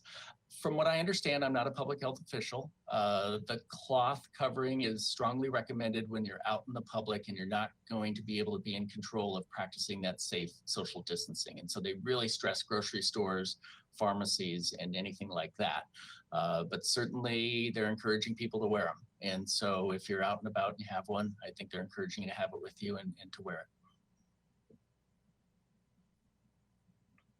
My next question for you, Hendry's Beach, also known as Arroyo Burro Beach County Park, that is a county parking lot, but I think you've done some research. We have other people who want to make questions to you, so thank you folks for waiting. And we had some of our staff go out to that parking lot and take a look, and so when Hendry's parking lot is full like that, it looks like it's full of people, but I think we've had some observation that people are doing some social distancing there. I would ask you that, and then I would also, my other thing is that if we can get some masks and take them to the labor line, or maybe I would work with the nonprofit to try and do that. The more education that we can do, or nonprofits, or someone who wants to reach out to that population, I would encourage that. Go ahead, Mr. Casey. Thank you, Madam Mayor. I agree on the labor line. We just had a conversation or an email exchange today with someone in the community who wanted to do just that they are making homemade masks and they wanted to take them down to the labor line. We think that's a great idea. Henry's Beach is a county beach. It's a county parking lot. Observations are somewhat the eye of the beholder, and so I don't want to state anything as fact. We are monitoring our beaches and other places very carefully, in parks and that sort of stuff. There have been times, especially on the weekend, where the parking lots are very full, and so that just intuitively seems concerning. But as we have observations on the beach, either with our park rangers or with key staff who are just kind of out and trying to monitor, we see people for the most part still behaving responsibly when they're out in those public arenas. We asked the question at a call with the county about closing the trails and the beaches, and they're kind of the similar mindset right now of the community really needs to step up and be responsible about this, but we would like to keep them as accessible for the competing public health need of being able to get some fresh air. So we continue to monitor. That's why we keep adjusting where we see abuses that is inappropriate. That's why we changed our messaging about group activities to try to message no group activities. That's why we've had to close down some of the barbecue and picnic areas, because we saw people coming together. So we continue to monitor closely, and I really ask the community to use them responsibly so we don't have to get to the point where we have to try to close our parks or our beaches. Ms. Sneddon, then Mr. Gutierrez, and then Mr. Friedman with questions. Go ahead, Ms. Sneddon. Thank you, Madam Mayor. Mr. Casey, just a couple of quick questions for you about travel on the weekends. Are we still a destination location? Or how are the hotels? Are we getting more people coming? I think that was one of the questions with the trails. If we have trails open and beaches open, are we a magnet for people congregating? And just if you could speak to that. And then I'll just ask my second question now. For the public, so as things are rapidly changing, so say the boat launch closing, where's the best place for the public to get that up-to-date information on things that we might not be discussing fully at council, but that we know are happening at the city? And thank you for all that you're doing. Yes, thank you. Two good questions. We have not seen us being a weekend regional destination of people traveling. I can't say that definitively, but we don't see a spike in hotel stays. You certainly don't see the freeway very crowded. The freeway is empty on weekends. What our observation is, and again, this is just us trying to pay attention really close because we are trying to manage this as best we can, is that a lot of people are able to telecommute from home during the week. And so there still is kind of a weekday pattern of people working and then wanting to get out on the weekends. So we think it's locals who are getting out on the weekends and just wanting to stretch their legs and stuff. And we're encouraging them, do that around your own neighborhood, and let's not put that concentration on the comfortable destinations that we all love dearly in Santa Barbara.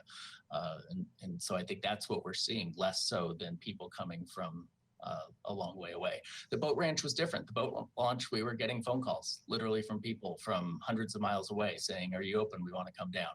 And that's when we said, yikes, that's not just local. That's not what we want to see. Thank you.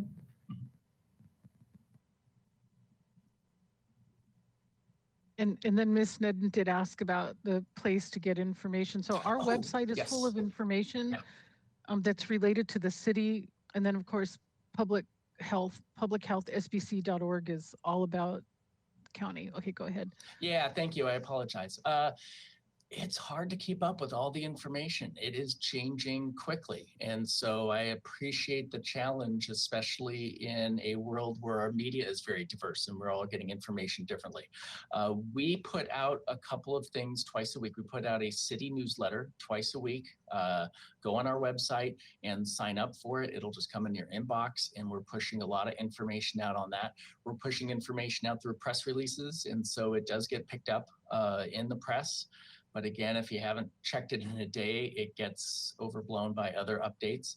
And then the county is doing daily updates as well through their press conferences at 4:30, where they're giving updated data on testing, number of people infected, and that sort of stuff. And so the county website is also very informative. So our city website has a dedicated page to this, so that is a good place to check if you're not seeing things in the media. We also do a lot through signage to get it out on the street itself. You'll notice when we wanted to message no group activities, we went out and put fresh new signs all around our parks so that as people approach the parks, they got that directly. And so we thought that was effective. Councilmember Oscar Gutierrez, go ahead. Thank you, Madam Mayor. Yeah, I got a comment from a resident saying that this online meeting wasn't posted on our website. So if you could look into that and make sure that it's posted on the front page above the fold, so to speak, that'd be much appreciated.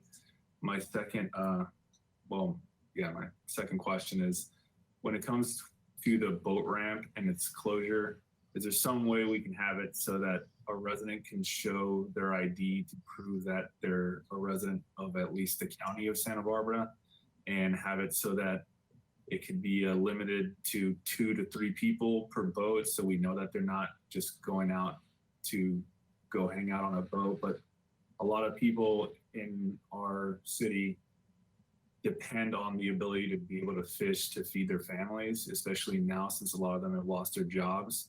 So I feel like we're really doing a disservice to a lot of our residents if we don't allow them some sort of access to the boat ramps.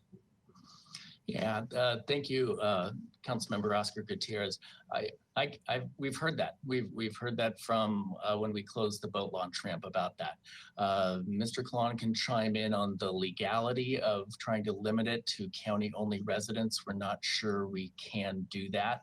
I think the only area, and it's not something we recommend, again, we're trying to manage this crisis in the best way possible, and so staff is not recommending this. But on the boat launch ramp, I think one option, if council really wanted to ask us to reconsider, would be to have it open during the weekday, but not on the weekends. And again, just hoping that that might take the regional component out of it and have it be a little more local focused. And so that's something we've talked about. We're not super comfortable about it, but that I think that's where, if you wanted us to loosen up a little bit on the boat launch, that's what we would recommend you go. Before we go to Mr. Kalan, Mr. Casey, I'm remembering our waterfront director, Mr. Wiltshire, saying that someone could apply for an exemption. Like maybe they could go and say that they were fishing for food as a food source. Does that sound right? There's Mr. Wilshire. I'll let him chime in. Mr. Wiltshire, thank you. Yeah, good evening, Madam Mayor and council members. Can you hear me all right? You could speak up a little. Yes. Yeah, with regards to exemptions, and as Mr. Casey mentioned, this was really in response last week to an overwhelming number of calls from everywhere from San Diego to Morro Bay for people looking to use our launch ramp. So we were looking for a way to kind of limit that influx that we were just not capable of handling while kind of being within the spirit of social distancing. We also didn't want to limit essential business operations and commercial fishing. And so as far as commercial fishing operations, we did leave it open. And that was based on a call to Harbor Patrol. And that typically is somebody who has a commercial boat registration and commercial fishing license through California Department of Fish and Wildlife. So that still holds as of now. And as of now, our boat launch is closed. Mr. Casey mentioned that we are amenable to some sort of change going forward, but I'd really like to caution that if we are the only launch ramp open in Southern California, it's hard to predict if there's going to be a demand, but it would be inevitable that there'd be some level of increased demand for our launch ramp. Mr. Wiltshire, thank you very much. And Mr. Kalan, you have a legal point of view?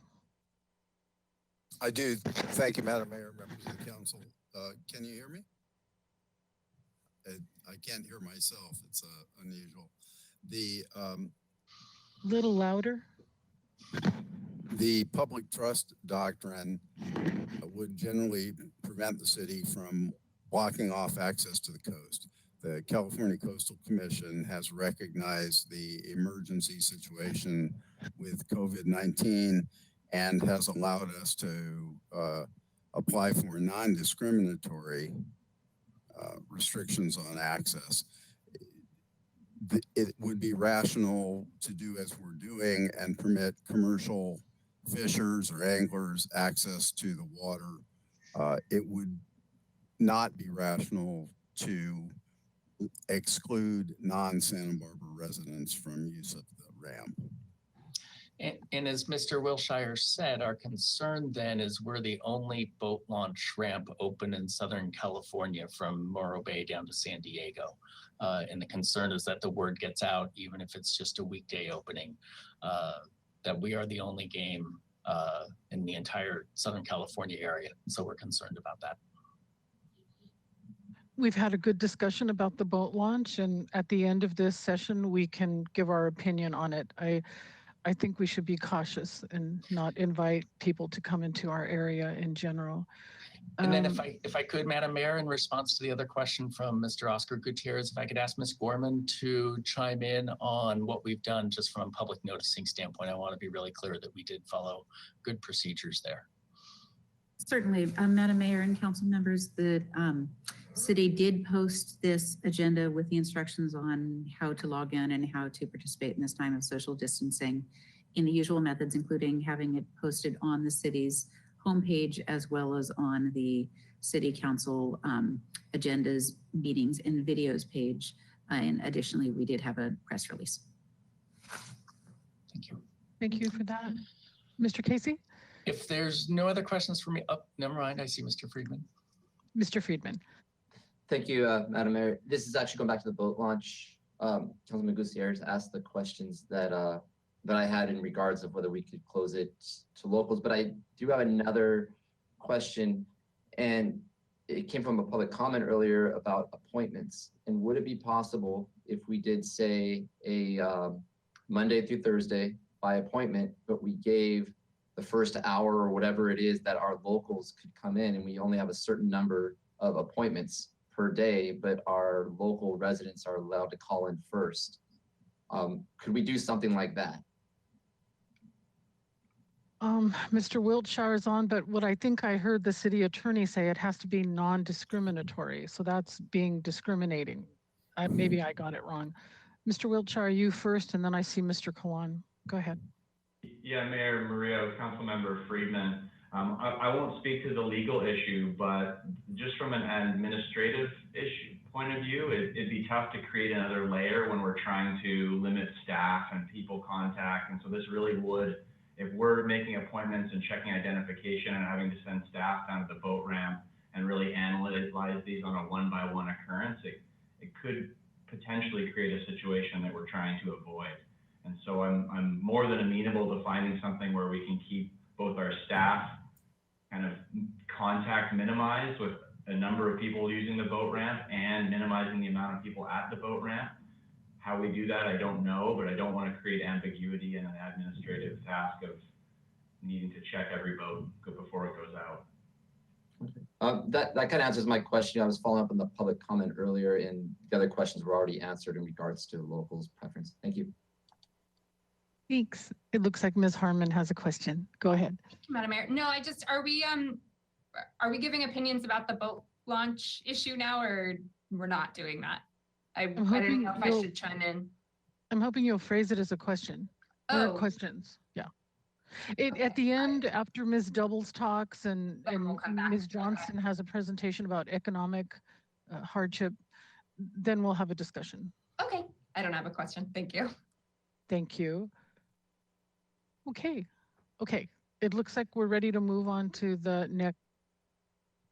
Thank you, Madam Mayor. So I'll now ask Ms. Doubles to log in and give you an update on the housing issues. After her, we'll have Police Chief Lori Luno talk about police, and then we'll have Sam Edelman about Farmers Market, and then I'll wrap up with some of the economic stuff and happy to answer more questions or get into comments at that time. Thank you, Mr. Casey. Ms. Doubles, you're on. Good afternoon, Madam Mayor and council members. Thank you so much for having me back today to provide you an update on our homeless neighbors. I'd like to go ahead and advance the screen, and I'll start talking about our positive news that has happened since I was here before. In that Showers of Blessing, which I was really glad to hear Ken Ralph call in, the executive director, and we were able to work out and graciously the city, thank you to the council and to City Administrator Paul Casey, was able to open Pershing Park for schedules for showers. Right now, Showers of Blessings are doing 5 days a week. What I have up here on the screen actually is for the Santa Barbara schedule. On Tuesdays and Fridays, they are at Pershing Park from 11 a.m. to 2 p.m. And on Wednesdays, SB Act, one of our providers that helps with the collaborative, has actually found a spot over at Girls Inc., which has been very useful as well in that area. And Wednesdays, they are also there from 11 a.m. to 2 p.m. as well. And then on Mondays, they are out in Isla Vista from 2 to 5 p.m. And Thursdays, they are out in Goleta from 10 to 1 p.m. Those schedules actually are posted online at the Santa Barbara County Housing and Community Development webpage under Homelessness Assistance. We have an ongoing update on that page for all of our providers, as well as it has maps with the hand washing stations and the restrooms that are open. It has CDC guidance that have been issued. It's a very resourceful site that I would love to mention that to everybody to be able to use if needed. Also on that site, they still are calling for any volunteers, so they will have to go through a search process. Our city EOC is actually helping to man the lines also on that for the volunteers to call in, but there's an application that can be downloaded and filled in on that webpage as well.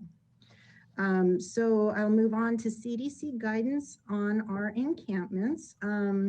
I just want to bring this up to reiterate to the public as well, but also to council, that back on March 22nd, we received guidance from the state CDC that actually spoke to encampments, and they advised that clearing encampments can cause people to disperse throughout the community and break connections with their service providers. This in turn increases the potential for the spread of the virus as well.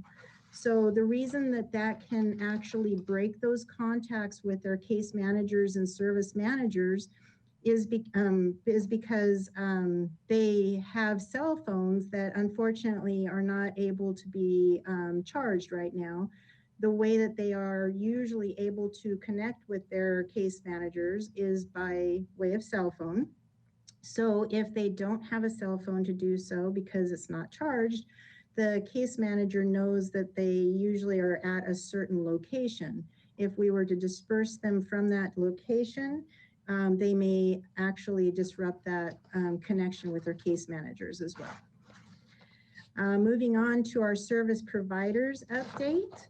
I just wanted to really give a very heartfelt thank you to all of our service providers right now. This is a difficult time. They have very difficult jobs. The amount of collaboration that we have on our calls and certain providers stepping up to help other providers, and it's just amazing, and I just really want to give them a big thank you for that. Food Bank has actually stepped up and has added a lot more distribution sites. They're working directly with a lot of our service providers to make sure that they can provide food. As well as CityNet is still providing street outreach, as well as the Home for Good street outreach crew. Home for Good is also distributing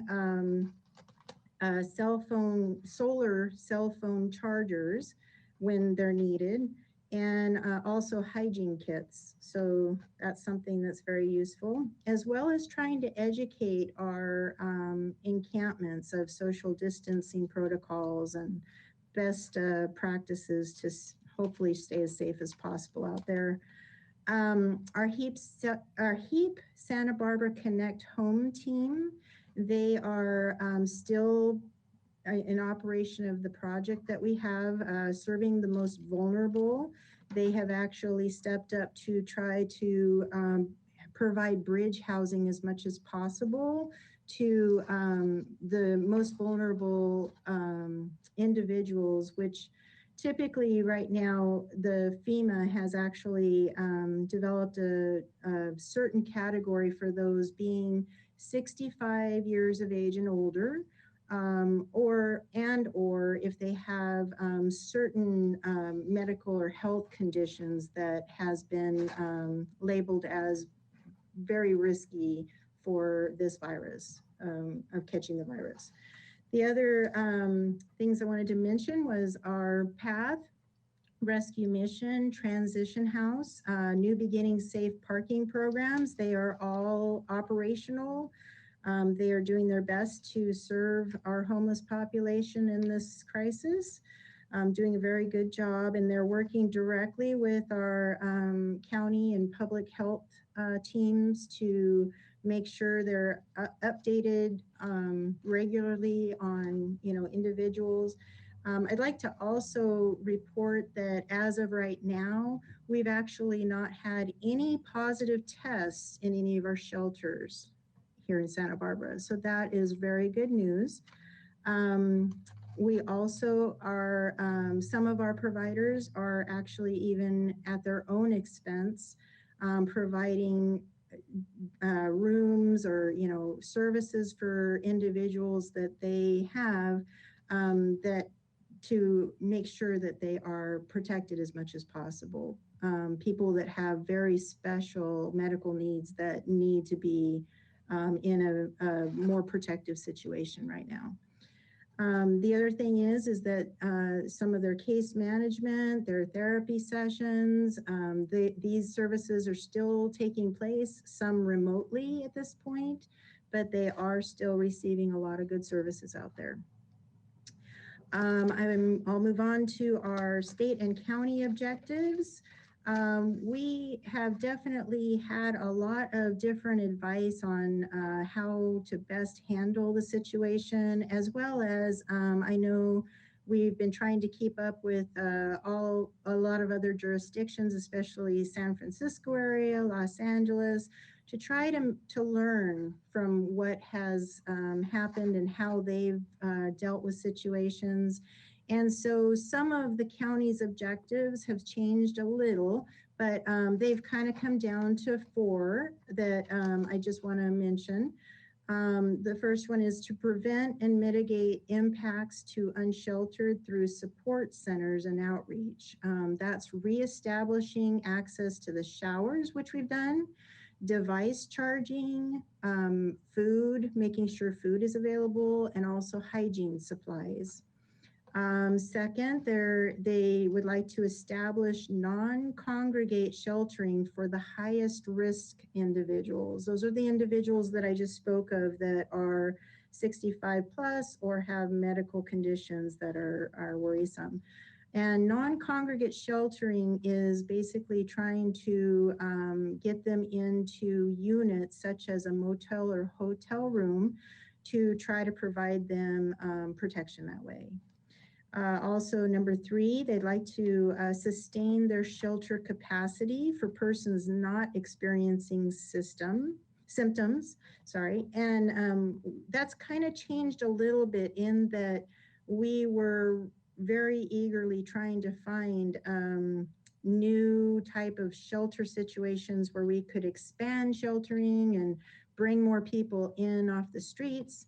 Right now, realistically, that is a very tall order. We've been trying to find sites throughout the city to see if we could establish something like that. The city administrator and has basically offered certain sites to see if those would be able to be used, and unfortunately we haven't had the right situation just yet to come up with that.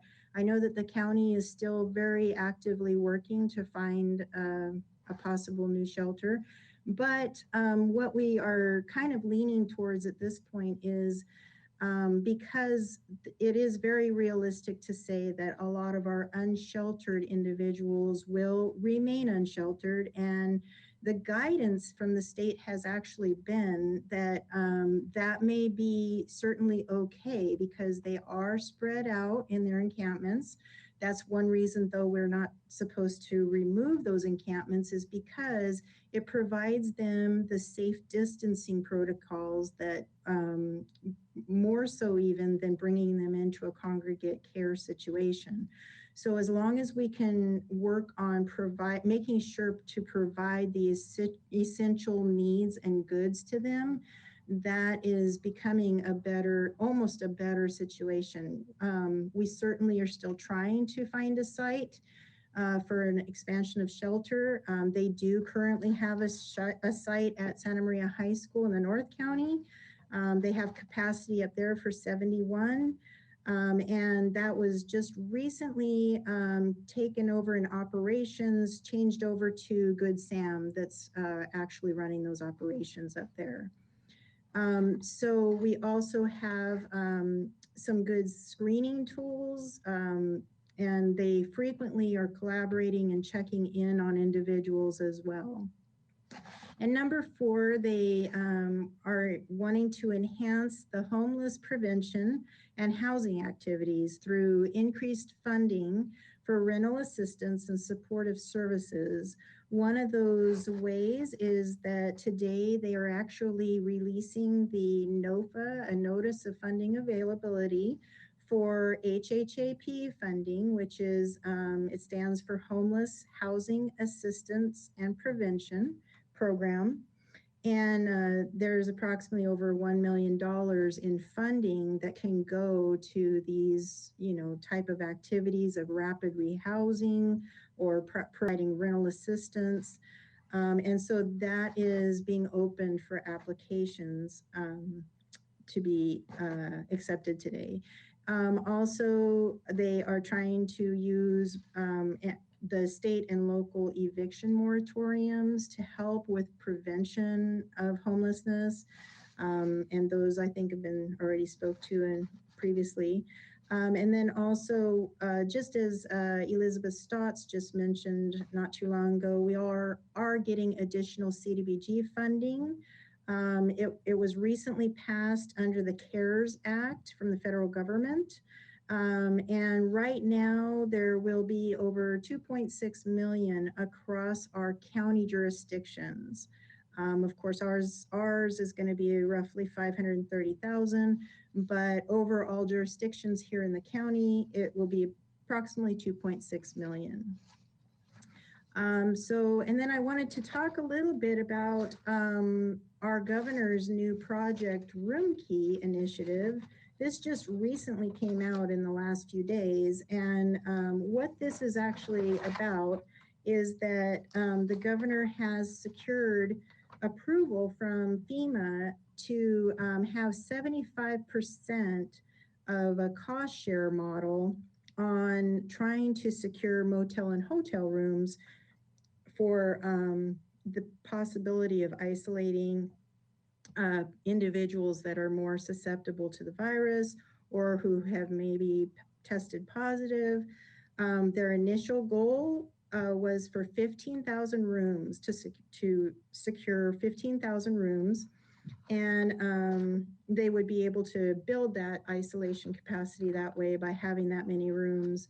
The state has said that they would be including wraparound services, all the needs, basically meals, security and custodial services, laundries, facilities. And I just wanted to give you an update as of today. They have 6,867 hotel and motel rooms that they have actually secured throughout California. And 869 individuals that are considered to be higher risk for the virus have actually been moved off the street into some of those rooms. The interesting news about that program is that they are looking to possibly have this as more of a future option as well. Some of the agreements that they have actually made with hotels and motels, some of them have options for the state to possibly purchase those properties and use them in the future. So they're looking for the future as well as the emergency right now, the crisis. I think that I did want to also provide an update on the restrooms. We had identified 5 restrooms with our service providers, our outreach providers, that would be deemed as really essential to provide 24/7 operations scheduling. And we are actively working on that with the county right now to identify how we can get that done. There's a lot of competition for funding, and I just wanted to put out kind of a request to the public too, and our homeless population, that there has been a lot of misuse in our restrooms and security issues. And so if that can be put out there, that, you know, we would love to be able to provide this essential service to our community, but we really need some help in making sure to keep our restrooms safe and usable. It is also an expanded service for the city. It's not something that we typically do or have budgeted for. So trying to procure or get supplies to do these necessary cleanings and sanitations and provide that security is definitely being looked at as well, how we best could do that. So that's an update on that as well. So that is all I have for now. If you guys have any questions, I'm here for any question, to answer any questions. Thanks, Ms. Doubles. And I know you worked all weekend.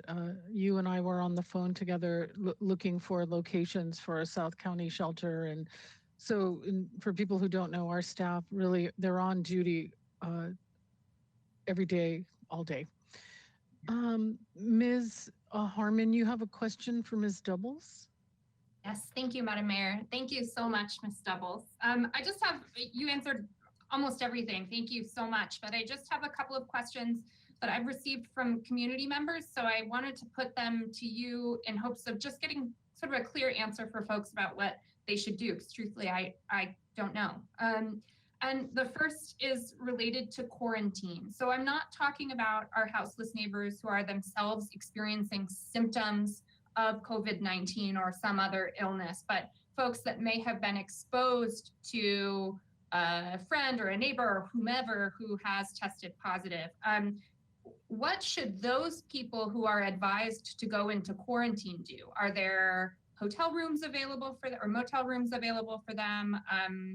Is there anything specific within this universe of programs that you articulated for those people? Sure, Madam Mayor and Councilmember Harmon. Yeah, actually, I spoke with the county about that, County Public Health about that as well today. And what their position is on that is that, and it depends on who has given that direction to quarantine.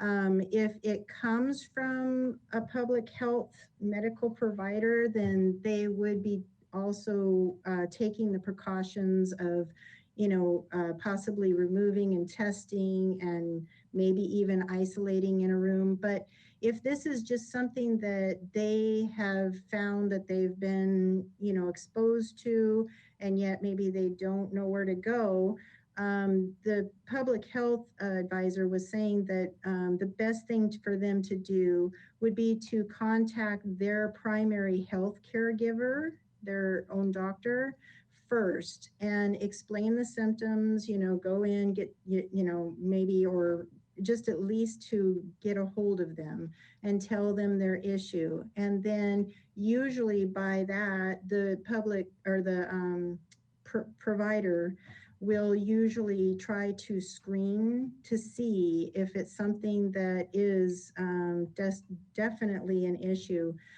If that were to be the case, they would actually either start to test them or also get in touch with public health that may be able to assist with an isolation situation in a motel or hotel room.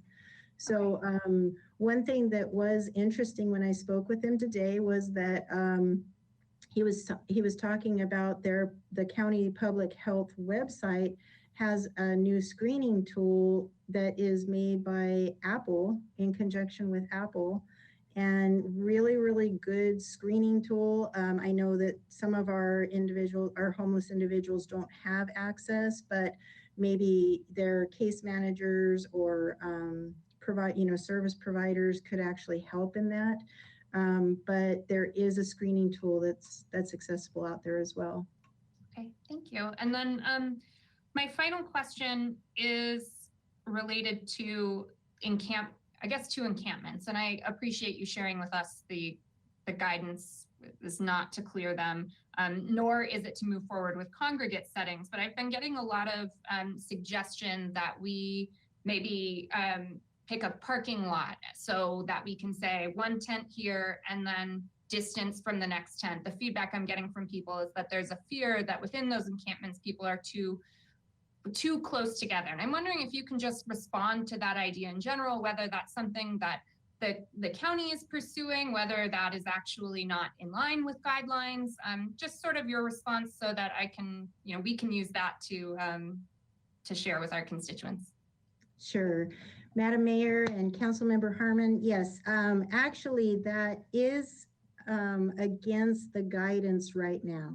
So what that would actually be doing is disrupting the encampments that they're in, moving them into more closer distancing, believe it or not.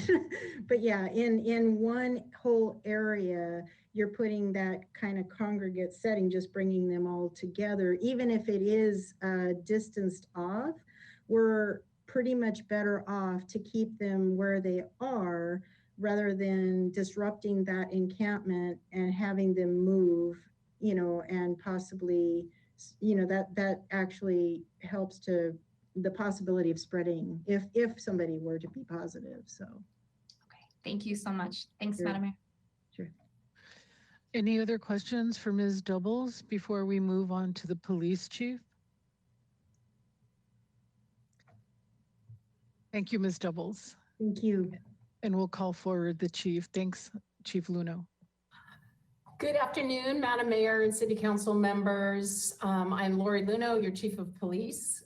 This pandemic highlights the broadness and the diversity of our policing profession for sure. And I'm with all of you. I've never seen anything like this in 31 and a half years, but I'm reminded that our police officers are trained for the unexpected. And we are trained to achieve excellence. And I just want to reinforce that we are here with you all to get through this. We're doing our best to keep a very visible presence in the community to ensure people feel safe. And I just have to acknowledge all my police department employees. I'm humbled by their commitment to come to work. They're super engaged and motivated and doing quite well.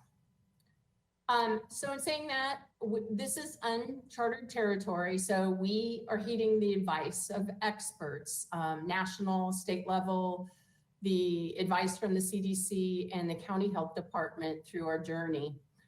We're learning from other agencies like New York City and Detroit, who are seeing 20% and 17% of their workforce impacted by the COVID virus, or family members, which has taken them out of work. So what we are doing is aligning very closely with our fire department disease control expert, and we work together on a comprehensive safety plan that we put in place about a month ago. Our county has seen 7 law enforcement employees who have tested positive for COVID-19. One of those are ours, but I think it shows the fact that we have been able to keep that exposure down to a minimum, that our guidelines and safety practices are working. Our officers start the day with a bleach foot dip, or I should say a shoe dip. They take their temperatures to come into the building, and we've got them isolated in other workplaces. So if they do get exposed in the community, they're not infecting the rest of the department, because we need to continue to function. But we do recognize that every interaction we have with somebody that has COVID-19, it may also threaten our community as a whole. So we are very conscientious of that. And as a result, we reduced our in-person service delivery model right away. So we've been encouraging crime reporting over the phone or online. Our online reporting has Spanish options, and we've now expanded that to contain also suspect information where it didn't before. We closed our front counter, but there are a couple things that we have to do in person, like some of our 290 registrants, as well as tow releases. So we are here to provide the services that are necessary to our community. And we are responding to emergency and in progress radio calls, ensuring that we're keeping the community safe. Our calls of service are still coming in. Initially, we saw about a 40% decrease, and things are starting to pick up, and we're seeing them at about 10% less than normal. We haven't noticed any big trends. They're kind of all over the place. And we've had a couple of traffic collisions where you think, okay, people aren't supposed to be driving, but we think that people are a little distracted by not seeing the cues of other traffic or by things that they may be worried about at this time. Our stance is to inform and educate the public about the current restrictions and encouraging individuals to comply with the state and local emergency health directives. We are not encouraging the community to call 911 to report violations of social distancing. Our non-emergency number, which is 805-882-8900, is the best to report concerns over groups of people gathering. We learned today that the judicial body that oversees the state of California has invoked their emergency powers, and they're going to temporarily eliminate bail for people arrested and those that are charged with lower level offenses. So we anticipate a little crime uptick. We have several parolees that were provided an early release due to some of the COVID responses. And unfortunately, the probation department and parole departments are supervising remotely because of their concerns. So we feel it's vital for us to show a presence. And as a result, we've shifted some of our resources to 7 days a week to deal with some of our violent crime issues and concerns we anticipate. And our goal is to prevent and disrupt some of the effort. The teams are using analytical and intelligence gathering methods for tracking and disrupting the violence. Like I said, they're covering 7 days a week and are using a variety of strategies to identify and monitor the crime. And those are the crimes that we feel have a most significant impact for our community. In addition, we have identified 2 of our officers that are Spanish speakers to provide some additional community outreach to our Spanish-speaking community. They're making contact in person, abiding by social distancing, but our social media posts are increasing, and we will incorporate some radio broadcasts. But each and every one of our officers is continuing to provide that community outreach to ensure our people are feeling safe and that they know the latest information as it's passed on to us. One of the trends that most cities are seeing across the nation is an increase in domestic violence, crime, and family violence as a whole. I'm happy to report we haven't seen those statistics increase. However, I very much know it's one of those crimes of power and control. Just because we're not seeing it reported, we understand that the violence may be there and somebody may not be in a position to call or ask for that help. So we are in concert with the district attorney's office in asking people if they see something, say something, and check on their friends any way they can, except in person, to ensure their safety if they have some concerns that they're in some situations that they may not be able to ask for help. We can still facilitate emergency protective orders. We continue to partner with our community organizations for victim services. Domestic Violence Solutions is still offering counseling through their 24-hour crisis hotline. They do have some short-term lodging options should victims need help. And in addition, our district attorney victim witness advocates are a great resource for assistance as well. And one of the last things that I want to share, I haven't heard any reported cases in town here, but it's definitely sweeping across the nation. Unfortunately, every time we have a situation that creates fear in the community, we have people trying to take advantage of that. So there are numerous phishing scams that have been reported by our Secret Service that incorporate possible fraudulent testing equipment or supplies, ineffective safety equipment, and also unemployment scams as well. So we recommend everybody research things well. If something seems too good to be true, it probably is. And again, remind people to be careful releasing any personal information via email or to anybody they don't know is from a legitimate service provider. And with that, I will end and make myself available for questions. Thank you so much. Are there questions for the chief from our city council members? Okay, I don't see anyone, so we'll move on to the next. Chief, thank you, and thank your staff and our police force for doing such a good job. Thank you, Mayor. So, Mr. Edelman, I think we've had you on hold all afternoon long. It's all right. I didn't really know what to expect. really grateful. And you just go ahead and let us know what's going on at the Farmers Market Association and how you're responding to the to providing food during a pandemic. Thank you. Well, thank you. I really appreciate the invitation to come here today and speak. We've been taking a lot of preventative measures, sort of as we have continued to monitor the situation.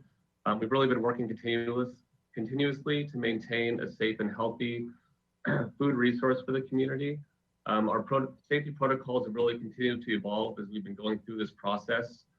We've been in very close contact with other market operators across the state of California, particularly those that are in sort of high volume locations, and really tried to work on best practices in conjunction with all the ongoing health department requirements.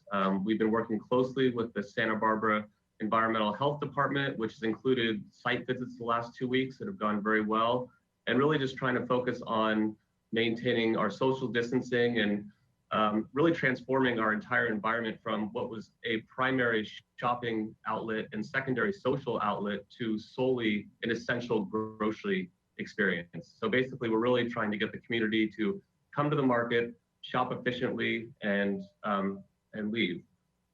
We have a number of protocol in place for our farmers and the community, a lot of recommendations. Specifically on the farmer side, things like food sampling is strictly prohibited at this time.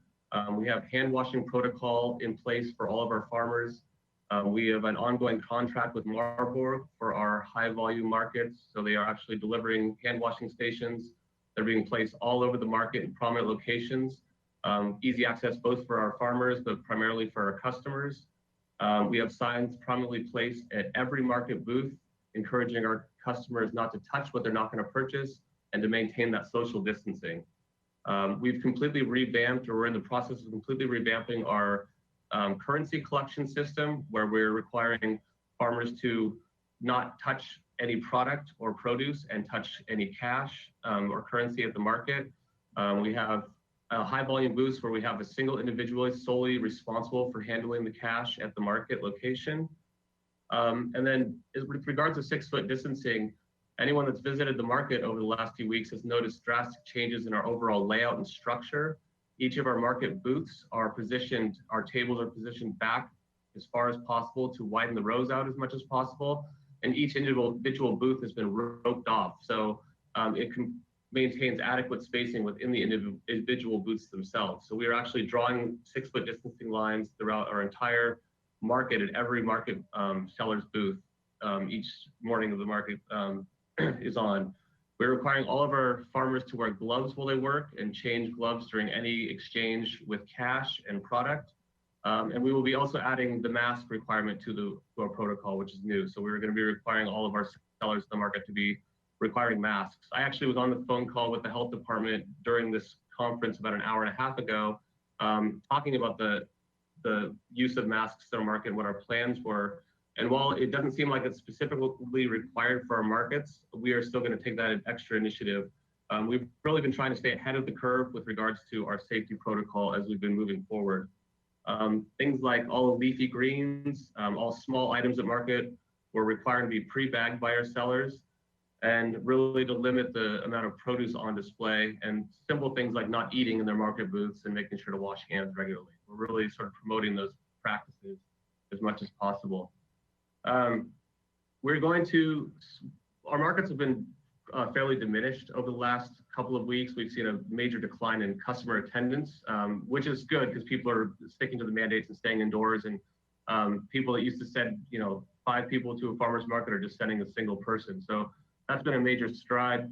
We haven't seen massive crowds where there's been completely condensed rows throughout the market, but we are going to be starting additional crowd control measures at our market locations, which will include our downtown Saturday market. We are going to be sealing off the entrances at Saturday starting this week. I will have taped off distancing rows for people to enter and exit the market, just to ensure a consistent flow. This took place at the Santa Monica market this past week, and they let in about 200 customers at a time. We're going to probably start and shoot for about the 150 mark, which would be about 2 customers per market booth at a time throughout our market. We seem like that might be a decent balance. And just to get an idea of how big the booths are, the average booth space in a market is about 22 feet. So that will allow for more than adequate distance throughout our market space. And we're going to kind of continue to evaluate that as we move forward. There's no set amount of people that are kind of allowed in the market at one time, but we're going to really closely monitor that. That's not been a request that's been made of us by the health department at this time. Upon both our visits, the spacing seemed pretty adequate from their perspective, but it's just sort of another initiative we're going to take as we move forward. We're also going to be working on the same type of protocol for our Tuesday market downtown. It's a little bit more complicated because we're on open streets and with the access corridors. So I've reached out to individuals at the city of Santa Barbara to kind of work on that and help us work through some mitigation plans to be able to do that at the market in the event that it gets too busy. Obviously, a day like today, it's raining outside and the market's well dispersed and it's not an issue. We've been spreading our farmers out into various locations to allow for as much spacing during market as possible. And really just trying to stay ahead of the curve as much as possible. You know, I know just how appreciative the community has been to continue to have access to this essential food resource. And we're really working hard every day to ensure the health and safety of our community. We are open to any directive that our health department provides. We will abide by instantly, as well as our local and state governments. So we're really just trying to follow protocol and just appreciative to be up and running and open to be able to continue to provide this service. So any questions? Well, you have focused on Santa Barbara area. Can you tell our viewers, because people outside of Santa Barbara watch, all of your markets are operating? All 6 of our farmers markets are operating. Obviously, our Saturday market is our most heavily attended market. Our Tuesday market is secondary, but all 6 of them are still operating, and we've made these protocol changes at all of our 6 weekly markets. Yeah. Very good. We'll go to Ms. Sneddon with a question for Sam Edelman, Executive Director of the, or you're called the manager of the Farmers Market. Yeah, it's fine. General Manager. Okay. Thank you, Madam Mayor, and thank you, Mr. Edelman. I just had a question about, are there any moves to go toward delivery or curbside pickup? I know I have a neighbor friend who works at a farmer's market stand, and she's been delivering a box to me weekly. It's been a great service, and is there anything like that through the market that might be available? We have discussed that internally. We are not quite ready to go that direction. It takes a lot of infrastructure. We have a very, very limited staff for the size of operation that we are running. So we're really focused on our protocol measures on site. There are a large number of individuals that are doing that currently as separate businesses that are supporting local farms. Some are farmers specifically, and others that have been in business for a long time doing that, and some that have just started revamping because of the need. Those companies have expanded exponentially, which is great, and it still gives the farmers an outlet. So at this time, we're not planning on doing that, but those are ongoing discussions that we are having internally. Okay, well, thank you. It's really such an important service for our community, and thank you for taking the safety precautions. We've gotten a lot of emails about it, and it really helps us support the market staying open and being safe. Thank you. Thank you. And I would be happy to visit with anybody at market site. I'm there all the time. I'm pretty much on site every market day when I'm available, just to make sure everything is going through, and be happy to visit with anybody on site. Thank you. Thank you. I've seen you doing the hard work too, like at Coast Village Road on Friday mornings. You're actually putting up the fencing and such. So you're on the ground with your job, Mr. Edelman. A little bit, thank you. Any other questions from our city council members? Good, and having you on reminds us to eat our vegetables. So thanks so much. Thank you. Mr. Edelman, we'll let you go. Thank you. Yeah. Okay. And who is next? Mr. Casey. Yes, thank you, Madam Mayor. I'll wrap up here. We've got staff in the background available to come online to answer any questions that you might have. So it has come up. It's certainly something in the forefront of my mind, is the projected financial impact to the city of this disaster. And it's going to be very significant. I don't have numbers for you today. We continue to crunch the numbers. We have to make assumptions, especially on sales tax, because We don't get that in a timely manner, so working with our sales tax consultant to evaluate what we think the trends are and the expectations are. But we fully expect to take a substantial hit in our sales tax revenue, a very substantial hit on our transient occupancy tax. Hotels have essentially shut down, and we don't know for the duration how long that will be. We've also lost a lot of revenue in our department fees and revenues. Downtown parking is not collecting any revenues from our parking lots. Same with the waterfront department. Parks and Recreation aren't renting any facilities, which is a really important revenue source for them. So there's just a number of department revenues that are hitting us hard as well. We have a bullet there, state and federal assistance anticipated. I think we should put a question mark on the end of that. We hope there will be some assistance. There hasn't been to date. The federal legislation that was passed focused on cities of greater than 500,000 in population. They did send some money to the states, but it's up to the states about how they're going to distribute that money. So we don't know if we'll see anything. We have been in constant contact with our federal and state legislative representatives to let them know the substantive financial hit we are getting as we lose revenues while we have to provide critical essential services as well. And so that's our issue. But it is something we're already trying to manage internally. As you are aware, we had to let many of our hourly employees formally go. These are our parking lot attendants or our recreation specialists for programs that we just weren't able to provide them any hours. And so what we did is we gave them official notice that their services aren't needed. And with that official notice, that qualified them to go and apply for unemployment. And so we felt that was important to do that. When we get back up and running, we will certainly reach out to them and hope that they will come back and be interested to continue to work for us. But that was not an easy decision. We are a service organization. We're a people organization. That's most of what we do is services provided by employees. And so our employees are extremely important to us. These hourly employees really supplemented the efforts we were able to do. It's just something that we have to manage fiscally as we go through this. We are preparing a budget. It's really unfortunate because it takes months and months to put a budget together. And so we've spent the last 6 months putting a budget together under the old world scenario.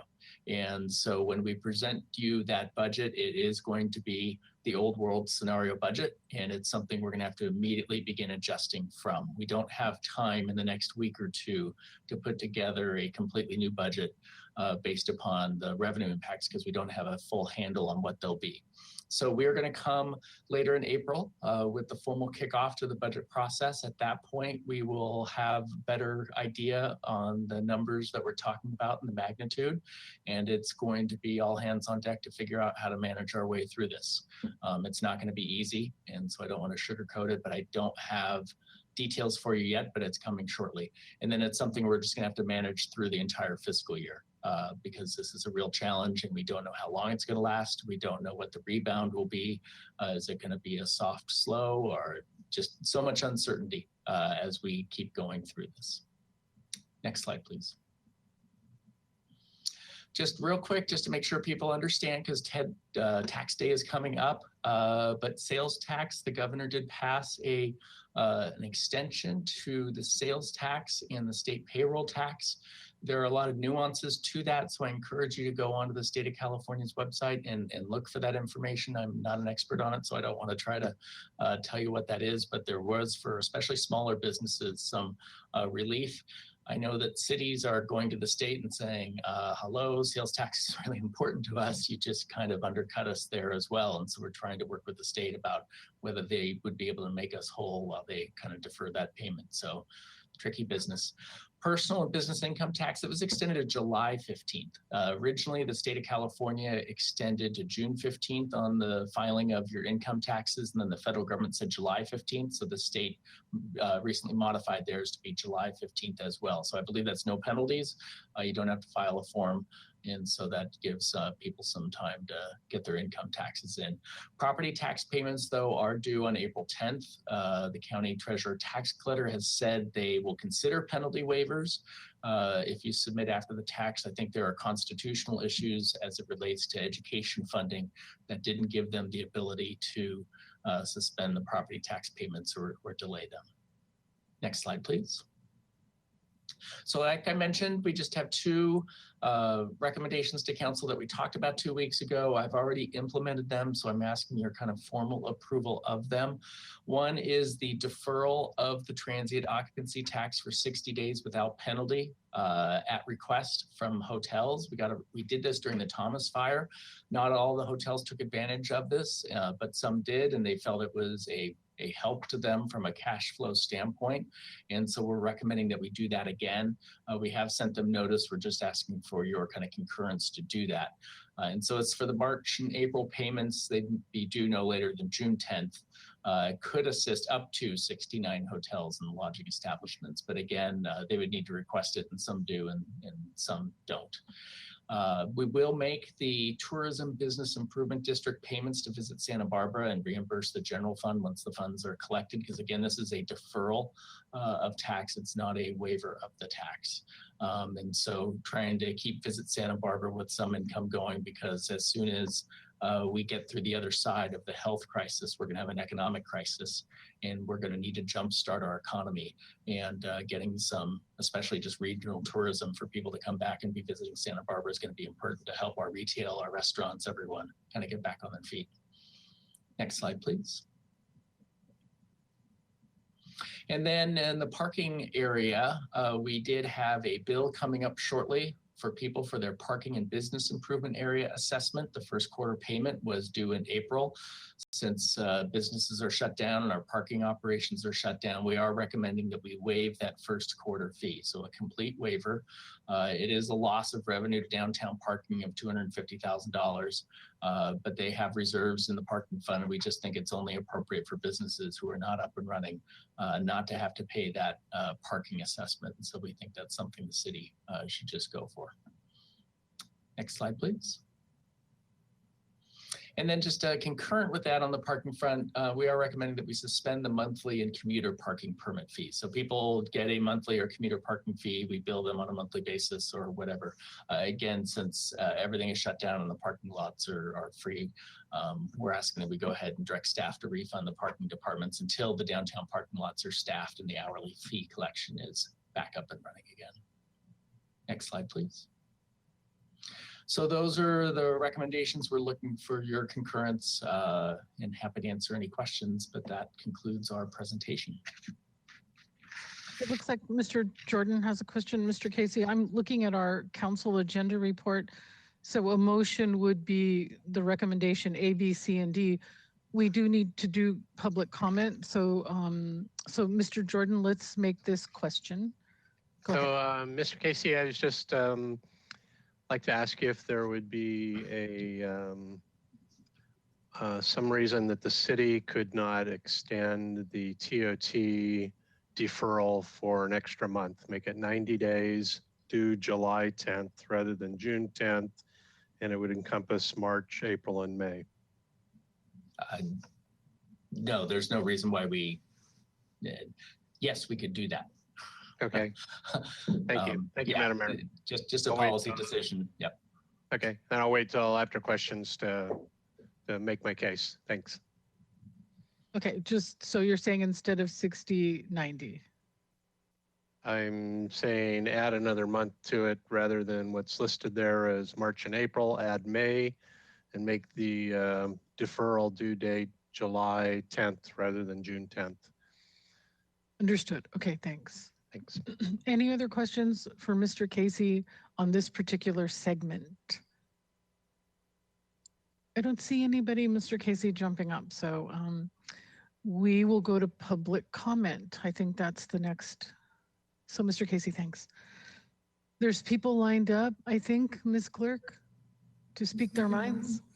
Yes, Madam Mayor and Council Member, we do have 7 members of the public who have called in.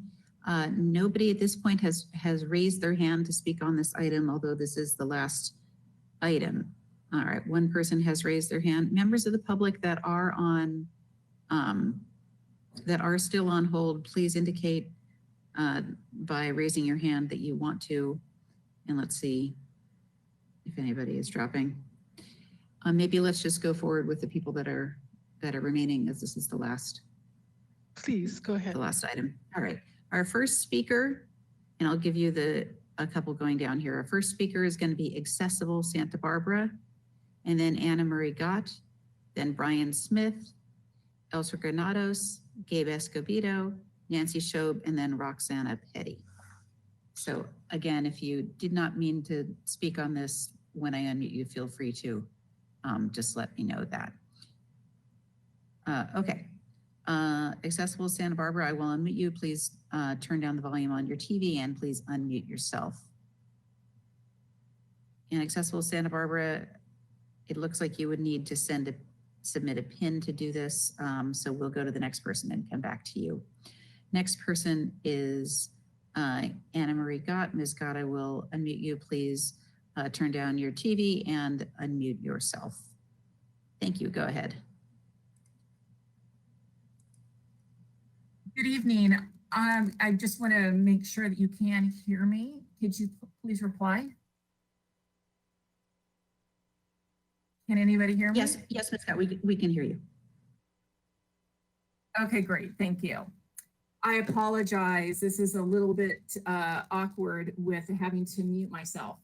The thing that I just really wanted to bring up is that there are two things. First, this has actually two items combined into one, so I'm going to take my full 6 minutes, which is 3 minutes per item.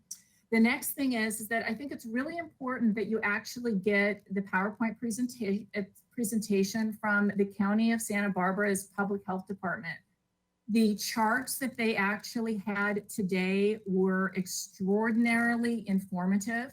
The presentation that they actually had today was unbelievable in terms of the estimates of the number of people that are social distancing and what those curves actually look like. Right now, if you went to Newshawk, there is actually a article that they posted, and the charts are actually, the entire presentation actually, PowerPoint presentation is actually on the website, though you cannot download it. If you actually look at it, and if it had been at the meeting today, they said that anywhere between 40 and 60% of people actually are practicing social distancing with an average about 50%. And even at 50%, it looks like we should basically be shut down and in our homes until October or November of this year. And I think that this is something that really needs to be discussed at the city council meetings. This information in terms of a 40%, a 45%, or a 50 or 55% compliance rate with social distancing makes a huge difference in what our healthcare system is actually going to experience, and how many ventilators we will need, how many people, are going to be ill and in the hospital. And I think that that's something that you should have every single week. And I'm really disappointed that the PowerPoint presentation wasn't actually in this presentation today. Then the next thing is that I don't feel safe. I am going to the market occasionally or having to go to the post office. And when I do that, there is a substantial number of people that are still not actually practicing social distancing. And I sent you an email. Ms. Gott, you're at 3 minutes, Actually, and I'm going to give you 1 more minute to finish your because remark. I took the time to park my car, walk out and take a photo of the barbershops and the restaurants. They're still, more than 2 weeks after we had the shelter in place and to shut down certain businesses that are not complying with your proclamation. People who go to a barbershop, you're not staying 6 feet away from them. They're actually having to get extraordinarily close to you for an extended period of time. And I know that police officers and council members and city and county employees have driven up and down both Milpas and State Street. And they had to have seen these shops open. People eating on, on patio furniture right on the sidewalk on Milpas. People Ms. Gott, going can to you the please barbershop. wrap up your remarks?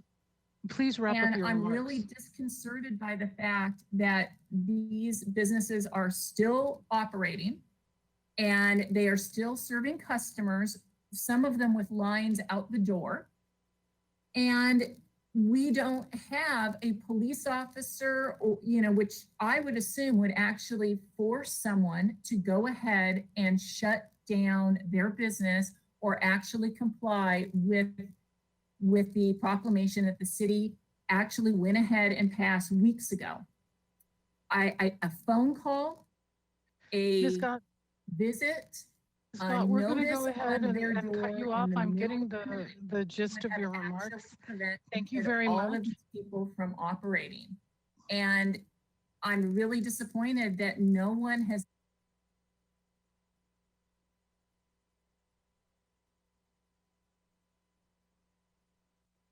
Thank you very much. We'll go on to the next speaker, please.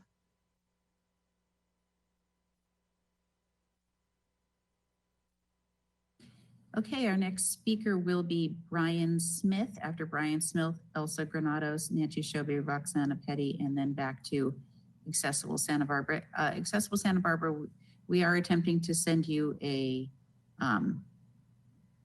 message in your through the app with a pin to access. If that doesn't work, I'll just let you know what it is. All right, Brian Smith, I don't see that you are still on. If you would like to call back, please go ahead. Ms. Granados, I will call on you next. Please go ahead and unmute yourself and turn the volume down on your TV. And go ahead. You are unmuted, Ms. Granados.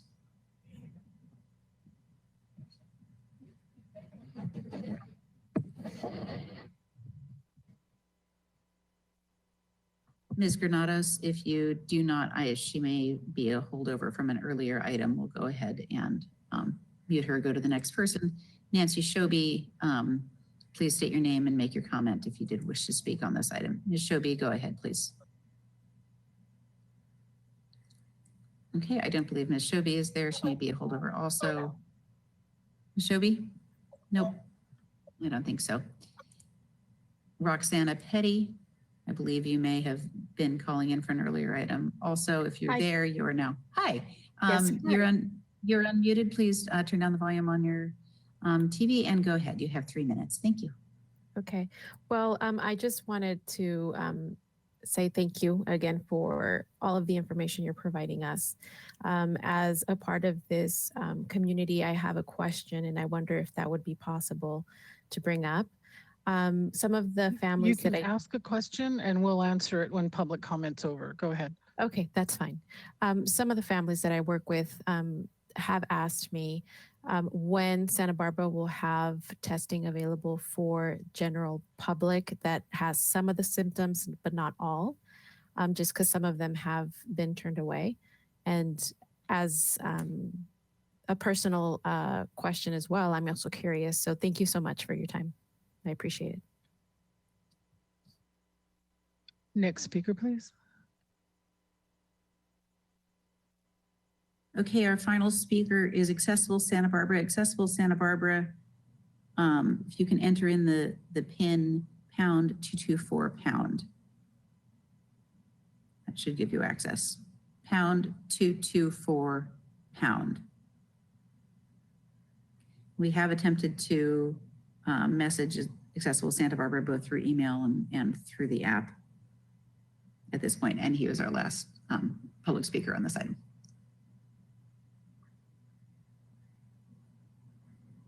So I would. Are we waiting for someone to speak? We're yes, if Accessible Santa Barbara was going to call in with his PIN, but I'm not sure if he's heard it from me saying it, and we did send a couple of messages. So I would suggest moving on, and if he comes back on, I will let you know. Okay, if there's no other speakers, we'll close public comment on this item, correct? Okay. And then Mr. Casey or someone else on Ms. Shobi's question, from what I'm remembering, what I heard today from Dr. Bon Do Reynoso with County Public Health is that they have testing, enough testing for the tier 1 category, which is people who are older, living in a nursing home, or displaying symptoms. And then they are starting to have availability for people in tier 2, but I'm not sure of the categories. I can look them up real quick. Mr. Casey, you have a comment? Yeah, Madam Mayor, unfortunately, I'm not super well versed on the fine details of the county's testing program. It is County Public Health that leads the testing in the county. And so we would have to refer those questions to there. I know that there has been limits on testing. I think everyone wishes we had a greater capacity to test. I think County Public Health is feeling more hopeful that more testing is coming online in the relatively near future.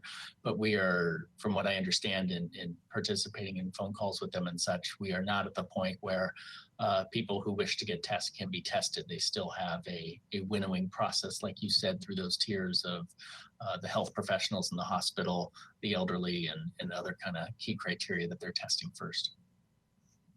Ms. Shobi, go ahead if you're still listening and email me and I'll get the answer for you. That's the best we can do. Those questions really are best asked to County Public Health.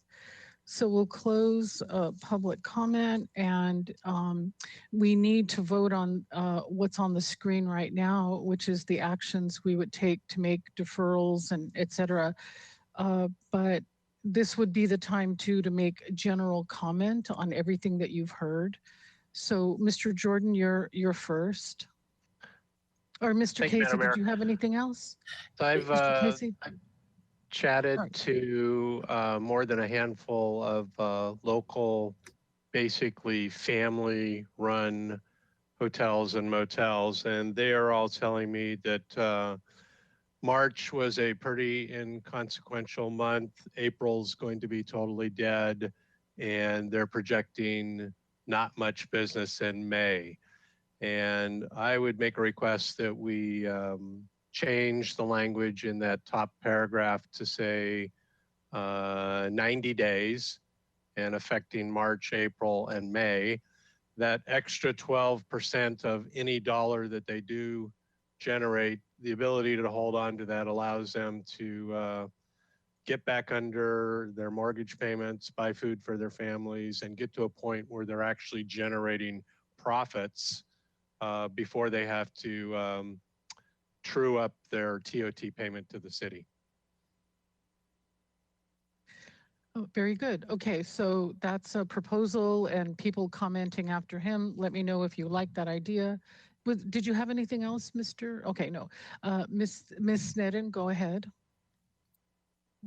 I would support that proposal, and also whenever the time comes to move or second the staff recommendations here to council, I'd be happy to support that. Mr. Casey, you have advice about motion making? Yeah, if I could have Mr. Kalan chime in. I think the spirit of what you're talking about in the hotels totally makes sense, but I think there's a legal approach that we need to go about doing that. And I'll let Mr. Kalan answer that. Mr. Kalan. Yes, thank you, Madam Mayor, members of the council. I believe we have that extension language in, I want to say section 4 of the resolution. So I don't believe that the council's action is necessary, although I don't know that it's inconsistent either. I'm looking at the resolution. What page and paragraph would that be? I believe it's section 4. Let me grab it.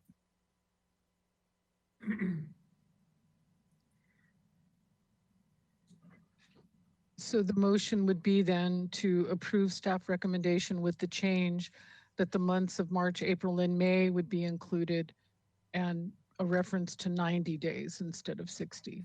Is that right? Mr. Casey or Mr. Kalan? Or Mr. Jordan, correct. And the June 10th date would become July 10th. And Madam Let's hear from the Mayor, lawyer. again, Section 4 provides that the finance director and city administrator can extend the deferral program to May 2020 if desired. So if you want to add time to that, that's the base. I'd actually, so the way I read that is it has qualifying language to extend it. I'm just asking that you add a month without that qualifying language. That's perfectly clear, Mr. Jordan. And if it's unclear to any of the other city council members, now is the time to chime in. Otherwise, I'll ask Ms. Snedden wanted to make the motion, and I would ask Ms. Snedden to make the motion to include the changes suggested by Mr. Jordan. Mr. Kalan, some advice? Again, just to be very clear, the language already authorizes it if the governor or local orders extend beyond April 30th. So what I understand the council to be doing is wanting to extend payments even beyond the stay-at-home orders. Is that correct? That's what it sounds like. And I guess then we should have a discussion about getting ahead of the governor's orders. Let's start with Ms. Snedden since she's first in line. Thank you, Madam Mayor. I would defer to Councilmember Jordan to make the motion if he wants that qualifying language removed. I think I'm understanding that even if the governor doesn't extend the orders, that you would like it to be a 90-day extension of deferring the TOT, which I'm still supportive of. But I'll leave it to Mr. Jordan whether he wants to make that motion or not, and then I would second it. Okay, Mr. Jordan, did you have a response? It looks like Ms. Harmon wants to. That is correct. I'm trying not to limit the 90 days based on the extension of either the governor's emergency order or a city's emergency order, but just to give another 30 days for the financial part of that dynamic to get the people's feet under them and get their cash flow going again. Understood. Ms. Harmon, your turn. Thank you, Madam Mayor. I too fully support going to 90 days, but I just have a question about what we're envisioning with this change. If we change this to 90 days, are we saying we then remove that qualifying language? Because part of my concern, we heard from the county this morning and there are projections that this could go on much, much longer. So I'm wondering if we change it to 90 days and keep in that qualifying language in the unfortunate event that this extends beyond 90 days and we have to keep this going, it doesn't have to come back to a vote, or is it something that we need? Or I guess my question is, are we removing that qualifying language if we change it to 90, and should we? Mr. Jordan, Ms. Snedden, I don't know what your thoughts are. I just want to understand what the action. Let's ask Mr. Kalan, please. Mr. Kalan. Thank you, Madam Mayor. Well, the discretionary language for the finance director in the second sentence is not important if you're going to extend the time in the first sentence. So I delete that second sentence, which I believe is what Councilmember Harmon was asking about, and then put your hard deadline in the first sentence. So rather than June 10, if it's July 10 or whatever it is, put the hard date there. Okay, Mr. Casey, your opinion? Yeah, Madam Mayor, I agree with Mr. Kalan. Let's just do the 90 days, call the months out. If unfortunately we're still at this, then we come back to council and consider extending it at that point. Very good. If anyone objects to the changes suggested by Mr. Jordan, now is the time to say so. Otherwise, I'll ask him to make the motion, and it looked like Ms. Snedden was ready to second. Mr. Kalan, you have something else? Go ahead. I wanted to make sure that Councilmember Jordan would accept removing that second sentence as well that begins the finance director with the consent of the city administrator. Definitely. That's clear. All right, thank you. Okay. So I'll move the recommendations to council with the changes in that first paragraph to make it 90 days without penalty or interest, adding the month of May, and with the hard deferred deadline changing to July 10th in section 4 of the ordinance. Second. Okay, that's pretty clear to me. I hope it's clear to the other council members. Mr. Friedman, to the motion. Yeah, I just have a question. Maybe it's after this. I wanted to talk about the boat launch ramp. So we can talk about that after this vote. Yes, let's talk about it afterwards. After this motion. Okay, thanks. So are we ready to take a vote? I don't see anyone else asking to speak to the motion. I hope we're all ready to vote. I hope we're ready to vote. Ms. Clerk. Okay, this is a motion for item 20. Motion by Councilmember Jordan, seconded by Councilmember Sneddon, as outlined by Councilmember Jordan. Voting. Councilmember Friedman. Yes. Councilmember Harmon.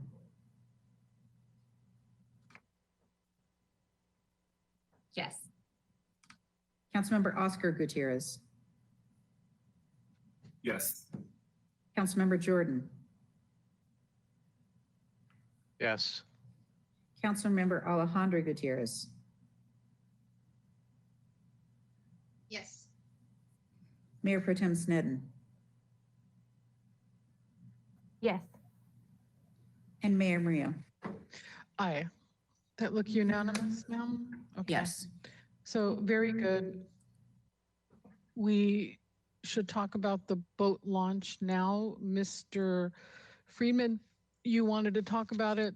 I'm of the mind that we should trust staff on this and not make any changes to the recommendation, but you go ahead. I just wanted to, because we had the conversation earlier, so I wanted to see where everyone was on it. I do have concerns as we shut things down on the mental health aspect of individuals in our community, and we saw why tonight, and then there are subsistence fishermen there. So if there's a will to do it, I'd be interested in the Monday through Thursday, but I also think we need to be consistent with the rest of the area, being that we are the only one. I have those concerns too. So, and I know other council members had brought up possibly doing that. So I just wanted to hear from everyone what their thoughts are. That's all. Okay, the floor is open for your opinions on the boat launch. And I'm assuming Mr. Wiltshire is still available if there's other questions. Ms. Sneddon, you first. Madam Mayor, I believe I'm going to recuse myself on this item because I do have a boat with permit at West Beach, and I use that boat launch. So I'm going to not comment or vote on this item. Mr. Kalan, do you agree that Ms. Sneddon should recuse herself on this one, or is it her decision? I haven't had a chance to analyze the question, Mayor, so I would defer to Councilmember Sneddon. I feel I have a personal interest, so I'm going to choose to, yeah. Thank you. Very good. Mr. Gutierrez, your opinion? Yeah, like I stated earlier, there's a lot of people in our community that feel that being able to fish for their family is an essential need, especially since a lot of them lost their jobs and are having a hard time financially. So I would be willing to support Councilmember Friedman's motion to have it open to a certain degree for the locals that really need it. He didn't make a motion, but I'll ask Mr. Wiltshire to come back, and maybe the way to handle this is for you to come back to us, our waterfront director and Mr. Casey, and fashion something that doesn't attract people from other parts of the state. And how would we make sure that it's somebody who's looking to fish for food and not for recreation? And I just think we're in such a critical time right now where we're trying not to create any kind of socializing. That's my concern. Yeah, Mr. Madam Mayor. Wiltshire or Mr. Casey? Yeah, I'll just start. I'd like to hear from the rest of council about where people are. We have been evaluating it.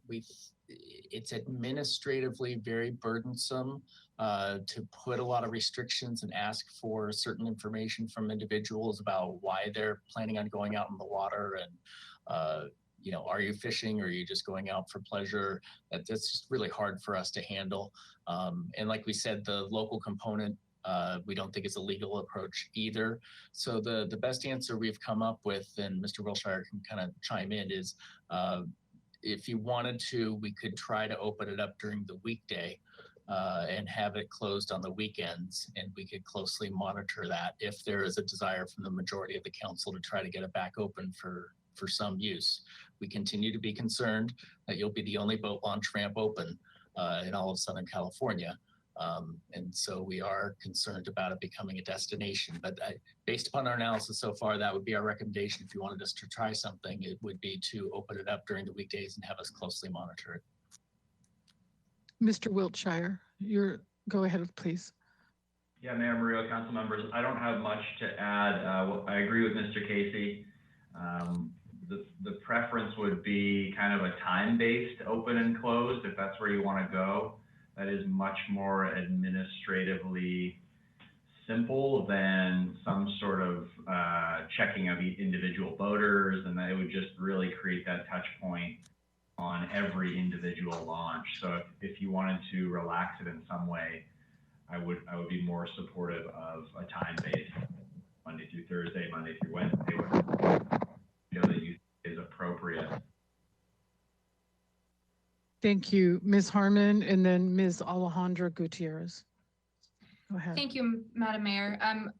So I guess I am on the same page as you are on this, Madam Mayor. I think we are asking so much of city staff right now that to add on this administrative burden, just I mean it seems an unnecessary complication. I'm not insensitive, though, to the concerns that council members Friedman and Gutierrez brought up. But, you know, folks can fish still. And I think we are about to go into a period, from what everyone says and everything we're reading, that we're going to have a couple of really, really difficult weeks. And we're just about there. And I think now is not the time to give the impression that we are becoming more lax with our social distancing and with the rules that we've put in place. Maybe in 2 weeks, when we've hit the peak, we should be having this conversation. And I fully support this being one of the first things we talk about. But I don't know how I can get behind an action that gives the impression to our neighbors that, you know, things are really not as serious and we're, you know, feel free to come out. And I think we got to be really careful about that. And so I would support bringing this back as soon as, you know, we have some clarity about when that peak is and really making this a priority. But in this moment, it just doesn't make a lot of sense to me right now. So I won't be supporting taking any action on it today. Thank you. Mr. Jordan, go ahead.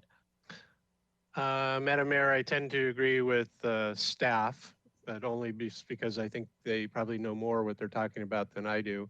But I can't help but be a little surprised that all of a sudden a boat with 4 people on it is worse than 30 people at one time going up and down Mesa Lane steps or 1,000 steps close to each other and huffing and puffing.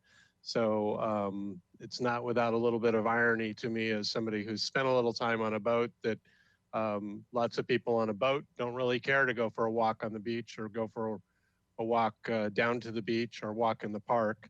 The boat is their method of recreation. I agree that the mechanics of trying to figure out who needs food, who's suffering, who's not, is kind of inconsequential to me. It's more of a recreation and a mental health issue with me. But again, I would put my trust in staff and agree to what staff says. Thanks. And I believe people can still fish off the pier and also from the shoreline. Go ahead, Mr. Gutierrez. Yeah, thank you, Madam Mayor. I have a question for staff. Has there been any issues with congregating on the pier for fishing or on the breakwater or on the beaches at all? And do you see there being an increased risk of people crowding those areas to fish now because of closing down the boat launch? And do you see there being a risk of people trying to launch their boats from the beach itself? Mr. Wiltshire. Yeah, Madam Mayor, Councilmember Oscar Gutierrez, we haven't seen overwhelming crowds or any issues with social distancing on Stearns Wharf. I could also say that the beaches have in general been the behavior's been fairly good. There has been some groups at Ledbetter, nothing related to fishing, more related to just kind of hanging out and being there. Typically the types of boats that are launched at the launch ramp aren't capable of being launched at the beach, so I don't necessarily see that as an issue. And then just to address Councilmember Jordan's, I kind of agree. For a one-off case, launching of a boat is not inherently put people in close quarters, but it's really this concern with overwhelming volume. Even last weekend, we saw our parking lots and launch ramps kind of at 90 to 95% capacity, and this was before a majority of our neighboring cities also closed their ramps. And so it just creates a lot of issues with parking and queuing and just generally being around that area. So I agree, if there's one person there launching their boat at 6 in the morning, that's really not an inherently risky action, but the concept of people coming from far and wide to our boat launch ramp, and we're not a very big facility to support kind of larger regional use of our facilities. Thank you. Mr. Friedman? Thank you, Madam Mayor and Mr. Wiltshire. Just to clarify, I didn't make the motion earlier. I just wanted to continue the discussion from earlier. And I wanted, since we received a lot of public comment on this in emails and other ways, just wanted the public to understand the decision-making we made today, and I didn't feel we had that earlier. So I agree with Councilman Harmon that I think we could revisit this after the next couple of weeks. And it might be something we could do, and perhaps some of our other neighboring jurisdictions will release some of theirs as well. So I'm not going to be making the motion. I just wanted to have that discussion because I didn't feel we had closed that discussion earlier. So thank you. Thank you. So we'll go ahead and close the discussion about the boat launch. Thank you, everyone. The floor is open for any other comments. We heard from the farmers market representative. We heard from the chief. If there's nothing else, we will go ahead and close this item. It's almost 7 o'clock and we've been at this a long time. Go ahead, Ms. Sneddon. Thank you, Madam Mayor. Just a quick question for City Attorney about the 5G and maybe you don't have the answer for it right now, but if there's a way for us to get an update on the status of that, if there is an update on 5G? On halting or having a pause on the permits for 5G during the and pandemic? How is that? And you're asserting that that's part of our discussion about the coronavirus? Yes, because the comments were that during the coronavirus pandemic, we had public commenters at the beginning asking the question. So I'm just asking the question of Mr. Kalan, if there's any relation between limiting the permits during this time of the COVID pandemic. If this isn't the right time for that question, I can ask it offline, but it is related to COVID. I see what you're saying. Go ahead, Mr. Kalan. Thank you. Thank you, Madam Mayor. Mayor Pro Tem Sneddon, the question comes up because of the public comments that suggested the City Council should put a moratorium on wireless installations during the pandemic. The construction activities are generally being treated as essential activities under the governor's orders. The federal law, which would allow a moratorium, would require some connection between the reason for doing the moratorium and the pandemic, and that's simply not here. The correspondence that I've seen expresses a fear that the wireless companies are accelerating their construction work during the pandemic. I'm unaware of any evidence to support that. So I'm not of a mind that the city could lawfully create a wireless antenna moratorium during the pandemic under the current circumstances. Thank you. You're welcome. Okay, very good. We'll go ahead and close this item. I need to find my agenda. Ms. Clerk, oh, okay, so council assignment reports. Our activities have been really curtailed because of the pandemic, or they should be. A lot of our meetings have been canceled. Does any council member want to report activities? Go ahead, Ms. Snedden. Thank you, Madam Mayor. Just really quickly, we did still have our Kachuma Conservation Release Board meeting via teleconference, and looking at budgets into the next year and working on alternate proposals for the trout and for our water usage. But just business as usual, just on teleconference. Thank you. Okay, thank you. Mr. Friedman. I don't have any reports, but I do want to keep some sense of normalcy in this very odd thing. So I will say, while we are doing this from our offices, I am reminded of Pink Floyd's famous song, "I Wish You Were Here." Thank you. Nice. Okay. Mr. Gutierrez, go ahead. Thank you, Madam Mayor. Sorry. I just want to give my respects to Charlie Franco's family. He was a neighbor on the west side. He was a Vietnam veteran, and he passed away in hospice just a few days ago. And we didn't always agree politically, but he was a big supporter of the city and the west side, and of me and of you, Madam Mayor. And I just want to say that he's going to be missed, and much respect. Thank you. Thank you. So, we'll go ahead and close our council assignment reports and go to Mr. Kalan talking about our closed sessions.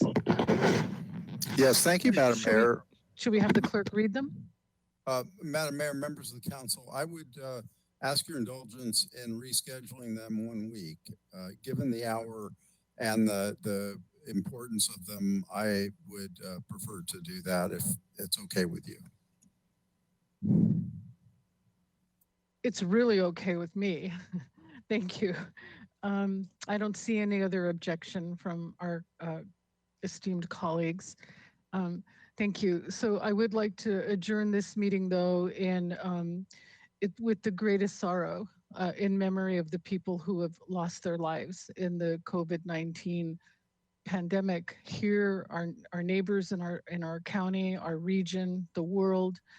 And stay safe, everyone. Stay tuned in to the news, but not to the point where it's dampening your spirits. And contact the city, me, any other council members as you need information. And if there's no other business, we'll adjourn this meeting. Thank you.